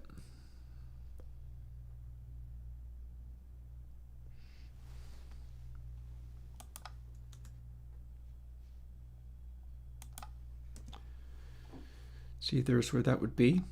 Or indeed even a 5-bit.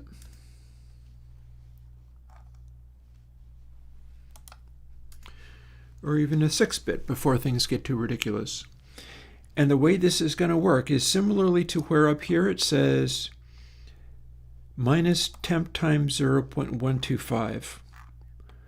The correct number would have been 0.16.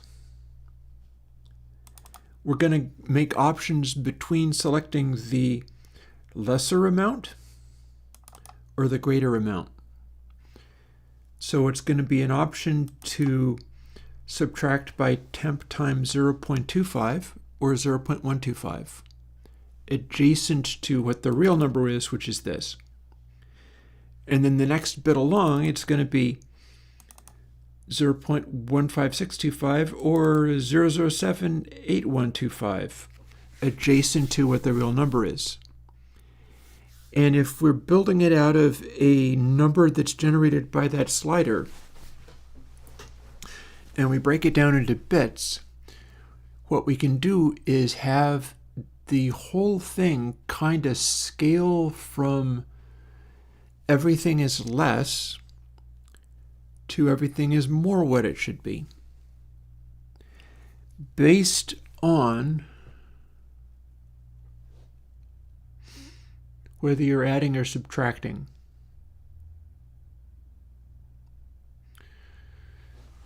So this is a little tricky, but all the same, I think it would probably work. After all, if you've got the slider all the way to 0, that is, everything is 0, so we could have the entire algorithm be input sample minus equals whatever.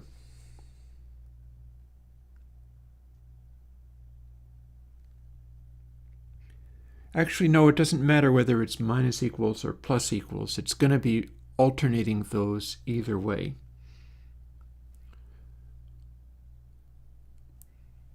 But it can be, will it be applying factors that are not as much as an actual sign calculation, or would it be applying factors each way along that's more than a real sign calculation? And the reason I'm thinking about this is because I'm going to be able to apply a bitwise integer number based off of that slider, which again, if I zoom up here, we see that I've got it set to 63.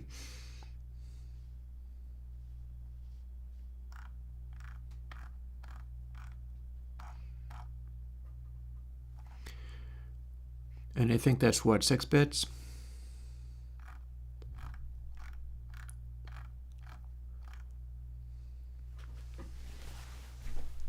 I had it written down on the screen here before.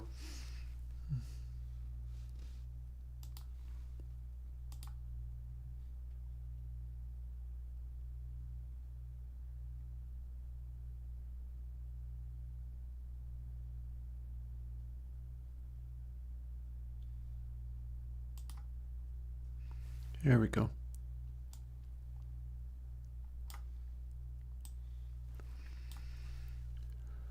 Okay, 6 bits is 64 values.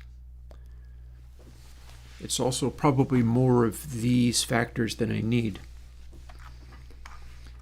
But what I have in my code here is 1, 2, 3, 4, 5.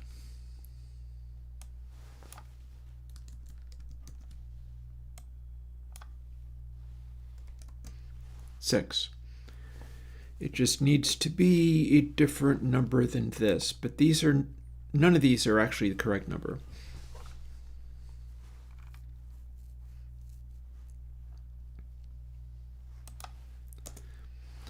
So here's how this is going to work.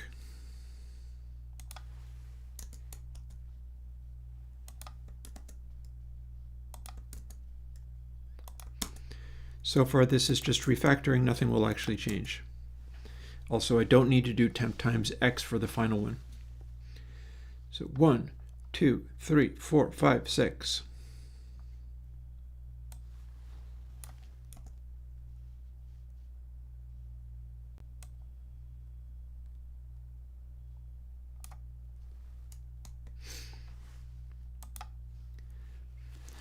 So if we work out these variables so that they are exactly the variables made to produce a sign, it's a Taylor series. And I could even demonstrate that. I don't think I need to, though.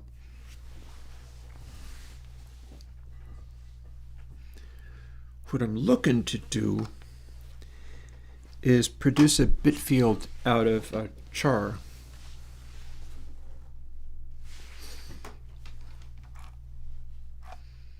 And hope that it means the same thing on all the platforms I'm on. Or, as long as I'm looking for this,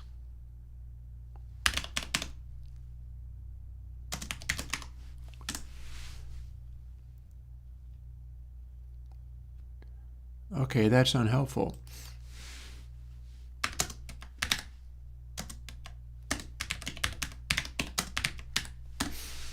IEEE 8-bit unsigned int. Why is it used in C, C++? Because the types like char, short, int, long, and so on are ambiguous, and indeed they absolutely are. So uint underscore 8. Let's see if that's represented.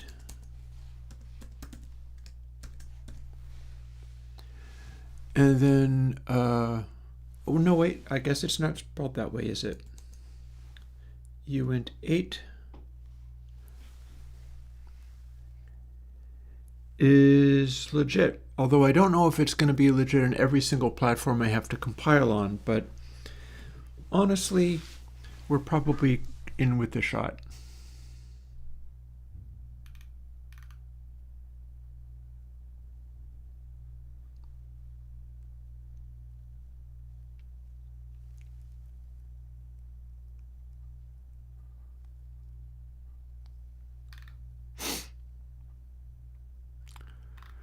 I'm not entirely sure why you should use underscore t, though.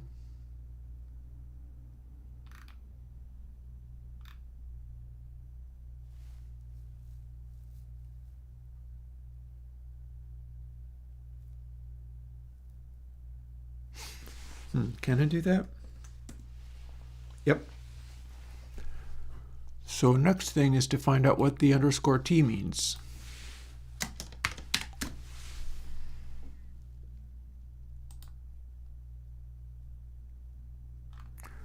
Fixed with integer types in C++11.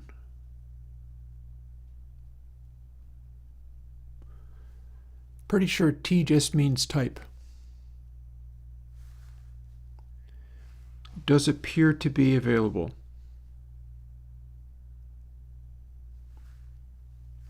So cool. Cool. How do I start doing bitwise operations on these, though?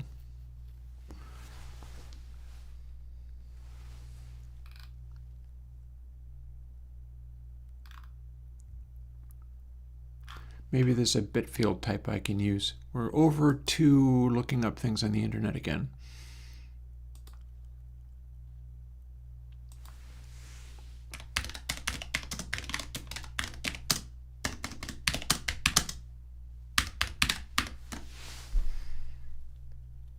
Ooh, bit cheat sheet in MD. Unfortunately, that is an MD, so that's somebody's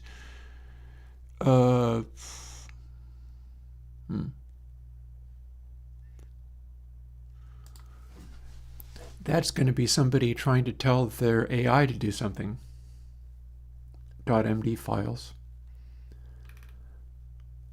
However, if it is trying to tell the AI to do something, maybe this is somebody who's run into problems with that working and are failing to get it right.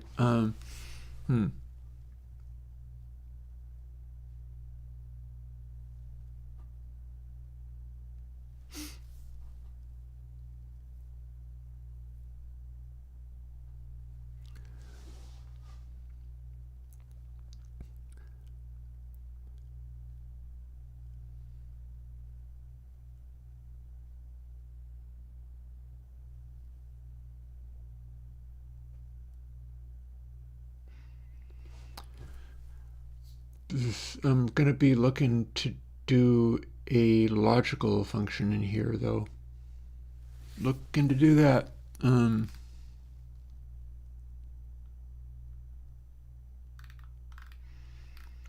So I'm looking for masks. I'm looking for magic numbers.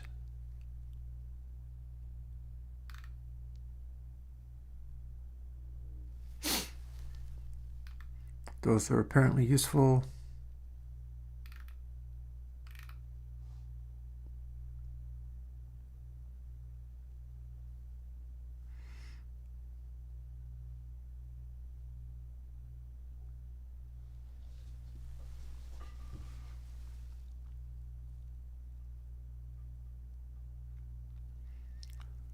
Okay. Define left shift flags. Well, I'm using uint 8t. Yeah, that looks like that's going to be exactly what I need. So whatever number this generates, I need to make some consts and we need to compare them.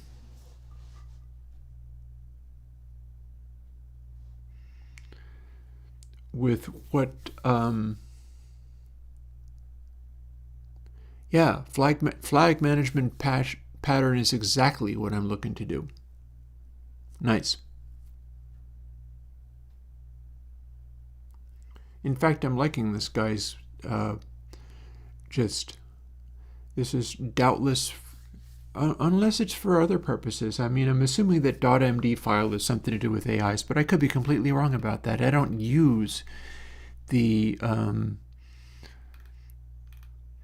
GitHub and its documents like this.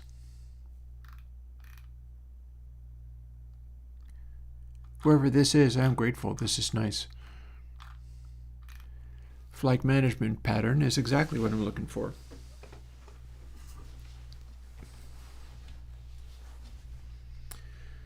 Let's set up some consts.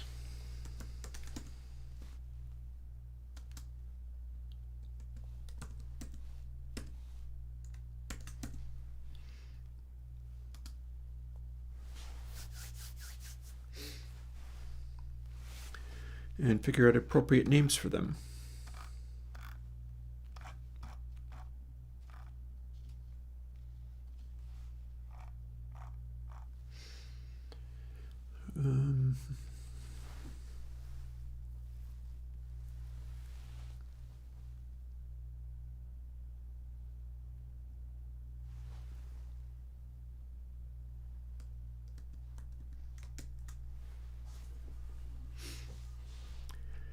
We'll letter the spots that the calculating is happening in, unless we have a better way of doing that.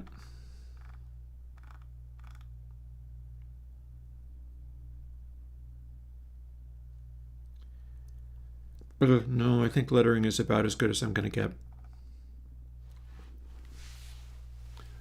Equals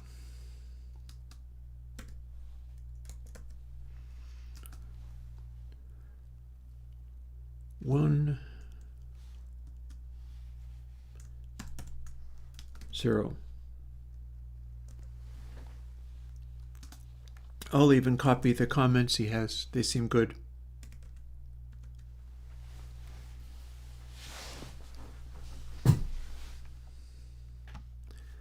And how many have I got? 6?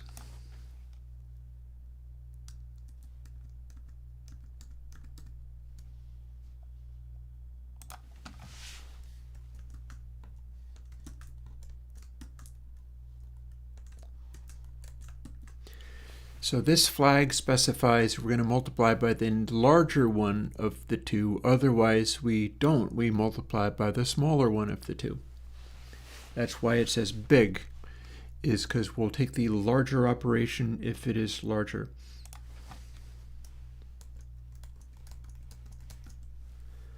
Excuse me.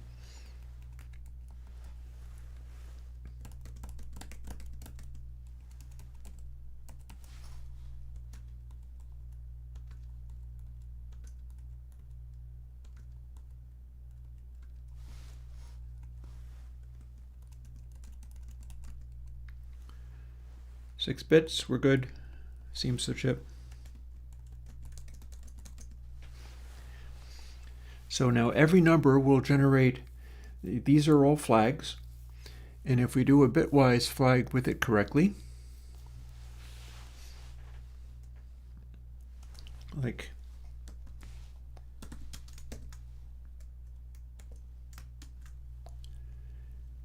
A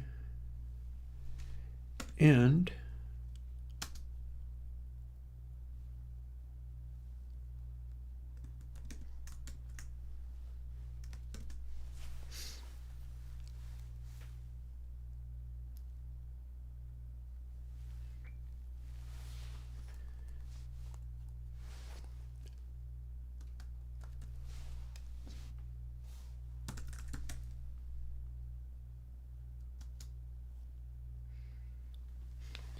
that presumably this is how this works.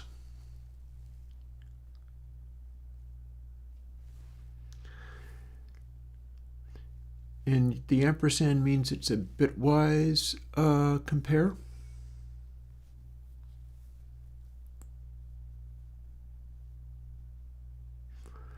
And we're comparing that bit against the other bit.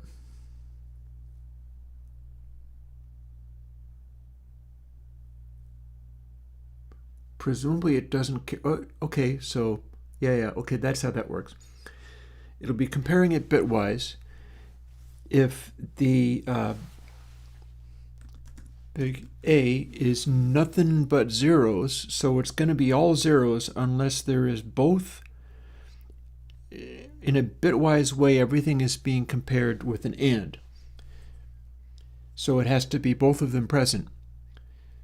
So for anything that's not the flag that's being consulted, that's going to return a 0 automatically because the flag has nothing but zeros in it except for in that one spot. If that one spot is present, then boom, the flag is present. It's also present in A. Let's change A. Wait, no, B. What am I talking about with A?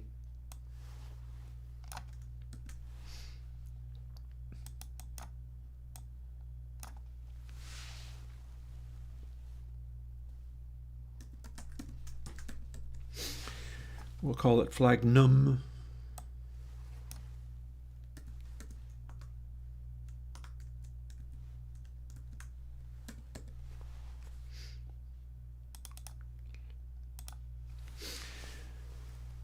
And let's call that flag instead of big.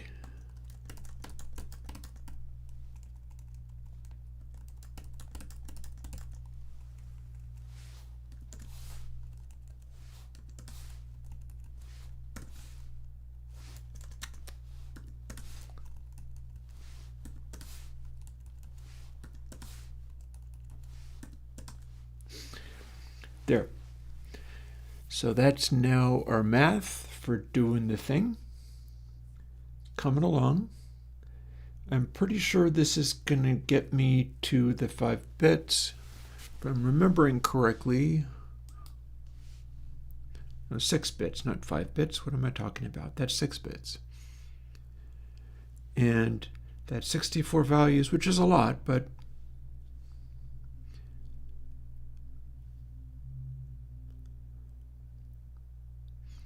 and maybe I've got these inverted.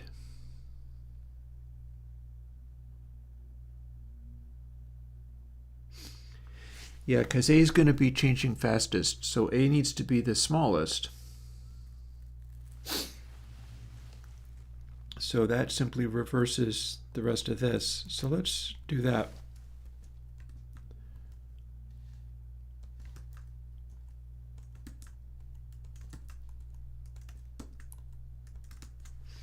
There.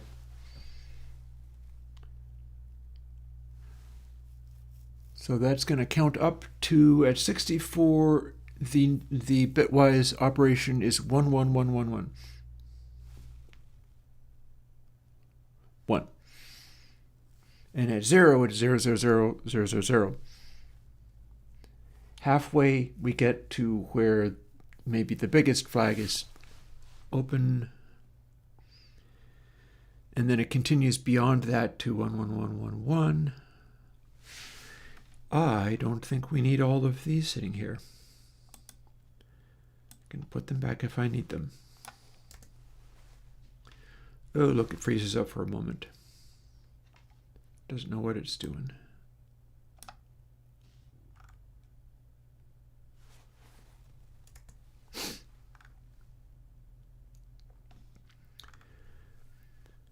And then here's where we start putting this stuff together.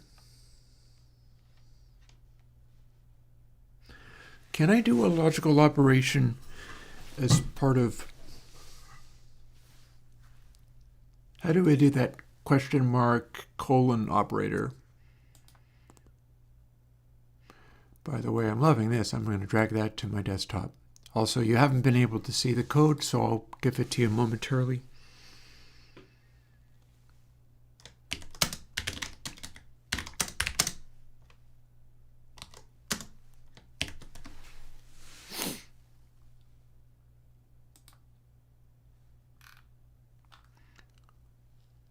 Ternary conditional operator. Conditional operator is the one I'm thinking of.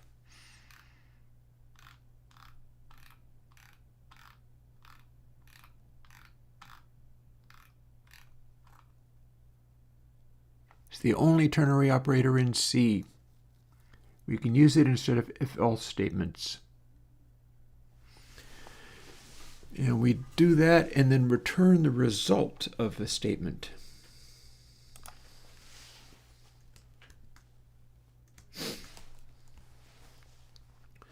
So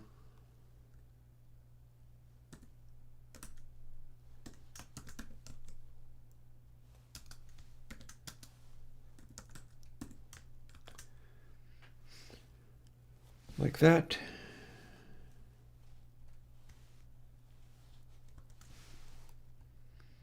And then 2 options here.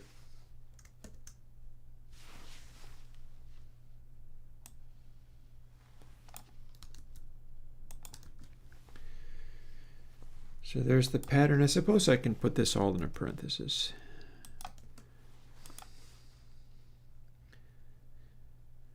And then this probably doesn't need to be in a parenthesis, but I'm more comfortable having it be there. Or am I? Maybe not. No, it just confuses matters.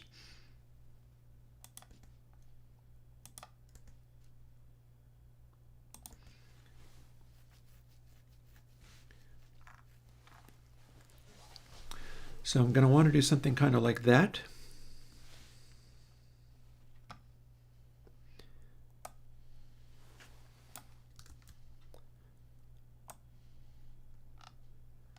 And then find the appropriate values every step of the way. Oops. Settle down. Settle down, you. Don't need to get so excited.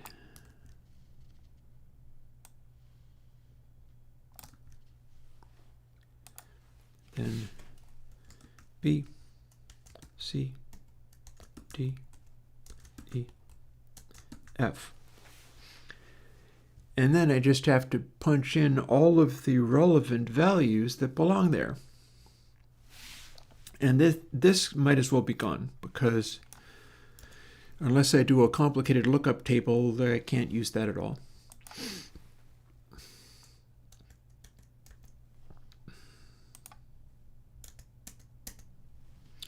We'll just have it be wrapping. We'll just have it do its rather inadequate version of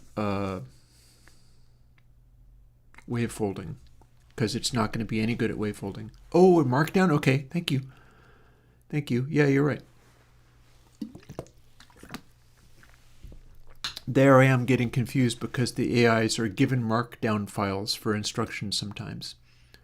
Silly me.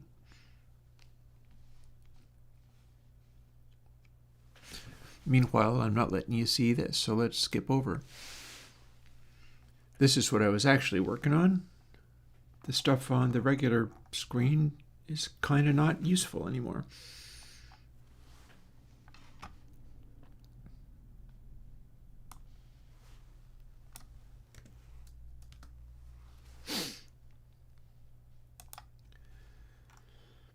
So we got that. Everything else is still what it was from the earlier version of the program. A is still gain. Flag num is an int that's being set by this, so that should be fine. Should go to the right numbers. Looks like all I have to do is punch in the right values for this, and then it'll be good.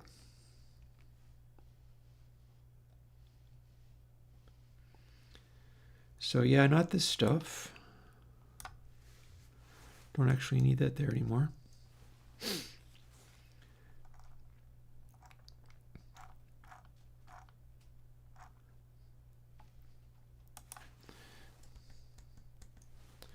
Let's start by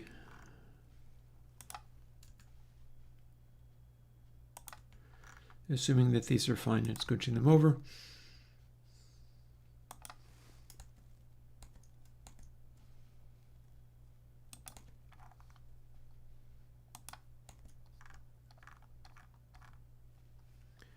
Not really worried about that. We're never going to get up to those. But some of these will matter. And then my only remaining job, besides whatever it is that goes on here, once I actually get it working, which it's not yet, that is a comparison with a real sign. So one of the things I can do is make a delta function which shows how different it is from what the real sign was. And that might be fun too, but that's another story. I don't think I need a dry wet. Here's a gain level. So I need to drag this down to here so that I can work with it more conveniently.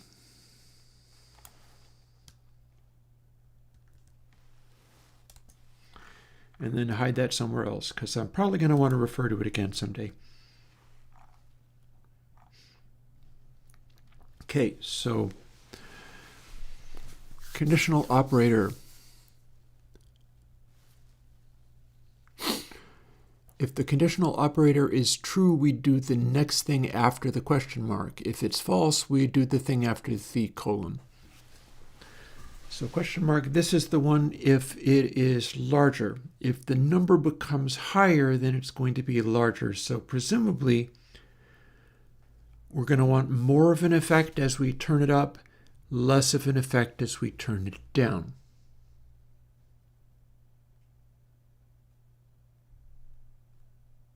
Or do we?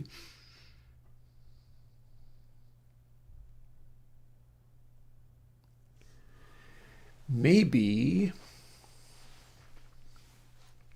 we want the larger effect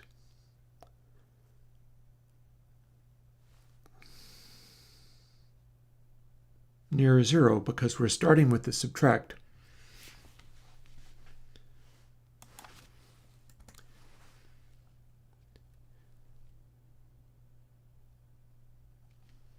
So if it's true, we multiply by less, meaning we're going to be subtracting less. If it's false, we multiply by more and end up subtracting more, making the output less. I think that works. I'm wondering how this is going to apply to... Is it going to flip with each plus and minus? Because we have to do the plus and minus to make the sign. But is this going to track?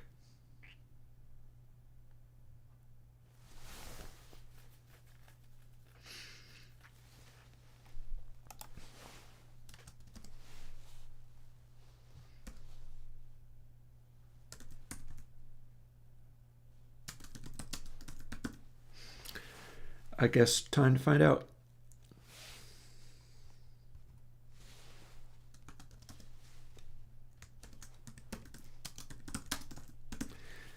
We can set it up so you crank it up and it just makes the end results become larger. And then if you turn it all the way down, it will adjust everything so it's suppressing the output as much as possible. So it will produce the effects in rough approximation to how loud the output will end up being. So that might be interesting. Yeah, I kind of like that. The more you turn it up, the less it will restrict. The more you turn it down, the more it will restrict. That should work. Let's find out whether it works or not. So more when true. That's more when true. Less when false.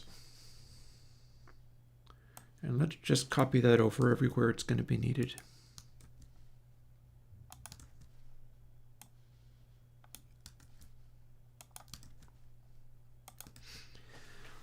If I do figure this out, it'll be nice. I'll be pleased. Okay, level 3, third sign. Less when true. Well, there's my less. Up is less. It's shifting of bits. My brain's kind of whimpering and hiding at this stage. We'll try to walk through this all anyhow. So here's level 4. Plus more when true. Well, that's going to be more.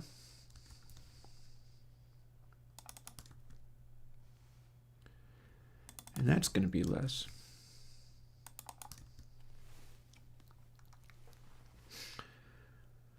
And nothing fits anymore, but here's level 5. So what am I going to want? Less when true. That's level 5, that's less.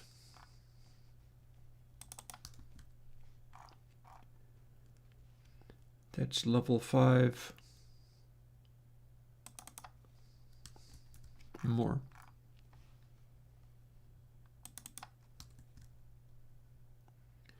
Looks about right. Lastly, level 6, more when true. That's more.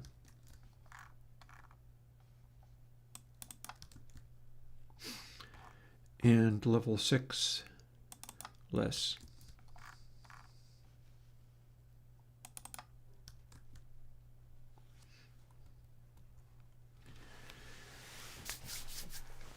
Alrighty. Fascinating. Let's see what happened. Does it build? W was not declared.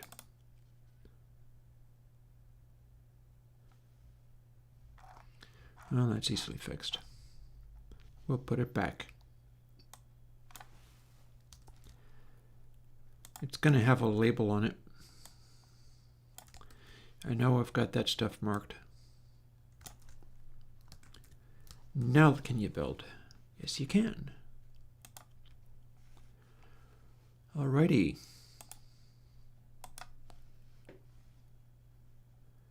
Hack sign is no more. Pure saturation is not needed. We have a nearly signs. In theory, it works and makes a noise. Let's find out what we've got.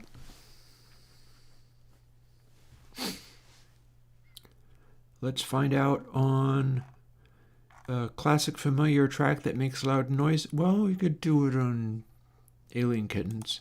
Nah, let's do it in Discord. I've heard this so many times, I should know whether it's doing anything. And nearly signs will appear here if all went well.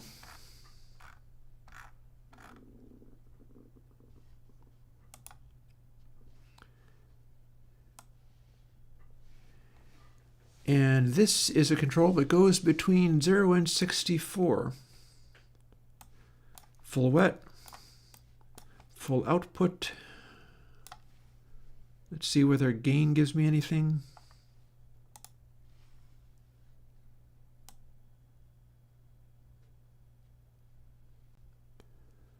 Not at this time. Oh, flat top. There's your problem. This is a clipper.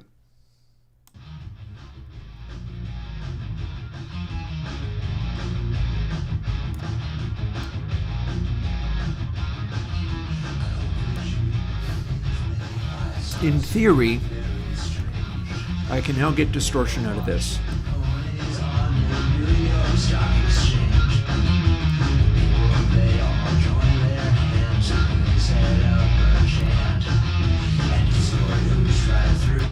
Okay, looks to me, and I can do this with output too, watch this.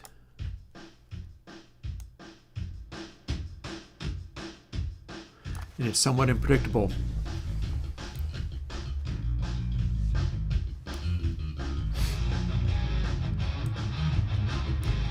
So we've got some distortion.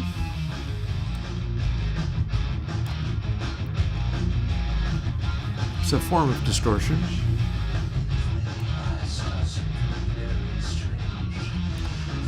Sometimes it attenuates harder.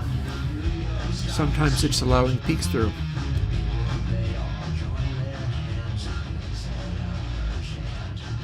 More distortion. Distortion with weird qualities.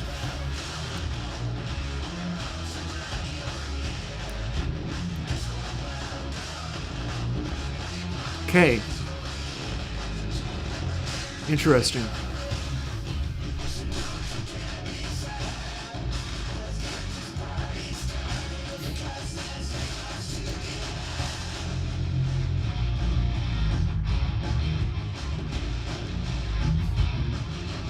Yeah, so here is a mutated saturation.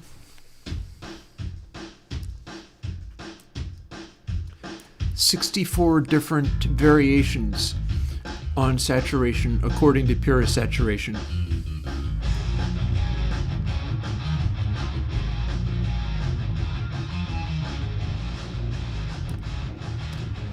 With all different qualities.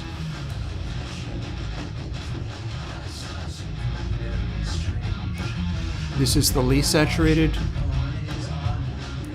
This is the most saturated.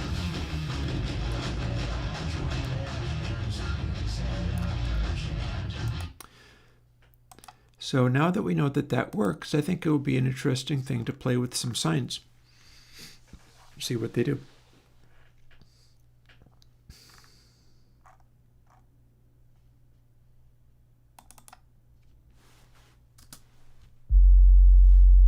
Here's a sign.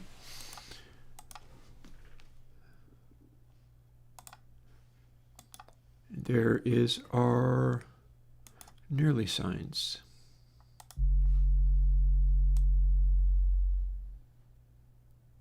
Ooh, that's just gain.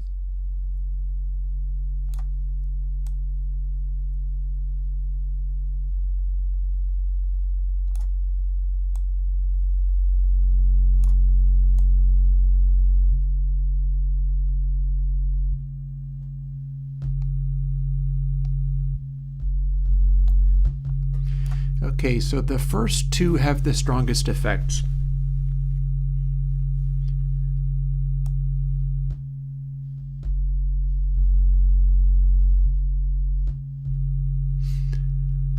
After these, there's a whole batch of other ones.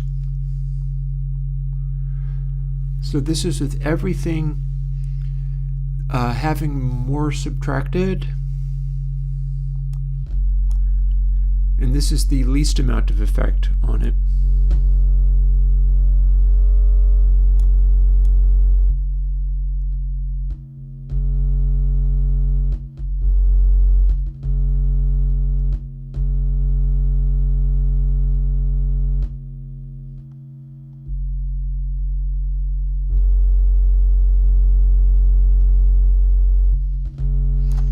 Honestly, it's more like there's about 8 of them available.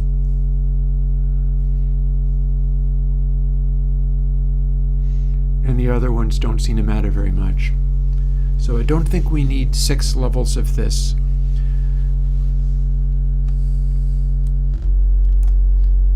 One bit for the first, 2 bits for the second, 3 bits for the third,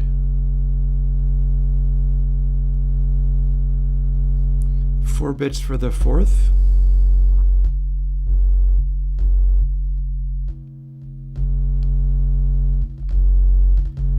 and that's about as much as it needs. It needs about 4 levels, and I don't think it needs 6. I am having a hard time hearing the 5th and the 6th level.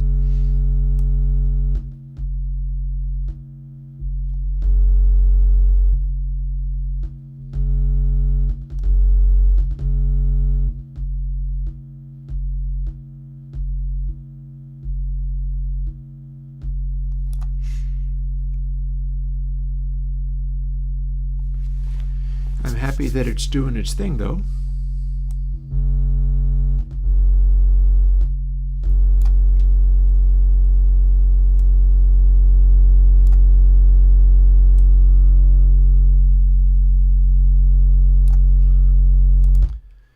So what exactly is that doing?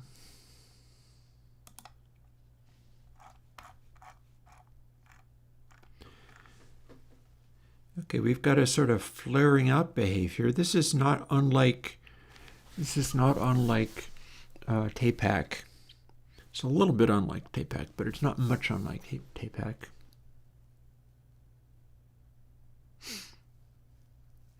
Oh, by the way, Aurora Dreamweaver, there's a number of them that I have which have that. Thing is, you can't really read in how distant the tail is.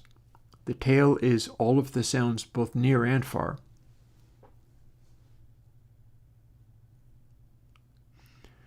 So what I can do, and what I have done multiple times, is have the low-pass filter, which is typically an averaging filter, the way I do them, is have the low-pass filter be more applied the more regeneration has happened. So essentially what that does is it'll cause the longer the tail sustains, the more it will darken. And I've done that quite a bit. There's a number of plugins I've done that have that. Maybe I can look them up for you. Stranger things have happened. Actually, I can probably look them up for you using a text editor.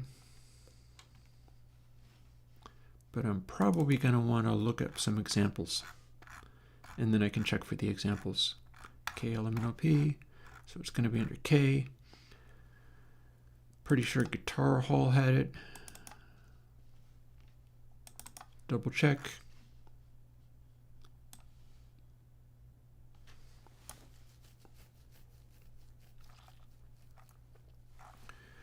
It's not going to be there.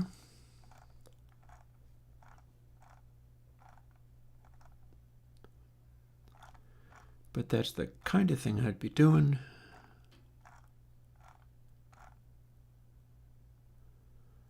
There's an all-pass slot in that one.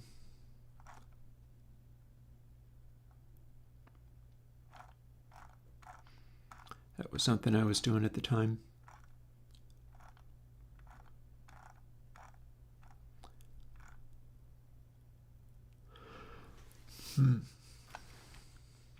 Okay, maybe not that one. Well, I can have a look in one of the cathedrals.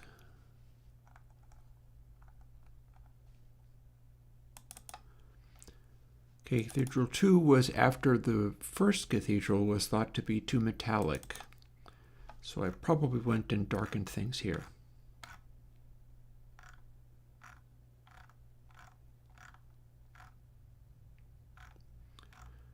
Pair of filters.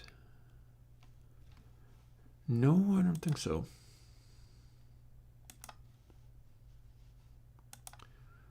Well, now I'm curious. Where did I get up to that? Look in the H file again.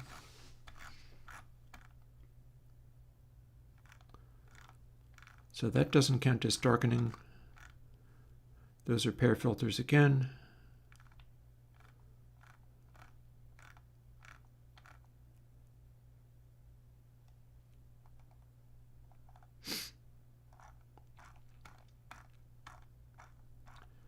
So where I came up with the Bezier filters, but they weren't really perfected yet. Boy. No, I'm getting frustrated. Let me just multi-file search.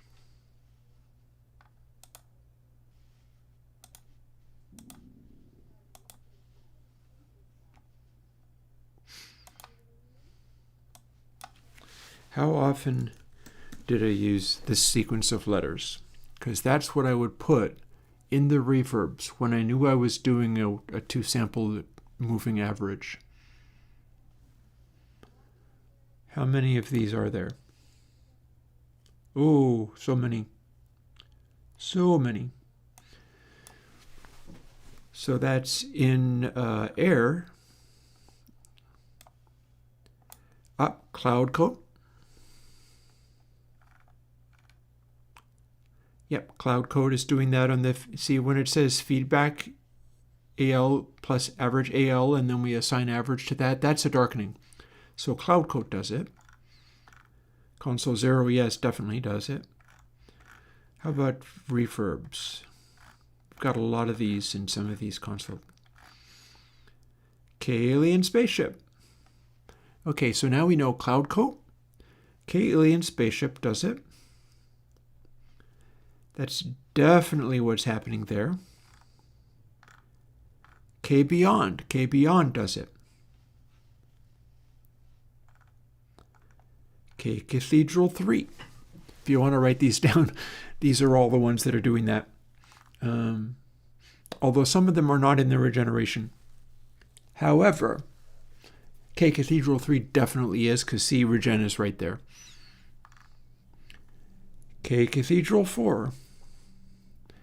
See the F6A, all that means feedback. That means it's part of that. So K Cathedral 4. K Cathedral 5 has it on wrapped around the Bezier filtering. And in the feedback, K Cathedral 5 does not.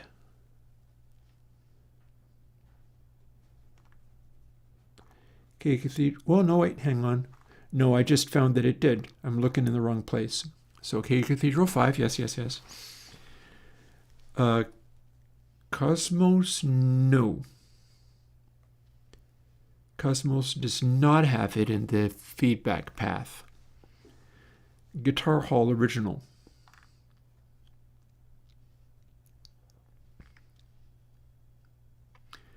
I don't know if that counts. No, I don't think Guitar Hall, no. That's not affecting the regeneration in the same way. But Guitar Hall 2 does. Guitar Hall 2 has that. Plate 140. I don't know if that counts. I don't think it does. Yeah, no, if it's not one dedicated to the slot that's being fed back, that doesn't count. 240 on the other hand. Well, 140 and 240 might. You can listen to them. K Rockstar, that's not out yet. You don't have that one yet. It's coming. It's coming. I could show it to you today if I wanted. But this doesn't count. This is the darkening filter. That's not in the feedback loop.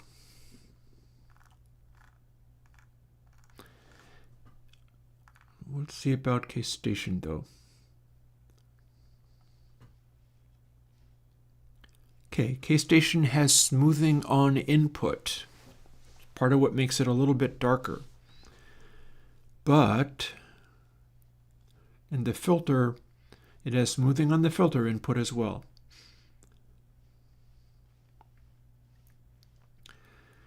It has a little bit of darkening on the regeneration. So you can try K-Station a little bit. Woodroom, no, I don't think so. It looks a little bit to me like it's defining that and not using it. I don't think we're using average 6L and average 6R. Huh, go figure. And then logical, that's a compressor. Mastering, these are no, oh, hello. MV.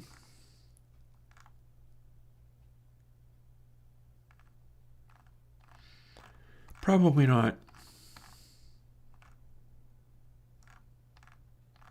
That's old school too. Oh, and let's see, nonlinear space.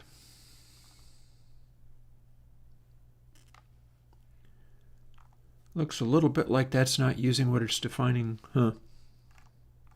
Go figure. I'll make a new one next week if there's something overlooked about that. Take care. Okay.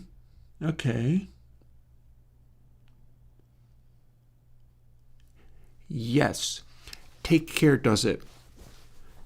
Check out Take Care for that. That is, the code I see here is very much, it's doing a regenerative darkening.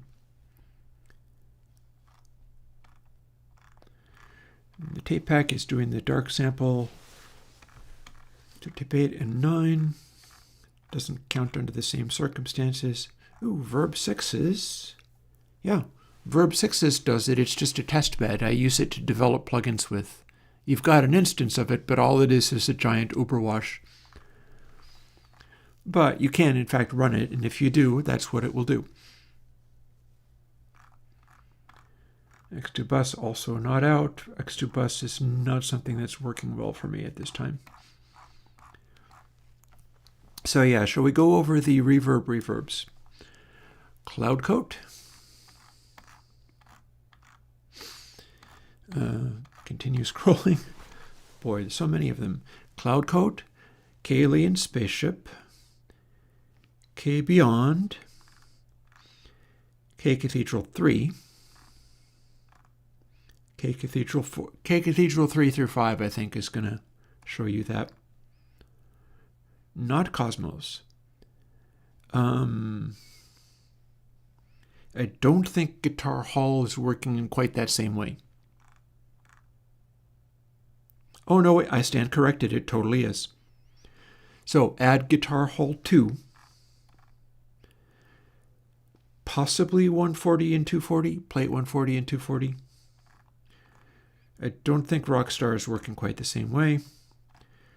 Try K-Station. And I think that was about where we left off.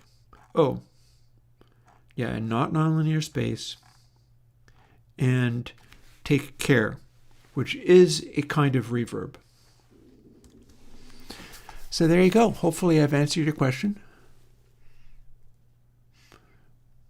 Bada boom. Nope, it's fine. The bad paste takes up less space on the screen, so it's all good. So yeah, try those to see whether those do the thing you're looking for as far as it continuing to darken as the reverb sustains, which is not something that I always go for. But that's a goodly selection of things where you might be able to get that out of the result. And there's always things like, Alien Spaceship is an example right there. The reason I'm not constantly doing that in everything is because one of the things I found in continuing to develop the technology was I was getting better results out of not necessarily darkening in terms of throwing a low pass on everything. For a while there, I was trying to do the nonlinearity thing. The nonlinearity air loudness thing I was doing. But then what I ended up going with was more along the lines of doing the full householder matrix. At a certain point, I stopped trying to cross over bins between the two sides of the matrix, and I got much stricter about only letting it have feedback from itself for each side, doing the algorithm to handle what the stereo was going to be doing. Because if I tried crossing over or blending the output of one side with the output of another side, it would tend to break both. And I was only able to get the full householder sound out of it by being very strict with that. So that's what I ended up doing. And then I put the slew darkener from Tape Hack on the output of the whole entire thing. And that's what I used to darken brightness in the reverb tail, which has been working pretty well so far. I have a bunch of them in development using that. But if it turns out I come up with a better way of doing it, I'll come up with a better way of doing it and see what I can do. There are any number of there's all kinds of things you can do. It's just a question of what you choose to do. Speaking of things you can do, this is apparently a saturation that you can now do from this sign. Or if we do the same thing, but instead of using this setting, use this setting, you get this. Because it's not really in fact, we can show where the initial sound is. So I've left some of the old settings on this. Add tick is this control. It'll add a little buzz. Hear it? And that's where it crosses, where the original sign crosses 0. So this is going to show me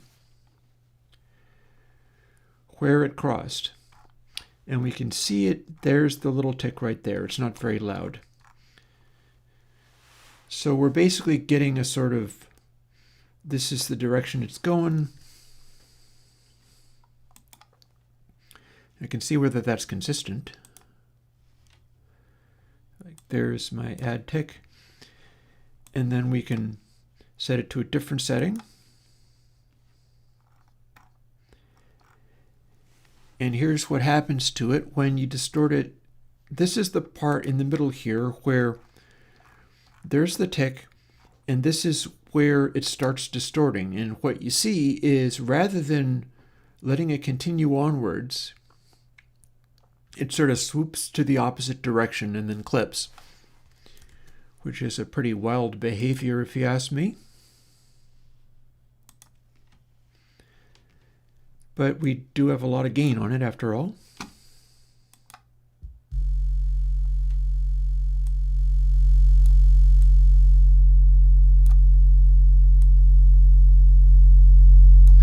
So we could do this.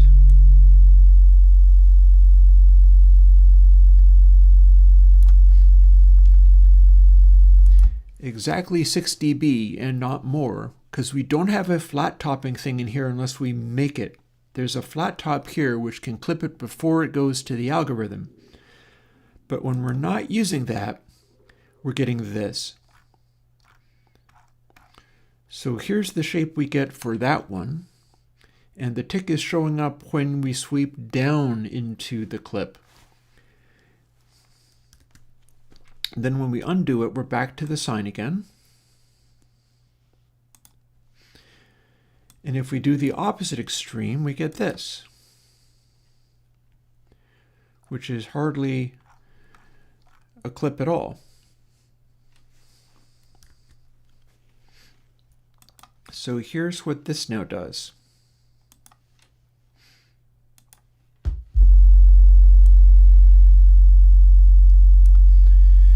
We can have it clip a little bit.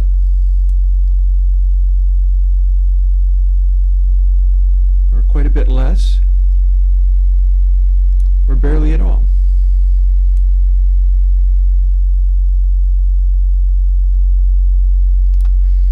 That actually feels like that is part of the way. So these are variations on how it goes into this sine-like behavior. But then as we continue to fool with it, one of the things that we can do is start matching gain. So output to half.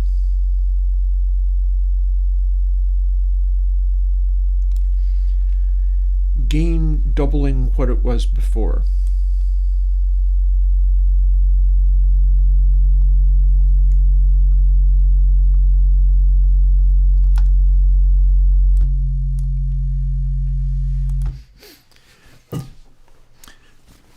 So now we're going in 6 dB hotter and padding it on the output 6 dB. It is 1 tick per cycle, yes, because 1 tick per cycle is shaping.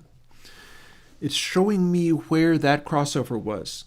Because you see, if we have it all the way down in here, look, we have a funny sort of manipulation of the waveform. We're flat topping beyond flat topping. We're suppressing the sound so much that it's like it can't even clip. Undo that, go back again, and nearly sines here again. And instead, this is the least saturated version. And we've got this funny sort of behavior here, which is like a funny kind of rounded off top thing. Looks like it's a little pointier. And that is its own peculiar behavior. And the reason we've got it doing that is because there was another behavior in here. We're supposed to be able to subtract the original sine. So here's where it clips a flat top. Here's where it adds a tick. There's dry sample.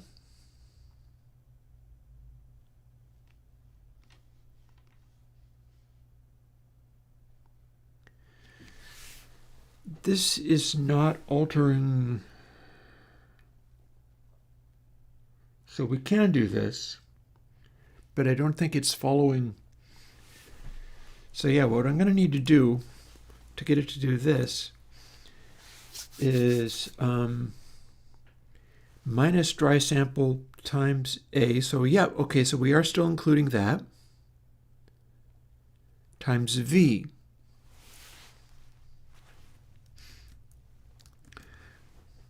Oh, V was not declared in this scope. I think I have it labeled though. Let's put that in now.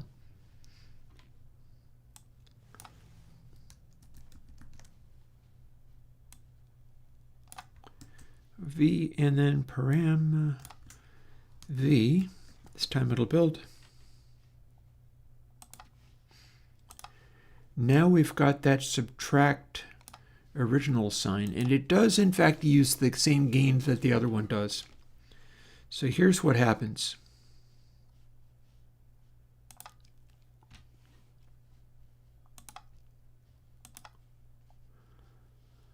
Let's open that sign right back up again.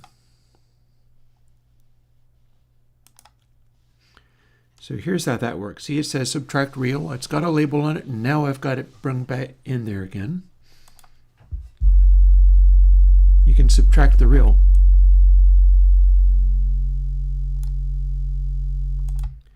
This is now the difference between a regular sign and the new one that I've made. And you can see we've got this little tick here.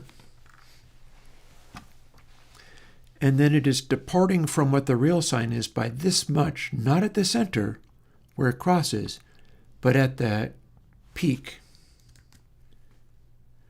Whereas if we set it to, oh, and that was actually full crank. So if we set it to this,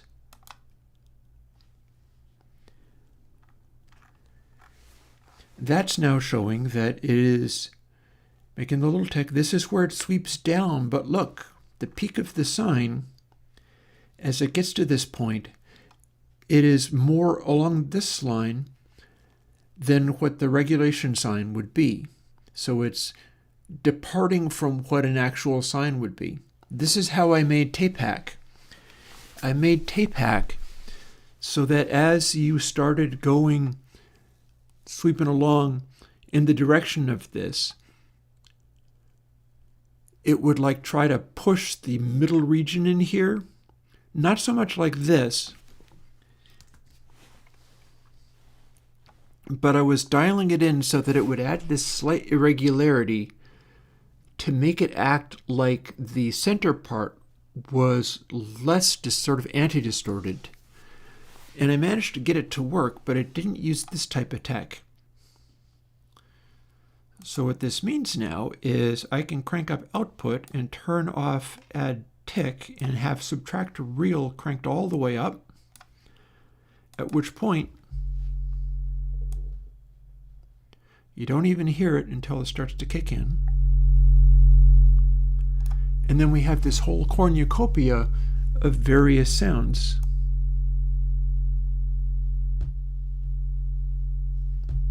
They're fairly normal, mind you, but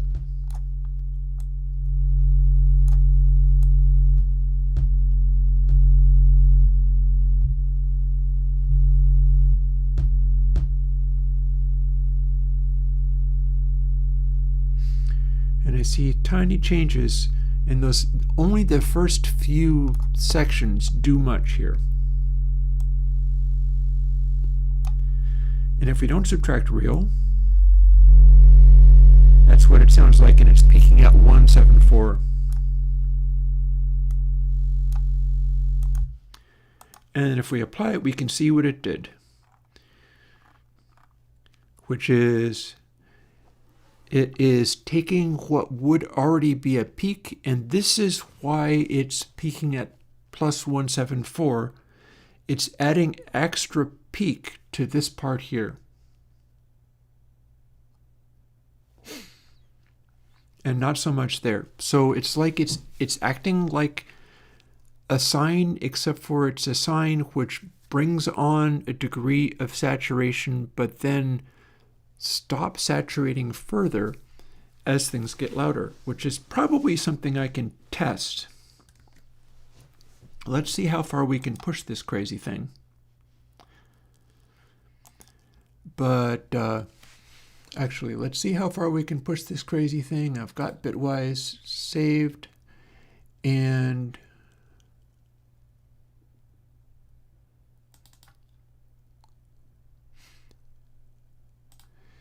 I'm going to make a bit of noise briefly and go and turn on my stove because it is 4. It's almost taco time.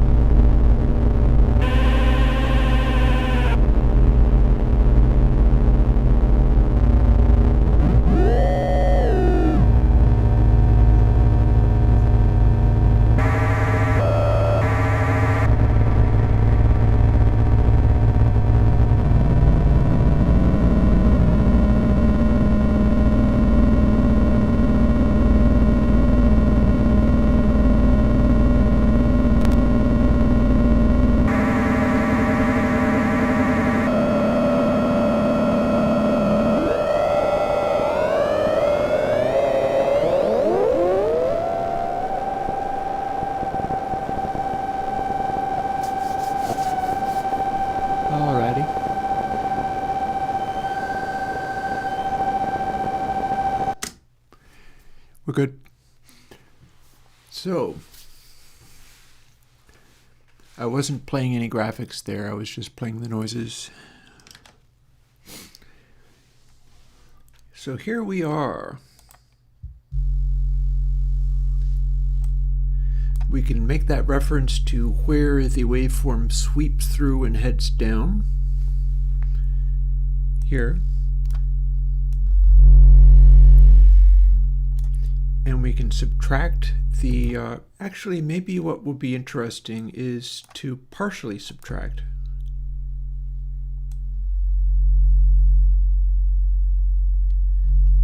Because it feels like we're getting a sense of what's being done with the partial subtract. That's what this is doing.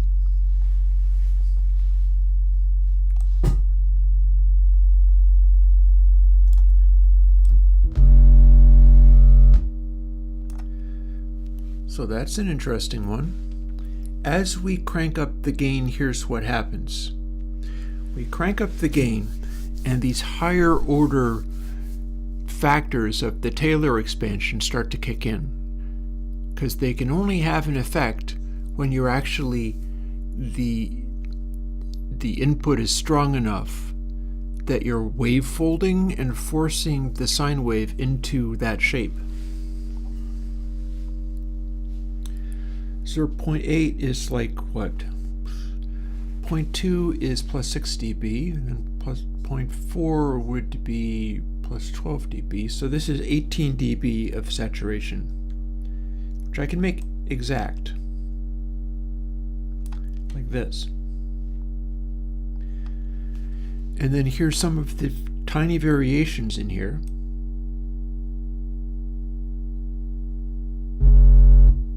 Well, that wasn't a tiny variation at all.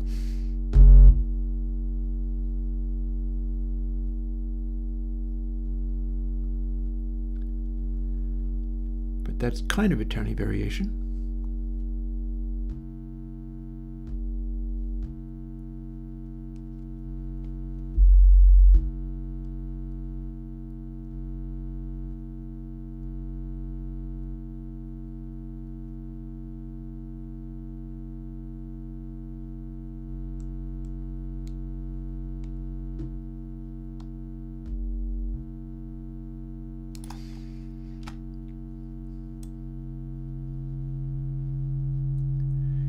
Here's what's being added. Here's the raw sound. So subtracting about half of a real sine wave gives us something interesting.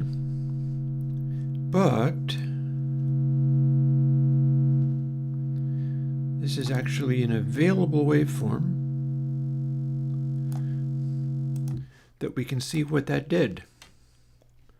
So isn't that interesting?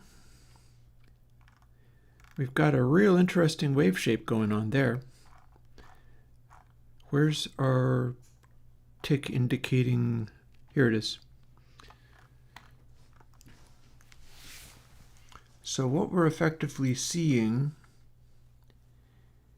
is a bit of a sharp break there. So let's take a moment and see what that wave would look like all by itself without fooling with what a real sine wave is compared to it. Actually, no, that looks like that is what the real sine wave is compared to it. Interesting. Interesting. So when we saturate really, really hard, this can happen. It does a wavefold to this point and then immediately stops. That's what a wavefold is wrapping it around until it tries to form a higher frequency sine wave, because rather than just going to flat topping, it's reversing itself. It's going back through. You can even see a little bit of where it's gone over and it's just capped. So I feel like the flat top is going to be having an effect here, and I'm interested in seeing what happens when the flat top is not doing what it's doing. I've got it set up so that I can automatically cap it at m pi, in other words 3.14, etc., etc. But that's not necessarily helping us understand what this is doing. We've got a flat top. I can turn it all the way up to 1, but it's kicking in ways that I don't want it to. So what we're going to do is disable it. And there's multiple ways I can do that, but this is just raw, straight up disabling it. Build again, unused variable. Yes, I know, that's literally exactly what I told it to do. And we're going to run twisted wave and go straight back to the same sign we had before and the same setting we had before, but this time it is not going to flat top, and you'll see what happens then.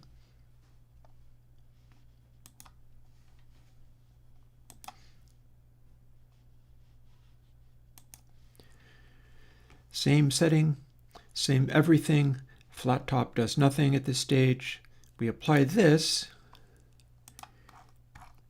Here's what flat top was doing. See? The harder we push it, if we're not flat topping it, those higher level sounds start kicking in. And it's doing a thing where it's signing, right? We're creating the sign. We can see where each downswing goes,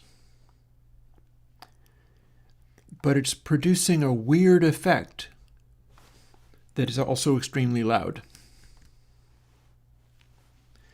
So now let's play. Now that we have more of an effect on these higher level ones, we'll crank output right down.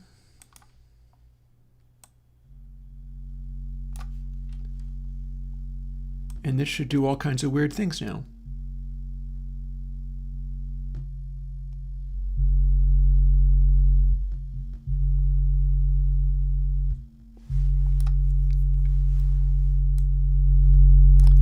In fact, we'll crank it up as high as it'll go, which is just multiplying it by 10.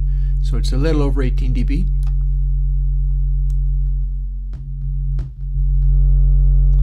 Ooh, looks like we can get a big boost there. How big? That big. So this is with maximum adding, or at least subtracting as little as possible. So that's what a sine wave thinks it could be. Where is the...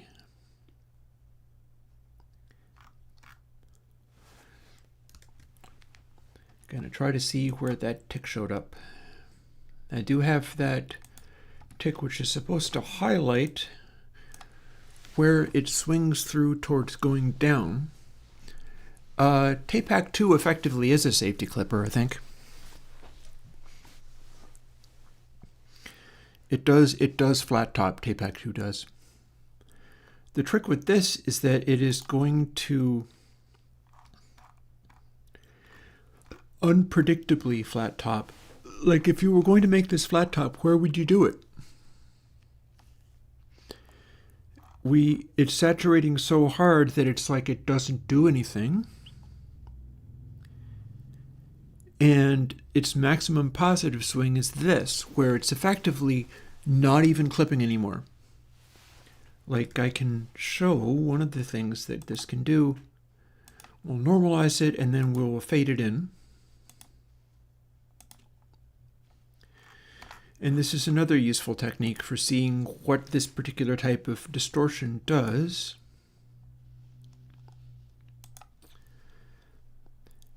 Set it to this, apply it, and there you are. Here is our, oh, we've gone completely beyond the beyond. So yeah, that just happened to be, our maximum peak is probably some astronomically high amount. We've got it set up to where it's kind of amplifying rather than attenuating. So we've got like the anti sign.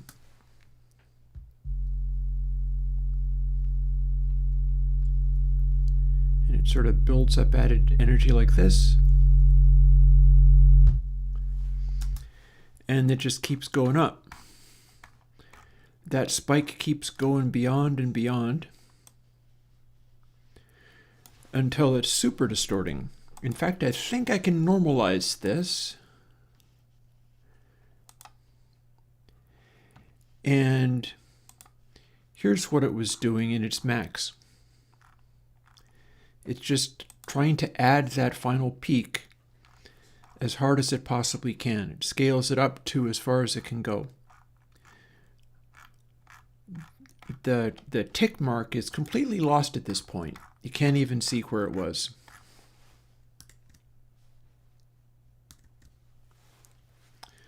So here we are back in the land of sines.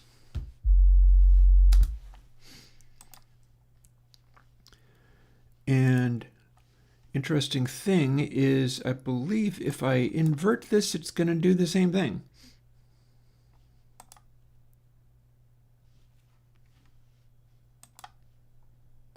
Because this needs a hard clip, a flat top, to stop the waveforms from freaking out.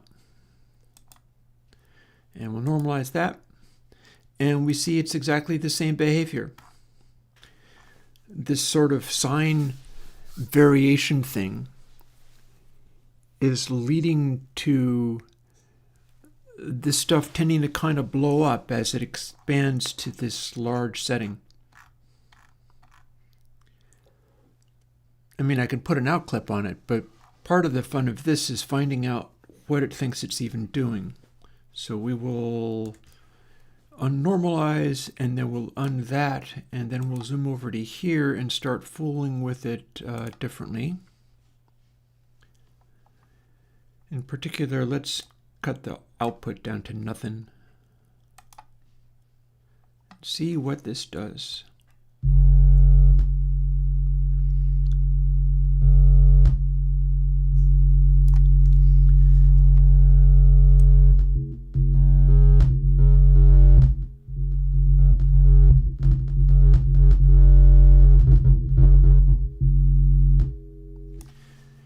Hear all the little differences? That's because we are either adding or subtracting stuff that is way beyond the range. Again, this is successive Taylor series approximations of the sine, but they're all being applied in the wrong way. They're being applied in a way where it's either not enough or too much. And this is producing a variation on pure saturation. Pure saturation is going to be one of these settings, except for I have extra levels of it.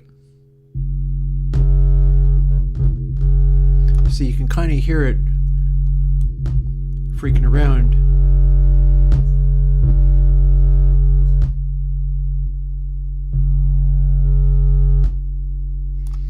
Like, for instance, this.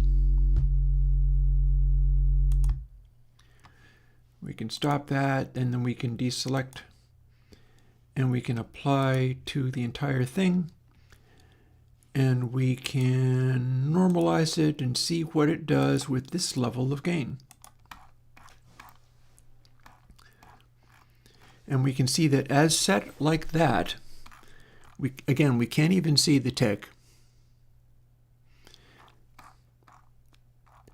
But this is going to be my sort of center clip point, and we've got this peak poking out where it's going, and it's starting to do a sort of flat toppy like thing, but that's simply the way that these levels are interacting with each other. Get back from that again and see it's like this is the waveform we're getting out of it. It's a weird waveform. We're getting a thing like this.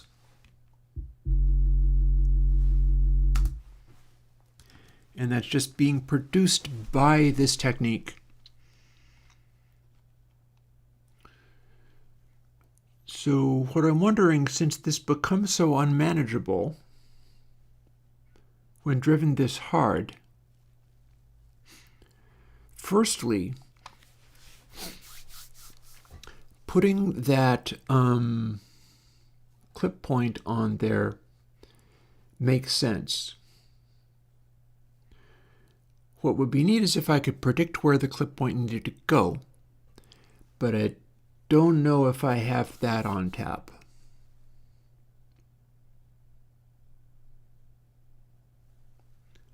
I mean, it's worth a thought. But like with Tapehack, I definitely had to just dial it in. In fact, there are further things that we can do here. For instance, let's fire up an effect stack.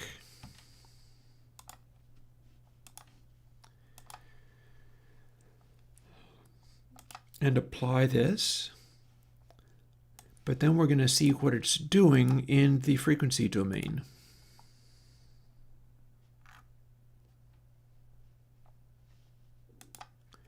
And this poor jury, at least this computer is on its little heatsink. It is on its little aluminum stand, so it has a little bit of cooling anyhow.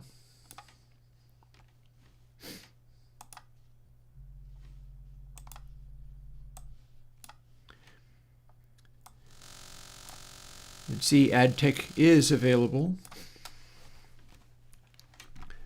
But as we start bringing this in,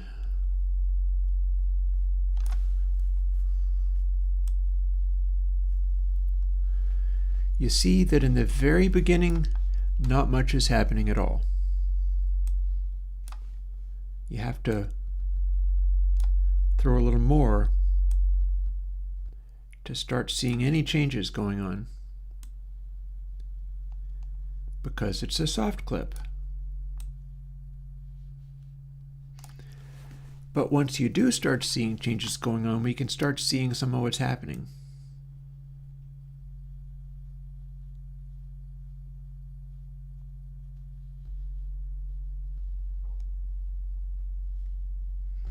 And it's all happening on the higher harmonic.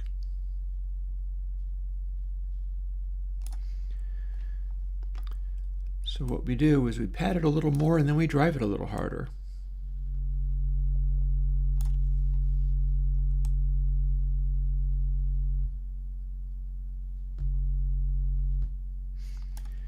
See, changes there. And range of, yeah, let's show more. And then since it's a soft clip, it's not throwing high harmonics unless you add them like this.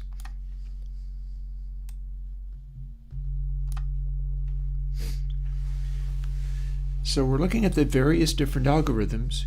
And we could even set it up by using all these different things and just setting them up like, so this is 1 on or off, this is 2 on or off, this is 3, 4, 5, and 6 on or off.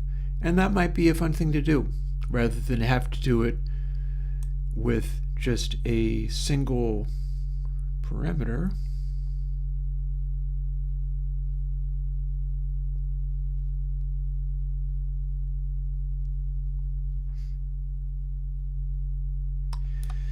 See, move it around a little bit, and like 1, 2, 3, 4 moves up and down, although it's still very quiet. So we'll push it a little harder just to see what happens.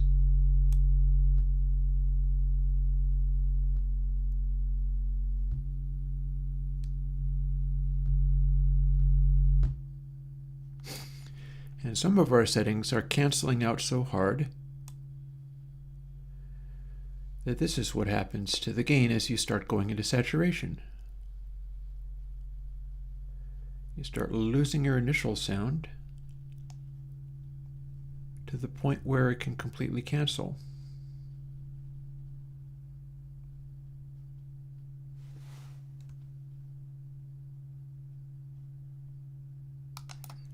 There. I've neatly made it frequency double that way.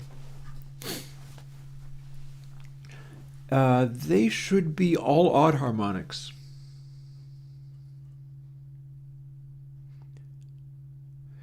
And that's because even harmonics means asymmetrical application. Whereas this is not doing asymmetrical application, this is doing symmetrical application. So it is all odd harmonics. It sounds warm, it sounds mellow, but that doesn't make it be even harmonics. I do have stuff that does make even harmonics, mind you.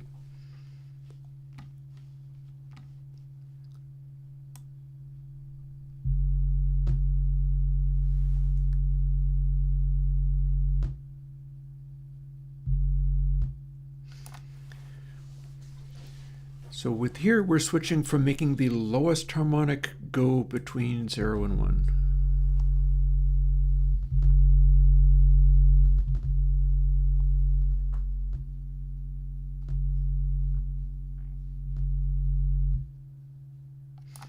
With weird little side effects like this. This is going to be very sensitive to how much gain is going in here.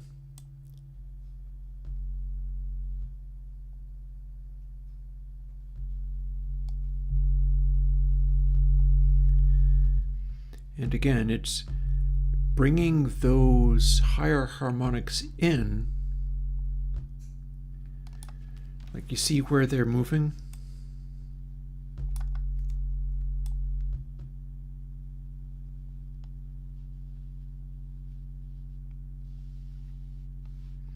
I don't get to move it very far that way. See how it's changing?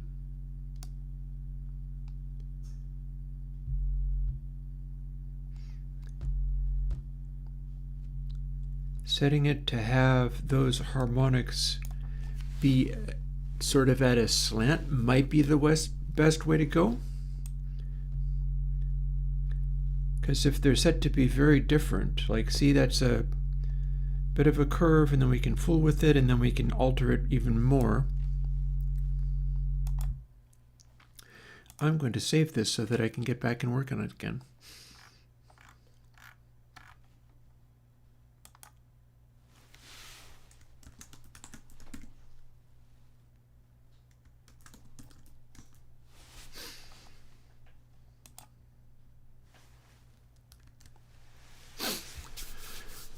Probably worth putting a little more gain on tap too. Yeah, short bus does do quite a bit of second harmonic stuff. Yes, correct.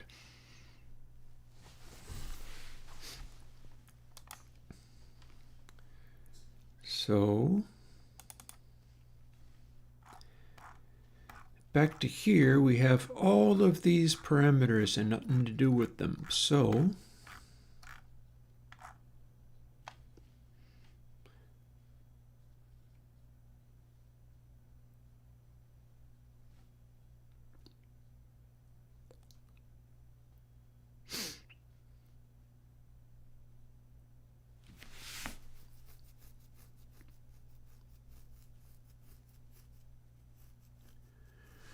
what's basically happening is flag A through C are doing most of the heavy lifting here.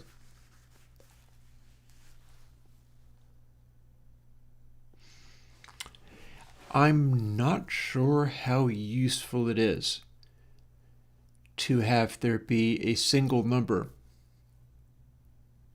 producing this.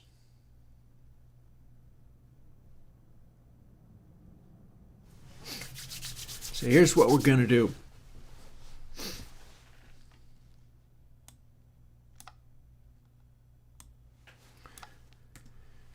Firstly, let's make the gain be a power of 2. That way 0.5 would be times 8, so on and so forth, and we can have it cleanly boosting. Save that.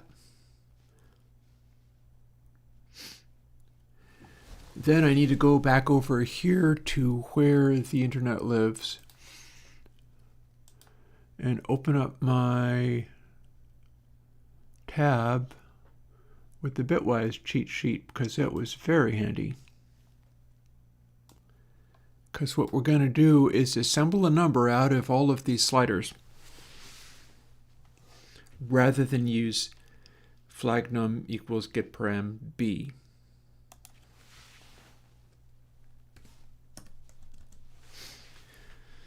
So we're going to do this firstly. Ironically, A is actually, you know what? I'm wondering whether to assign this to another variable, but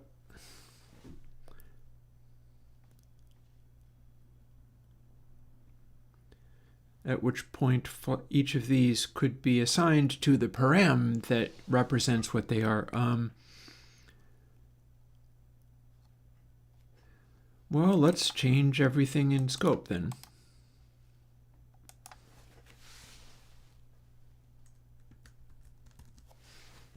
Gain. gain equals gain, except for gain equals 16. And then we're just going to use the rest of these elsewhere. We're just going to fully crank and go from there. Good luck using every Airwindows plugin, especially usefully. There's some old ones in there. There's some old plugins in there. Okay. Get param A, B, C, D through F. So A through F are going to use this. So my method of making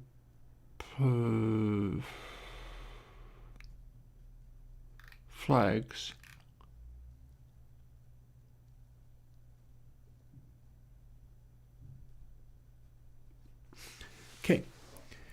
permissions equals 0. So in order to add something, we can do this.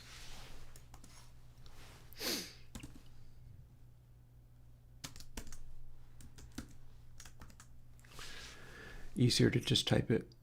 I mean, copy it. Not trying to type it is literally what I'm not trying to do. Get parameter A is larger than 0.5. We add. And the way we do that is flag num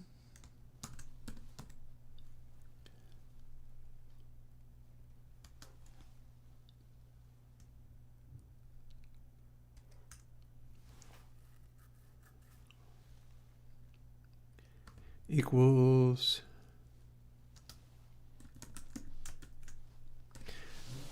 so that's an operator that is like plus equals, but instead it's a bitwise operator. So what we're doing is we're taking the 0 and we're adding that specific bit. And we're going to go through and do that with each single one of these. And then we have individual bit control over it all. And who doesn't want that? Everybody wants that.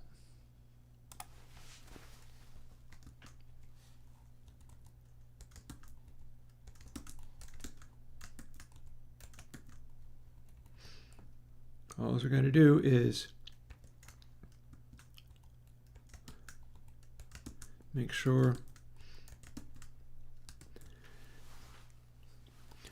that should work, thanks to the wonderful Bitwise cheat sheet.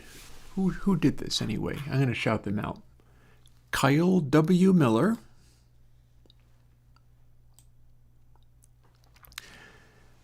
Kyle W. Miller's Bitwise cheat sheet markdown. Learn it, love it. This is the part that I'm using. Flag management pattern. It's exactly what I needed. And it's great. And I should be able to use that in Godot as well, because I'm pretty sure I'm going to get to use these operators in C#.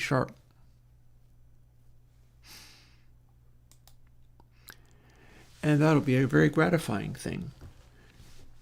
Because the thing is, if you can do bitwise operations and flags and things like that, then there's all kinds of handy stuff that you can do for like all of my bots in my bot game, where there have to be so many of them and they have their own little brains, and it's like, how do you get them to have persistent behavior or memory? Well, you can have a simple int.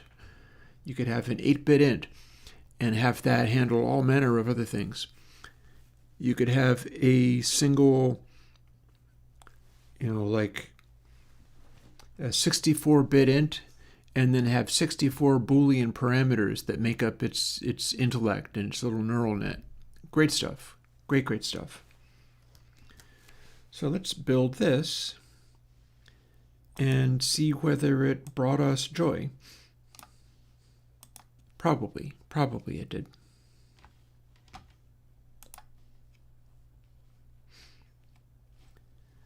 Because we get to load this and then open up the effect stack, set up just like this.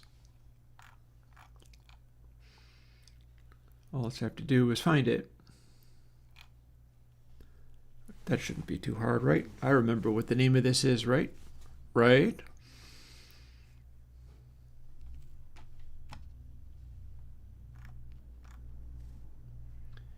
made so many of them.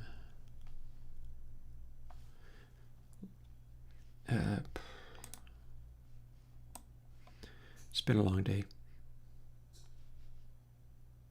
Nearly signs. So I should be looking for effect stack nearly signs. Got there. Yay! So now all these are set to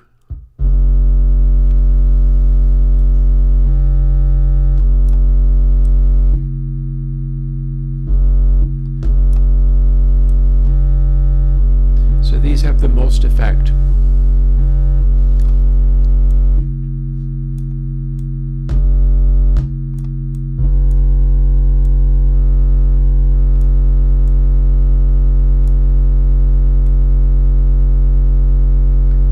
And G does nothing.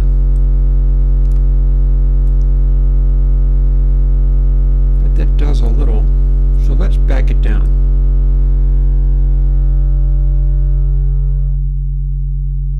Good enough.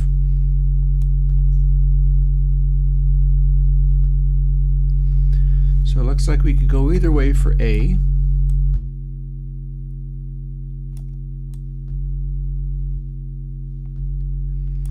We can get a slightly bigger boost for B. Again, we're driving this very, very hard.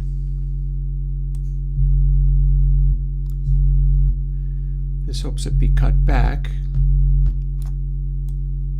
Again, there's no difference between intermediate settings. It's 1 or 0. Ooh, look, we can do this.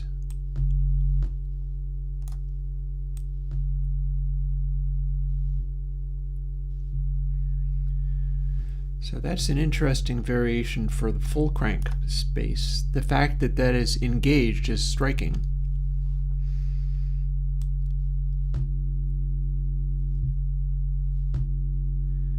We set it to this harmonic jumps up.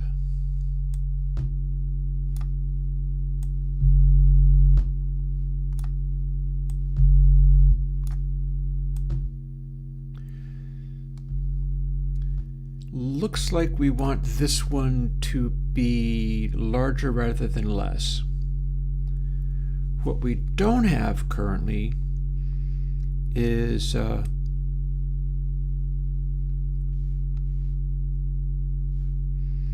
the ability to pad it. So right now, rather than gain, we don't have gain. We have full crank. We have what, times 16, which is like 6, 12 to 8 is 18. So we're cranking at 24 dB there. So if we stop that and save that as it is set,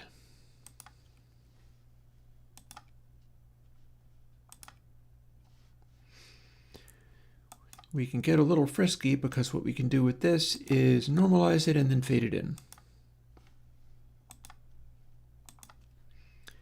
At which point we will see what this does across its full range.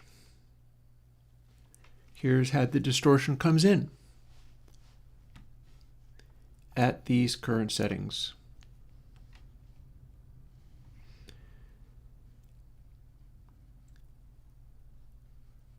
And that's working fairly well, but it's starting to fade. See that? That was weird. And then things are not moving consistently as we continue to add gain, at which point we're probably going to go into some freaky overload zone. See, we went into 6 dB and beyond.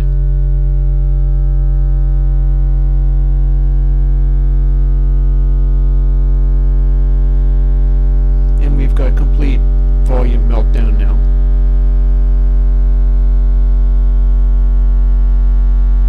And then back to silence.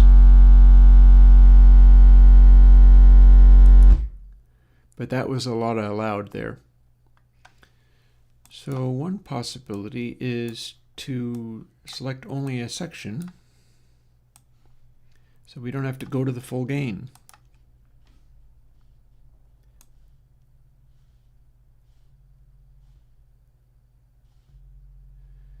So we've got a louder sine with this initial one at its lowest setting. Right now everything's at its lowest setting except for D and E are at high. In fact, we could even set F at high.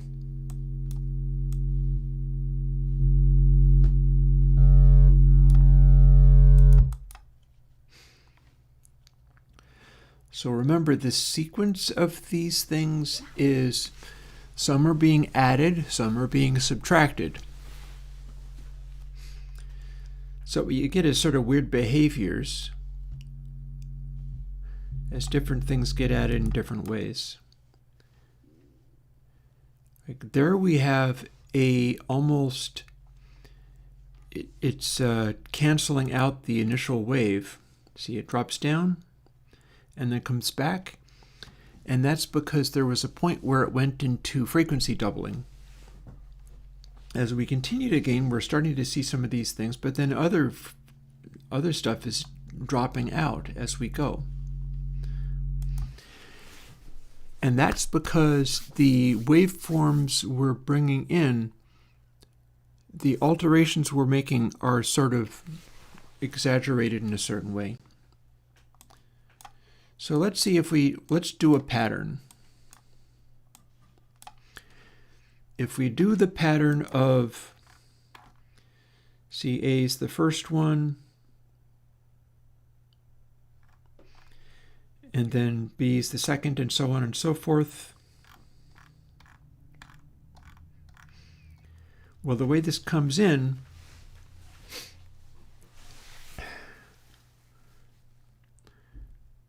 I'm trying to see whether this is consistent or whether I can flip them. Because what's happening is whatever this is using,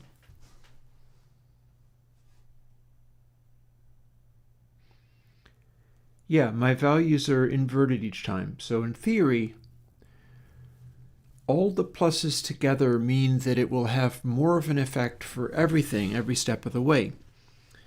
All the minuses together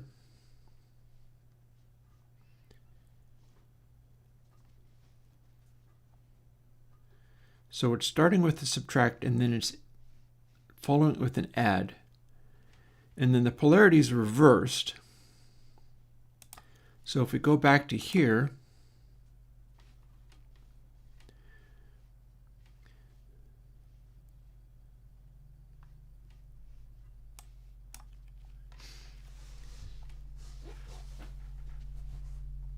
we're sort of applying them all in a particular sequence.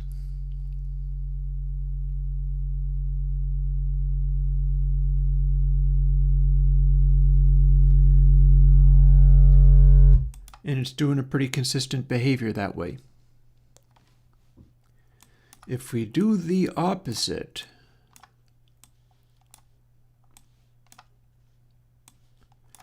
in theory, we're going to get kind of an opposite-y effect.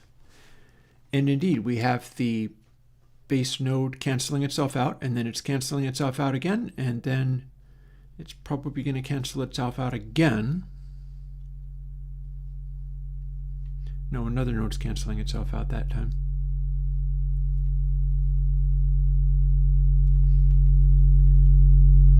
And that's the one which is pushing its sort of frequency doubler behavior a little bit more. See, the bass sound cancels. So if we apply that, this is what we see.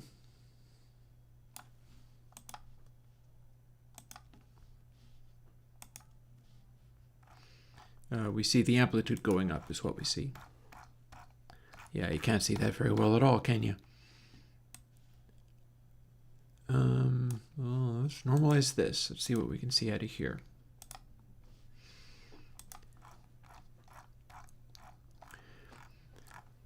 Yeah, our waveform sort of cancels itself. It tries to frequency double and stuff because the harmonics are kicking in a weird way.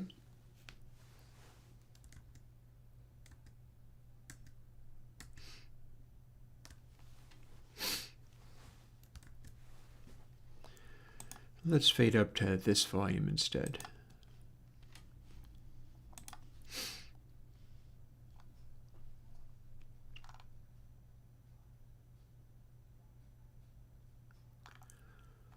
Effect stacks, nearly signs. I keep forgetting it's nearly signs.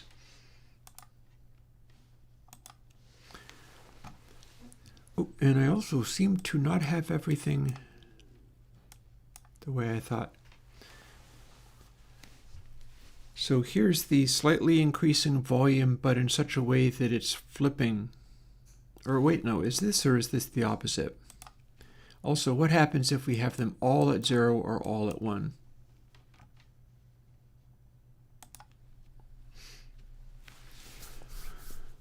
With them all at 0, we're getting a series of harmonics that are being introduced, and the root is dropping. So that's going to be a weird tone color if it does that.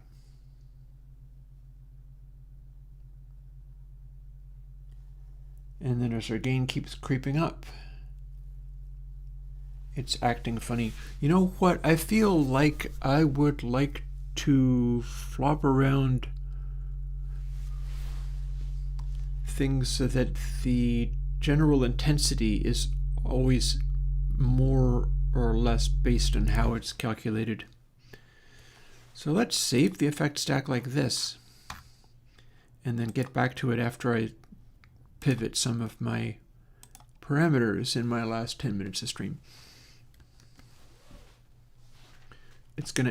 It's asking whether I want to save. No, I don't.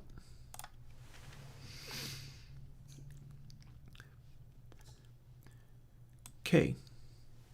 Rather than this behavior and this comment, I wish to reverse these some of the time. What I wish to reverse is that it cares about whether it's minus or plus, because there's an intermediate setting each time,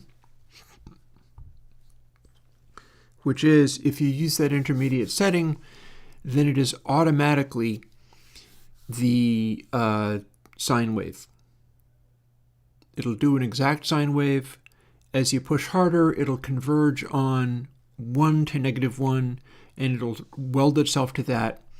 And only when you crazily over distort it will it break beyond the 1 to -1. Because if you have an infinite sequence of these Taylor series, what's going to happen is you'll clamp it to 1 and -1.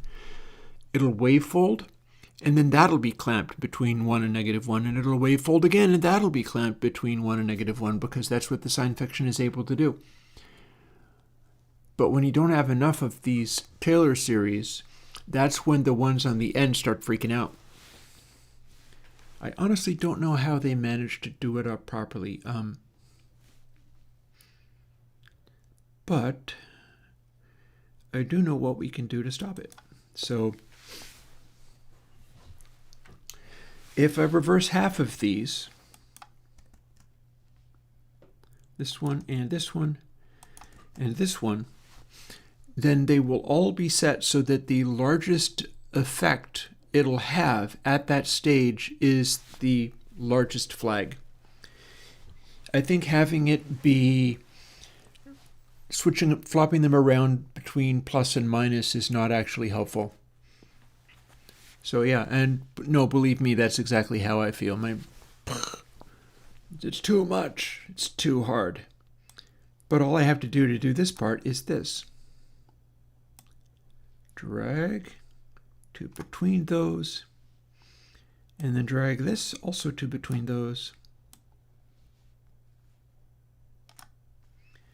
And then lastly, this final one, which is much bigger. But it is still a power of 2. And then I got to get rid of these final colons because we don't want those there. And now every single one of these is picking what the flag is and applying more or less of its effect based on how big that flag is. So if I turn everything up, it'll have its maximum possible effect. If I turn everything down, it'll have its minimum possible effect, no matter what that effect is meant to be. And it'll do more with loud sounds, but all the same, I should put in a gain level. I feel like I should put in a gain level. Surely that would be correct, yes? I could use param G to do that. Let's do it. G for gain. Perfect. Times 16. Seems to be enough to get it rolling.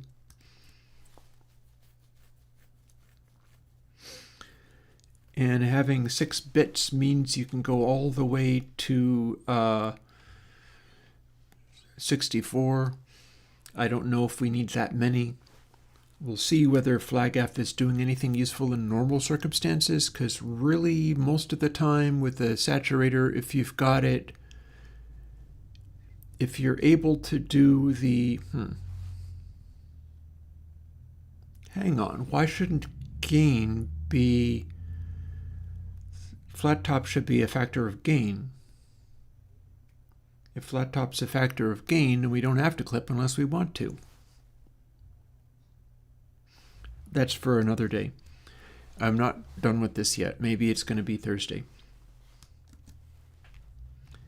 But I do want to play with this final detail before going off and having my tacos, which I will enjoy the hell out of because it's been a productive day. Weird, but productive. Sometimes that's the best kind. Here I have Cathedral C3 sitting under here. So build. There we are.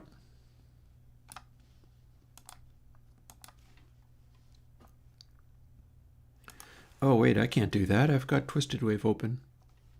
Sorry, gotta start over.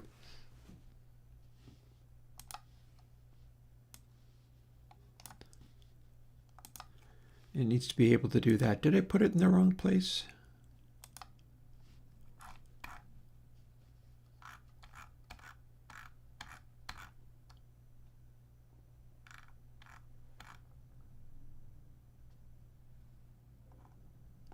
No. No, it was fine. Okay. Where are we at? Last few minutes of streaming. Yeah, cycles, polarity flip takes the thing about a saturation like this is at no point should it ever take the fundamental out. So this becomes a weird beast. This becomes a strange little monster. It'll be interesting to see what I can make of it. Which presumably will continue next live stream.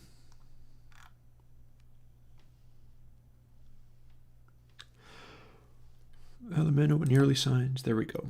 That's what I was looking for. So, we now have silence.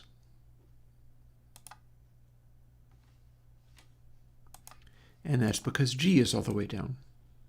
There we go.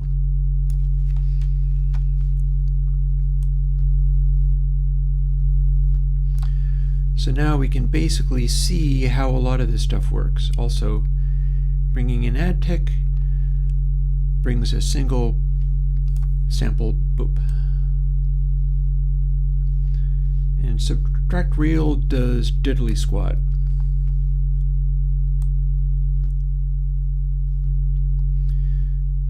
So we've got it turned up loud enough that G is doing something.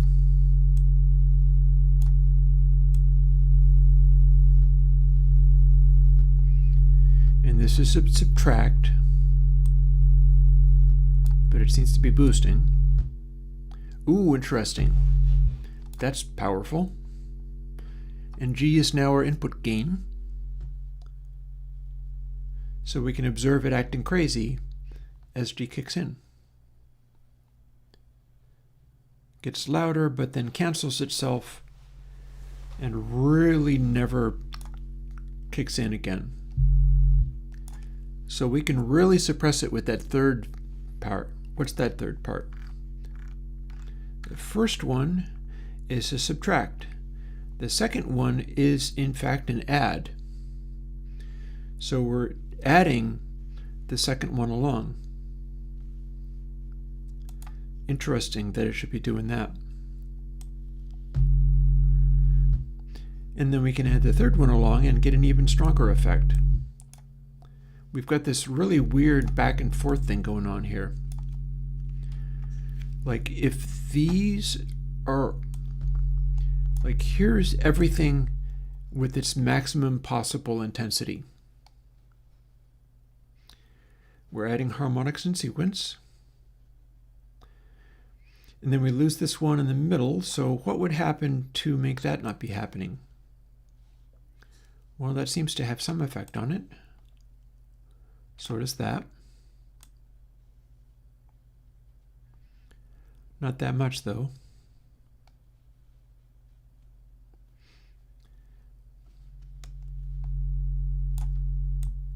And again, if they're all boosted, then we get this.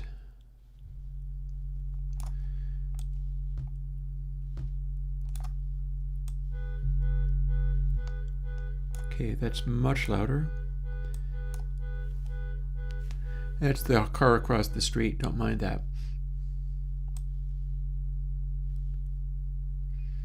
So basically, the influence of this last one is mostly just interfering with the higher harmonics.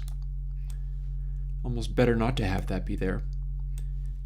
In fact, if we didn't have the last two, things are slightly more sensible. But we do still have that node where this one's canceling out. If you had just a straight up sine, it wouldn't be happening like that. You'd just have the harmonics increasing as the gain increases. In sequence, in fact. But that's not what we get here. We get a funny little artifact going on there when that does its thing. Also, we've not actually taken that out. And we could. So one more experiment, and we'll see the results of the experiment next week. Not next week. Next stream, which is going to be Thursday.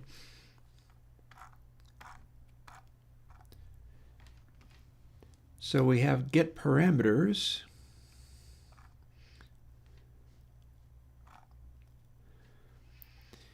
And we can make further things.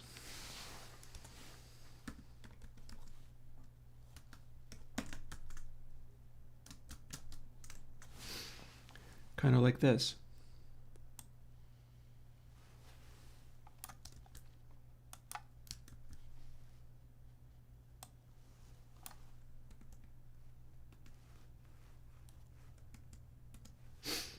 So if it's literally 0, this is untrue.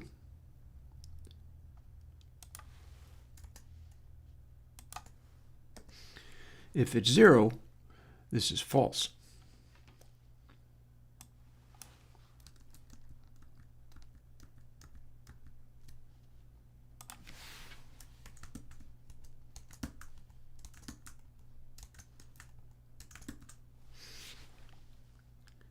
And that's using all the same parameters, but now we get to switch on and off the individual things.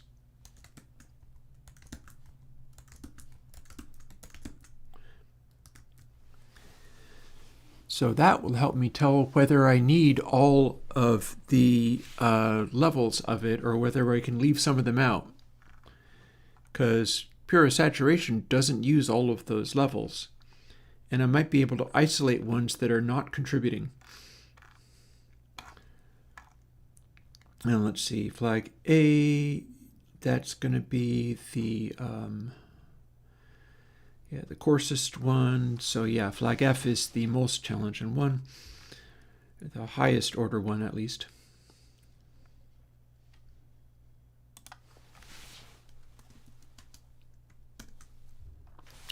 Did I call that on A? Yes, I did.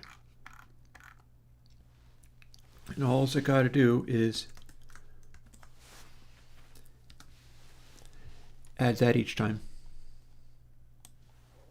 Because it's only one statement, so I can just do the statement or not do the statement. And we do, in fact, need to keep doing temp times equals x each time.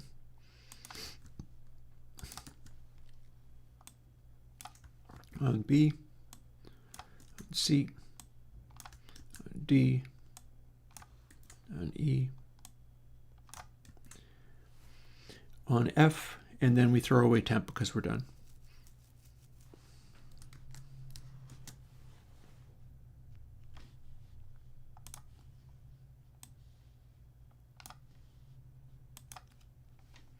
Interesting to not even use the very first correction factor. That'd be weird.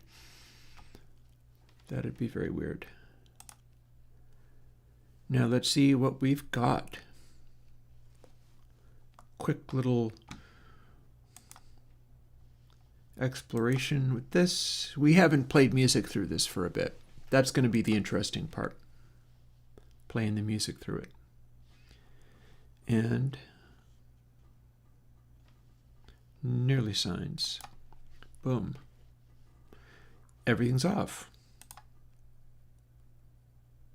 And everything is silent. Until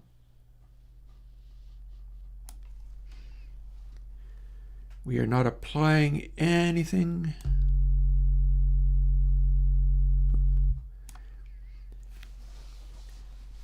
Times 16 and output is minus 002. This is our reference gain.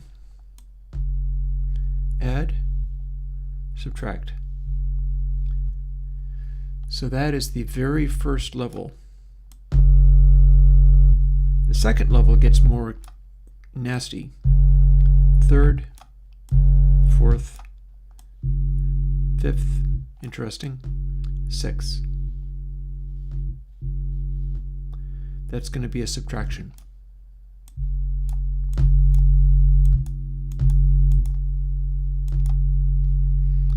So, if these guys are all being applied but at their least levels,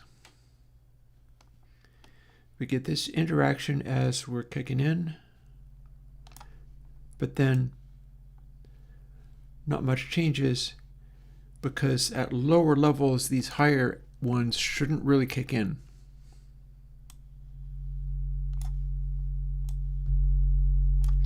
If we don't do the first level, what's going to happen is we have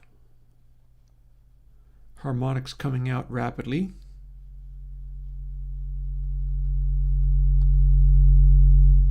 And pretty much increasing uniformly without actually cutting its level back. That's interesting. So,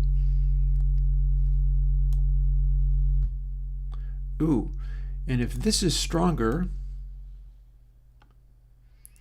we have our fundamental tone. And then the harmonic kind of continues to increase. So we've got some weird little behavior in here. I could do another control specifically for turning on and off these individual artifacts. A lot of boost there. That's causing a lot of weird interactions. But it doesn't have to, because you can just do this.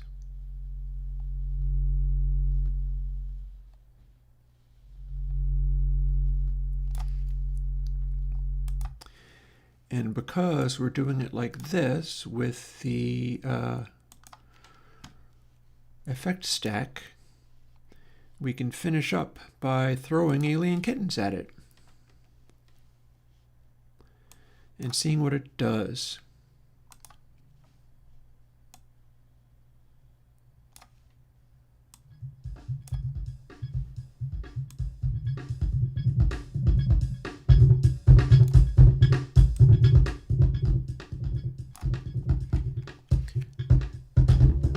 Okay, we've got a kind of poppy, snappy sound.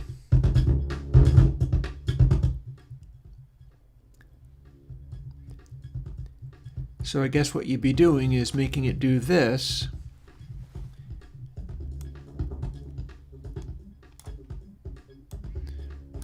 everything else is either silenced or silenced. And you sort of dial in the level of weirdness you're looking for. Probably you need to bring in the flat top thing. That'll make all the difference.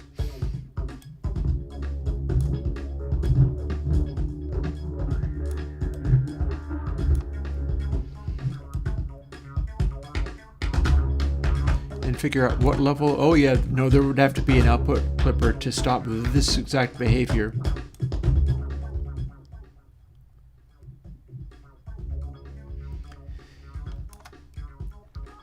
But yeah, we've got some freaky weird behavior going on here. And this is what's being changed from the raw sound.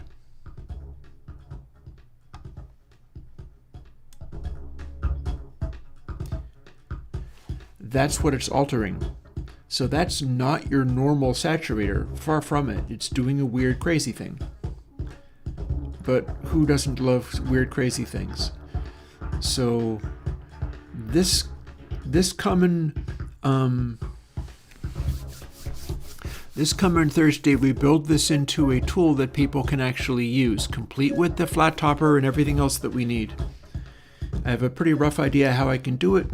I have a rough idea of how I can combine all of these things, probably using two distinct controls, each of which have the 0 to 64 thing. So there will be a great deal of fuss as far as getting it to produce an exact sound like this compared to, say,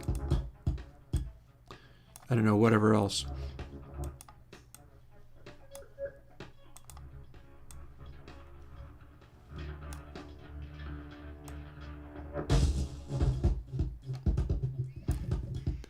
But having this alter from the raw sound means the raw sound is now this.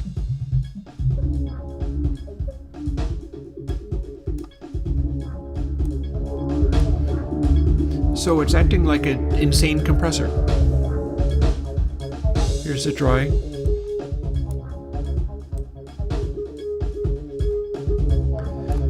And there's the wet.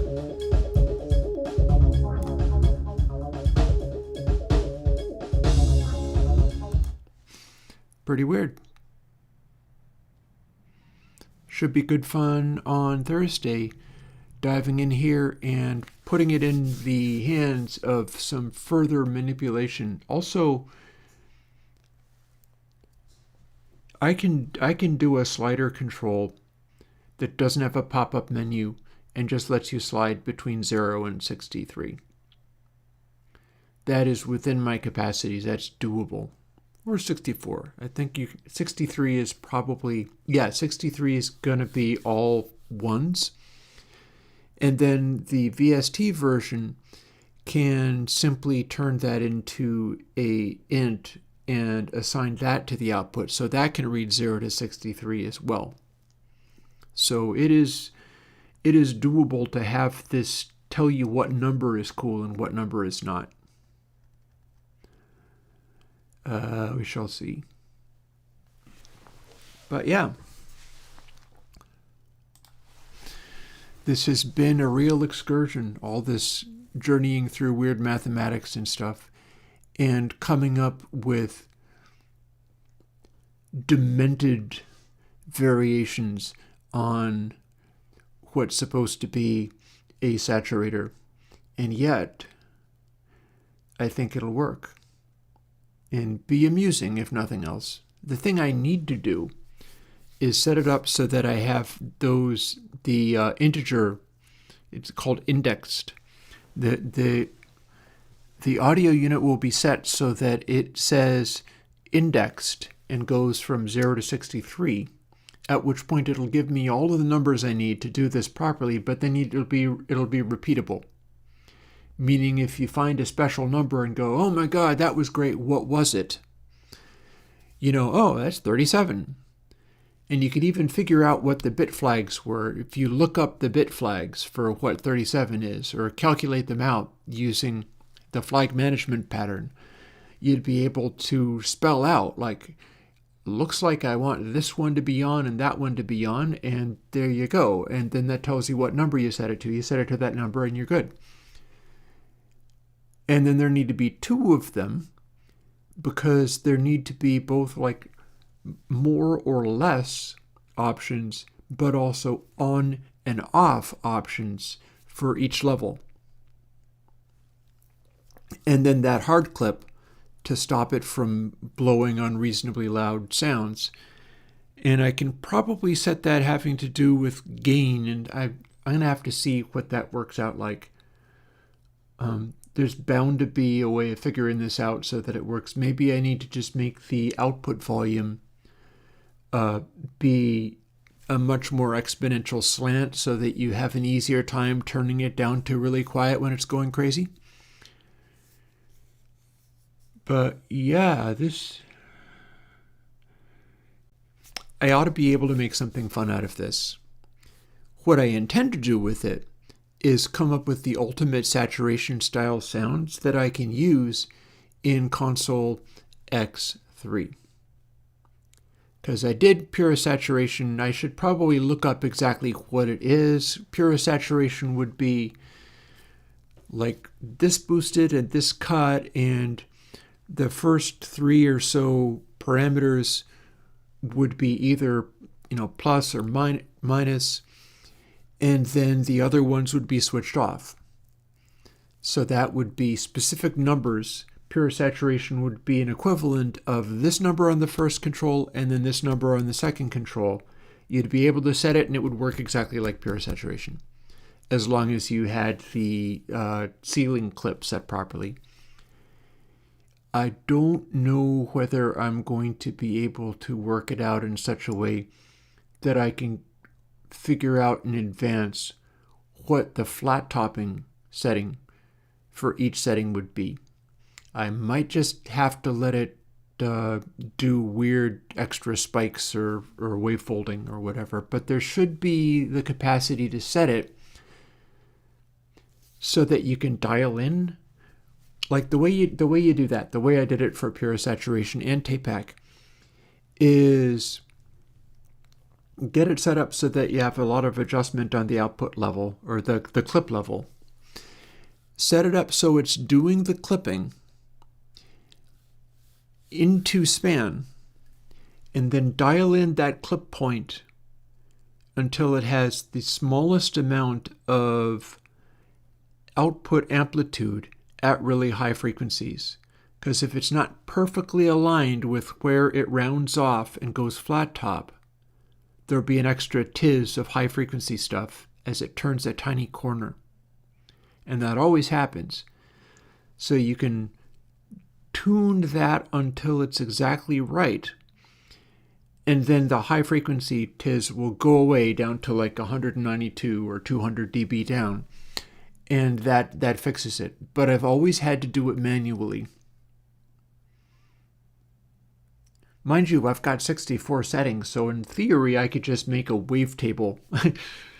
I could just make a database of whatever the ultimate setting was for each of those things, and then it would look that one up and use it. Cumbersome, but it might be worth doing. Just write it out as a database and build it into the plugin so that no matter what you chose, there would always be a perfect flat topping. Probably good. Probably should. We'll get back to that. I'll get back to that on Thursday. But for now, I'll talk to you later. I'm going to go off and have dinner. And hope you enjoy whatever it is that you're going to go off and do. Bye-bye.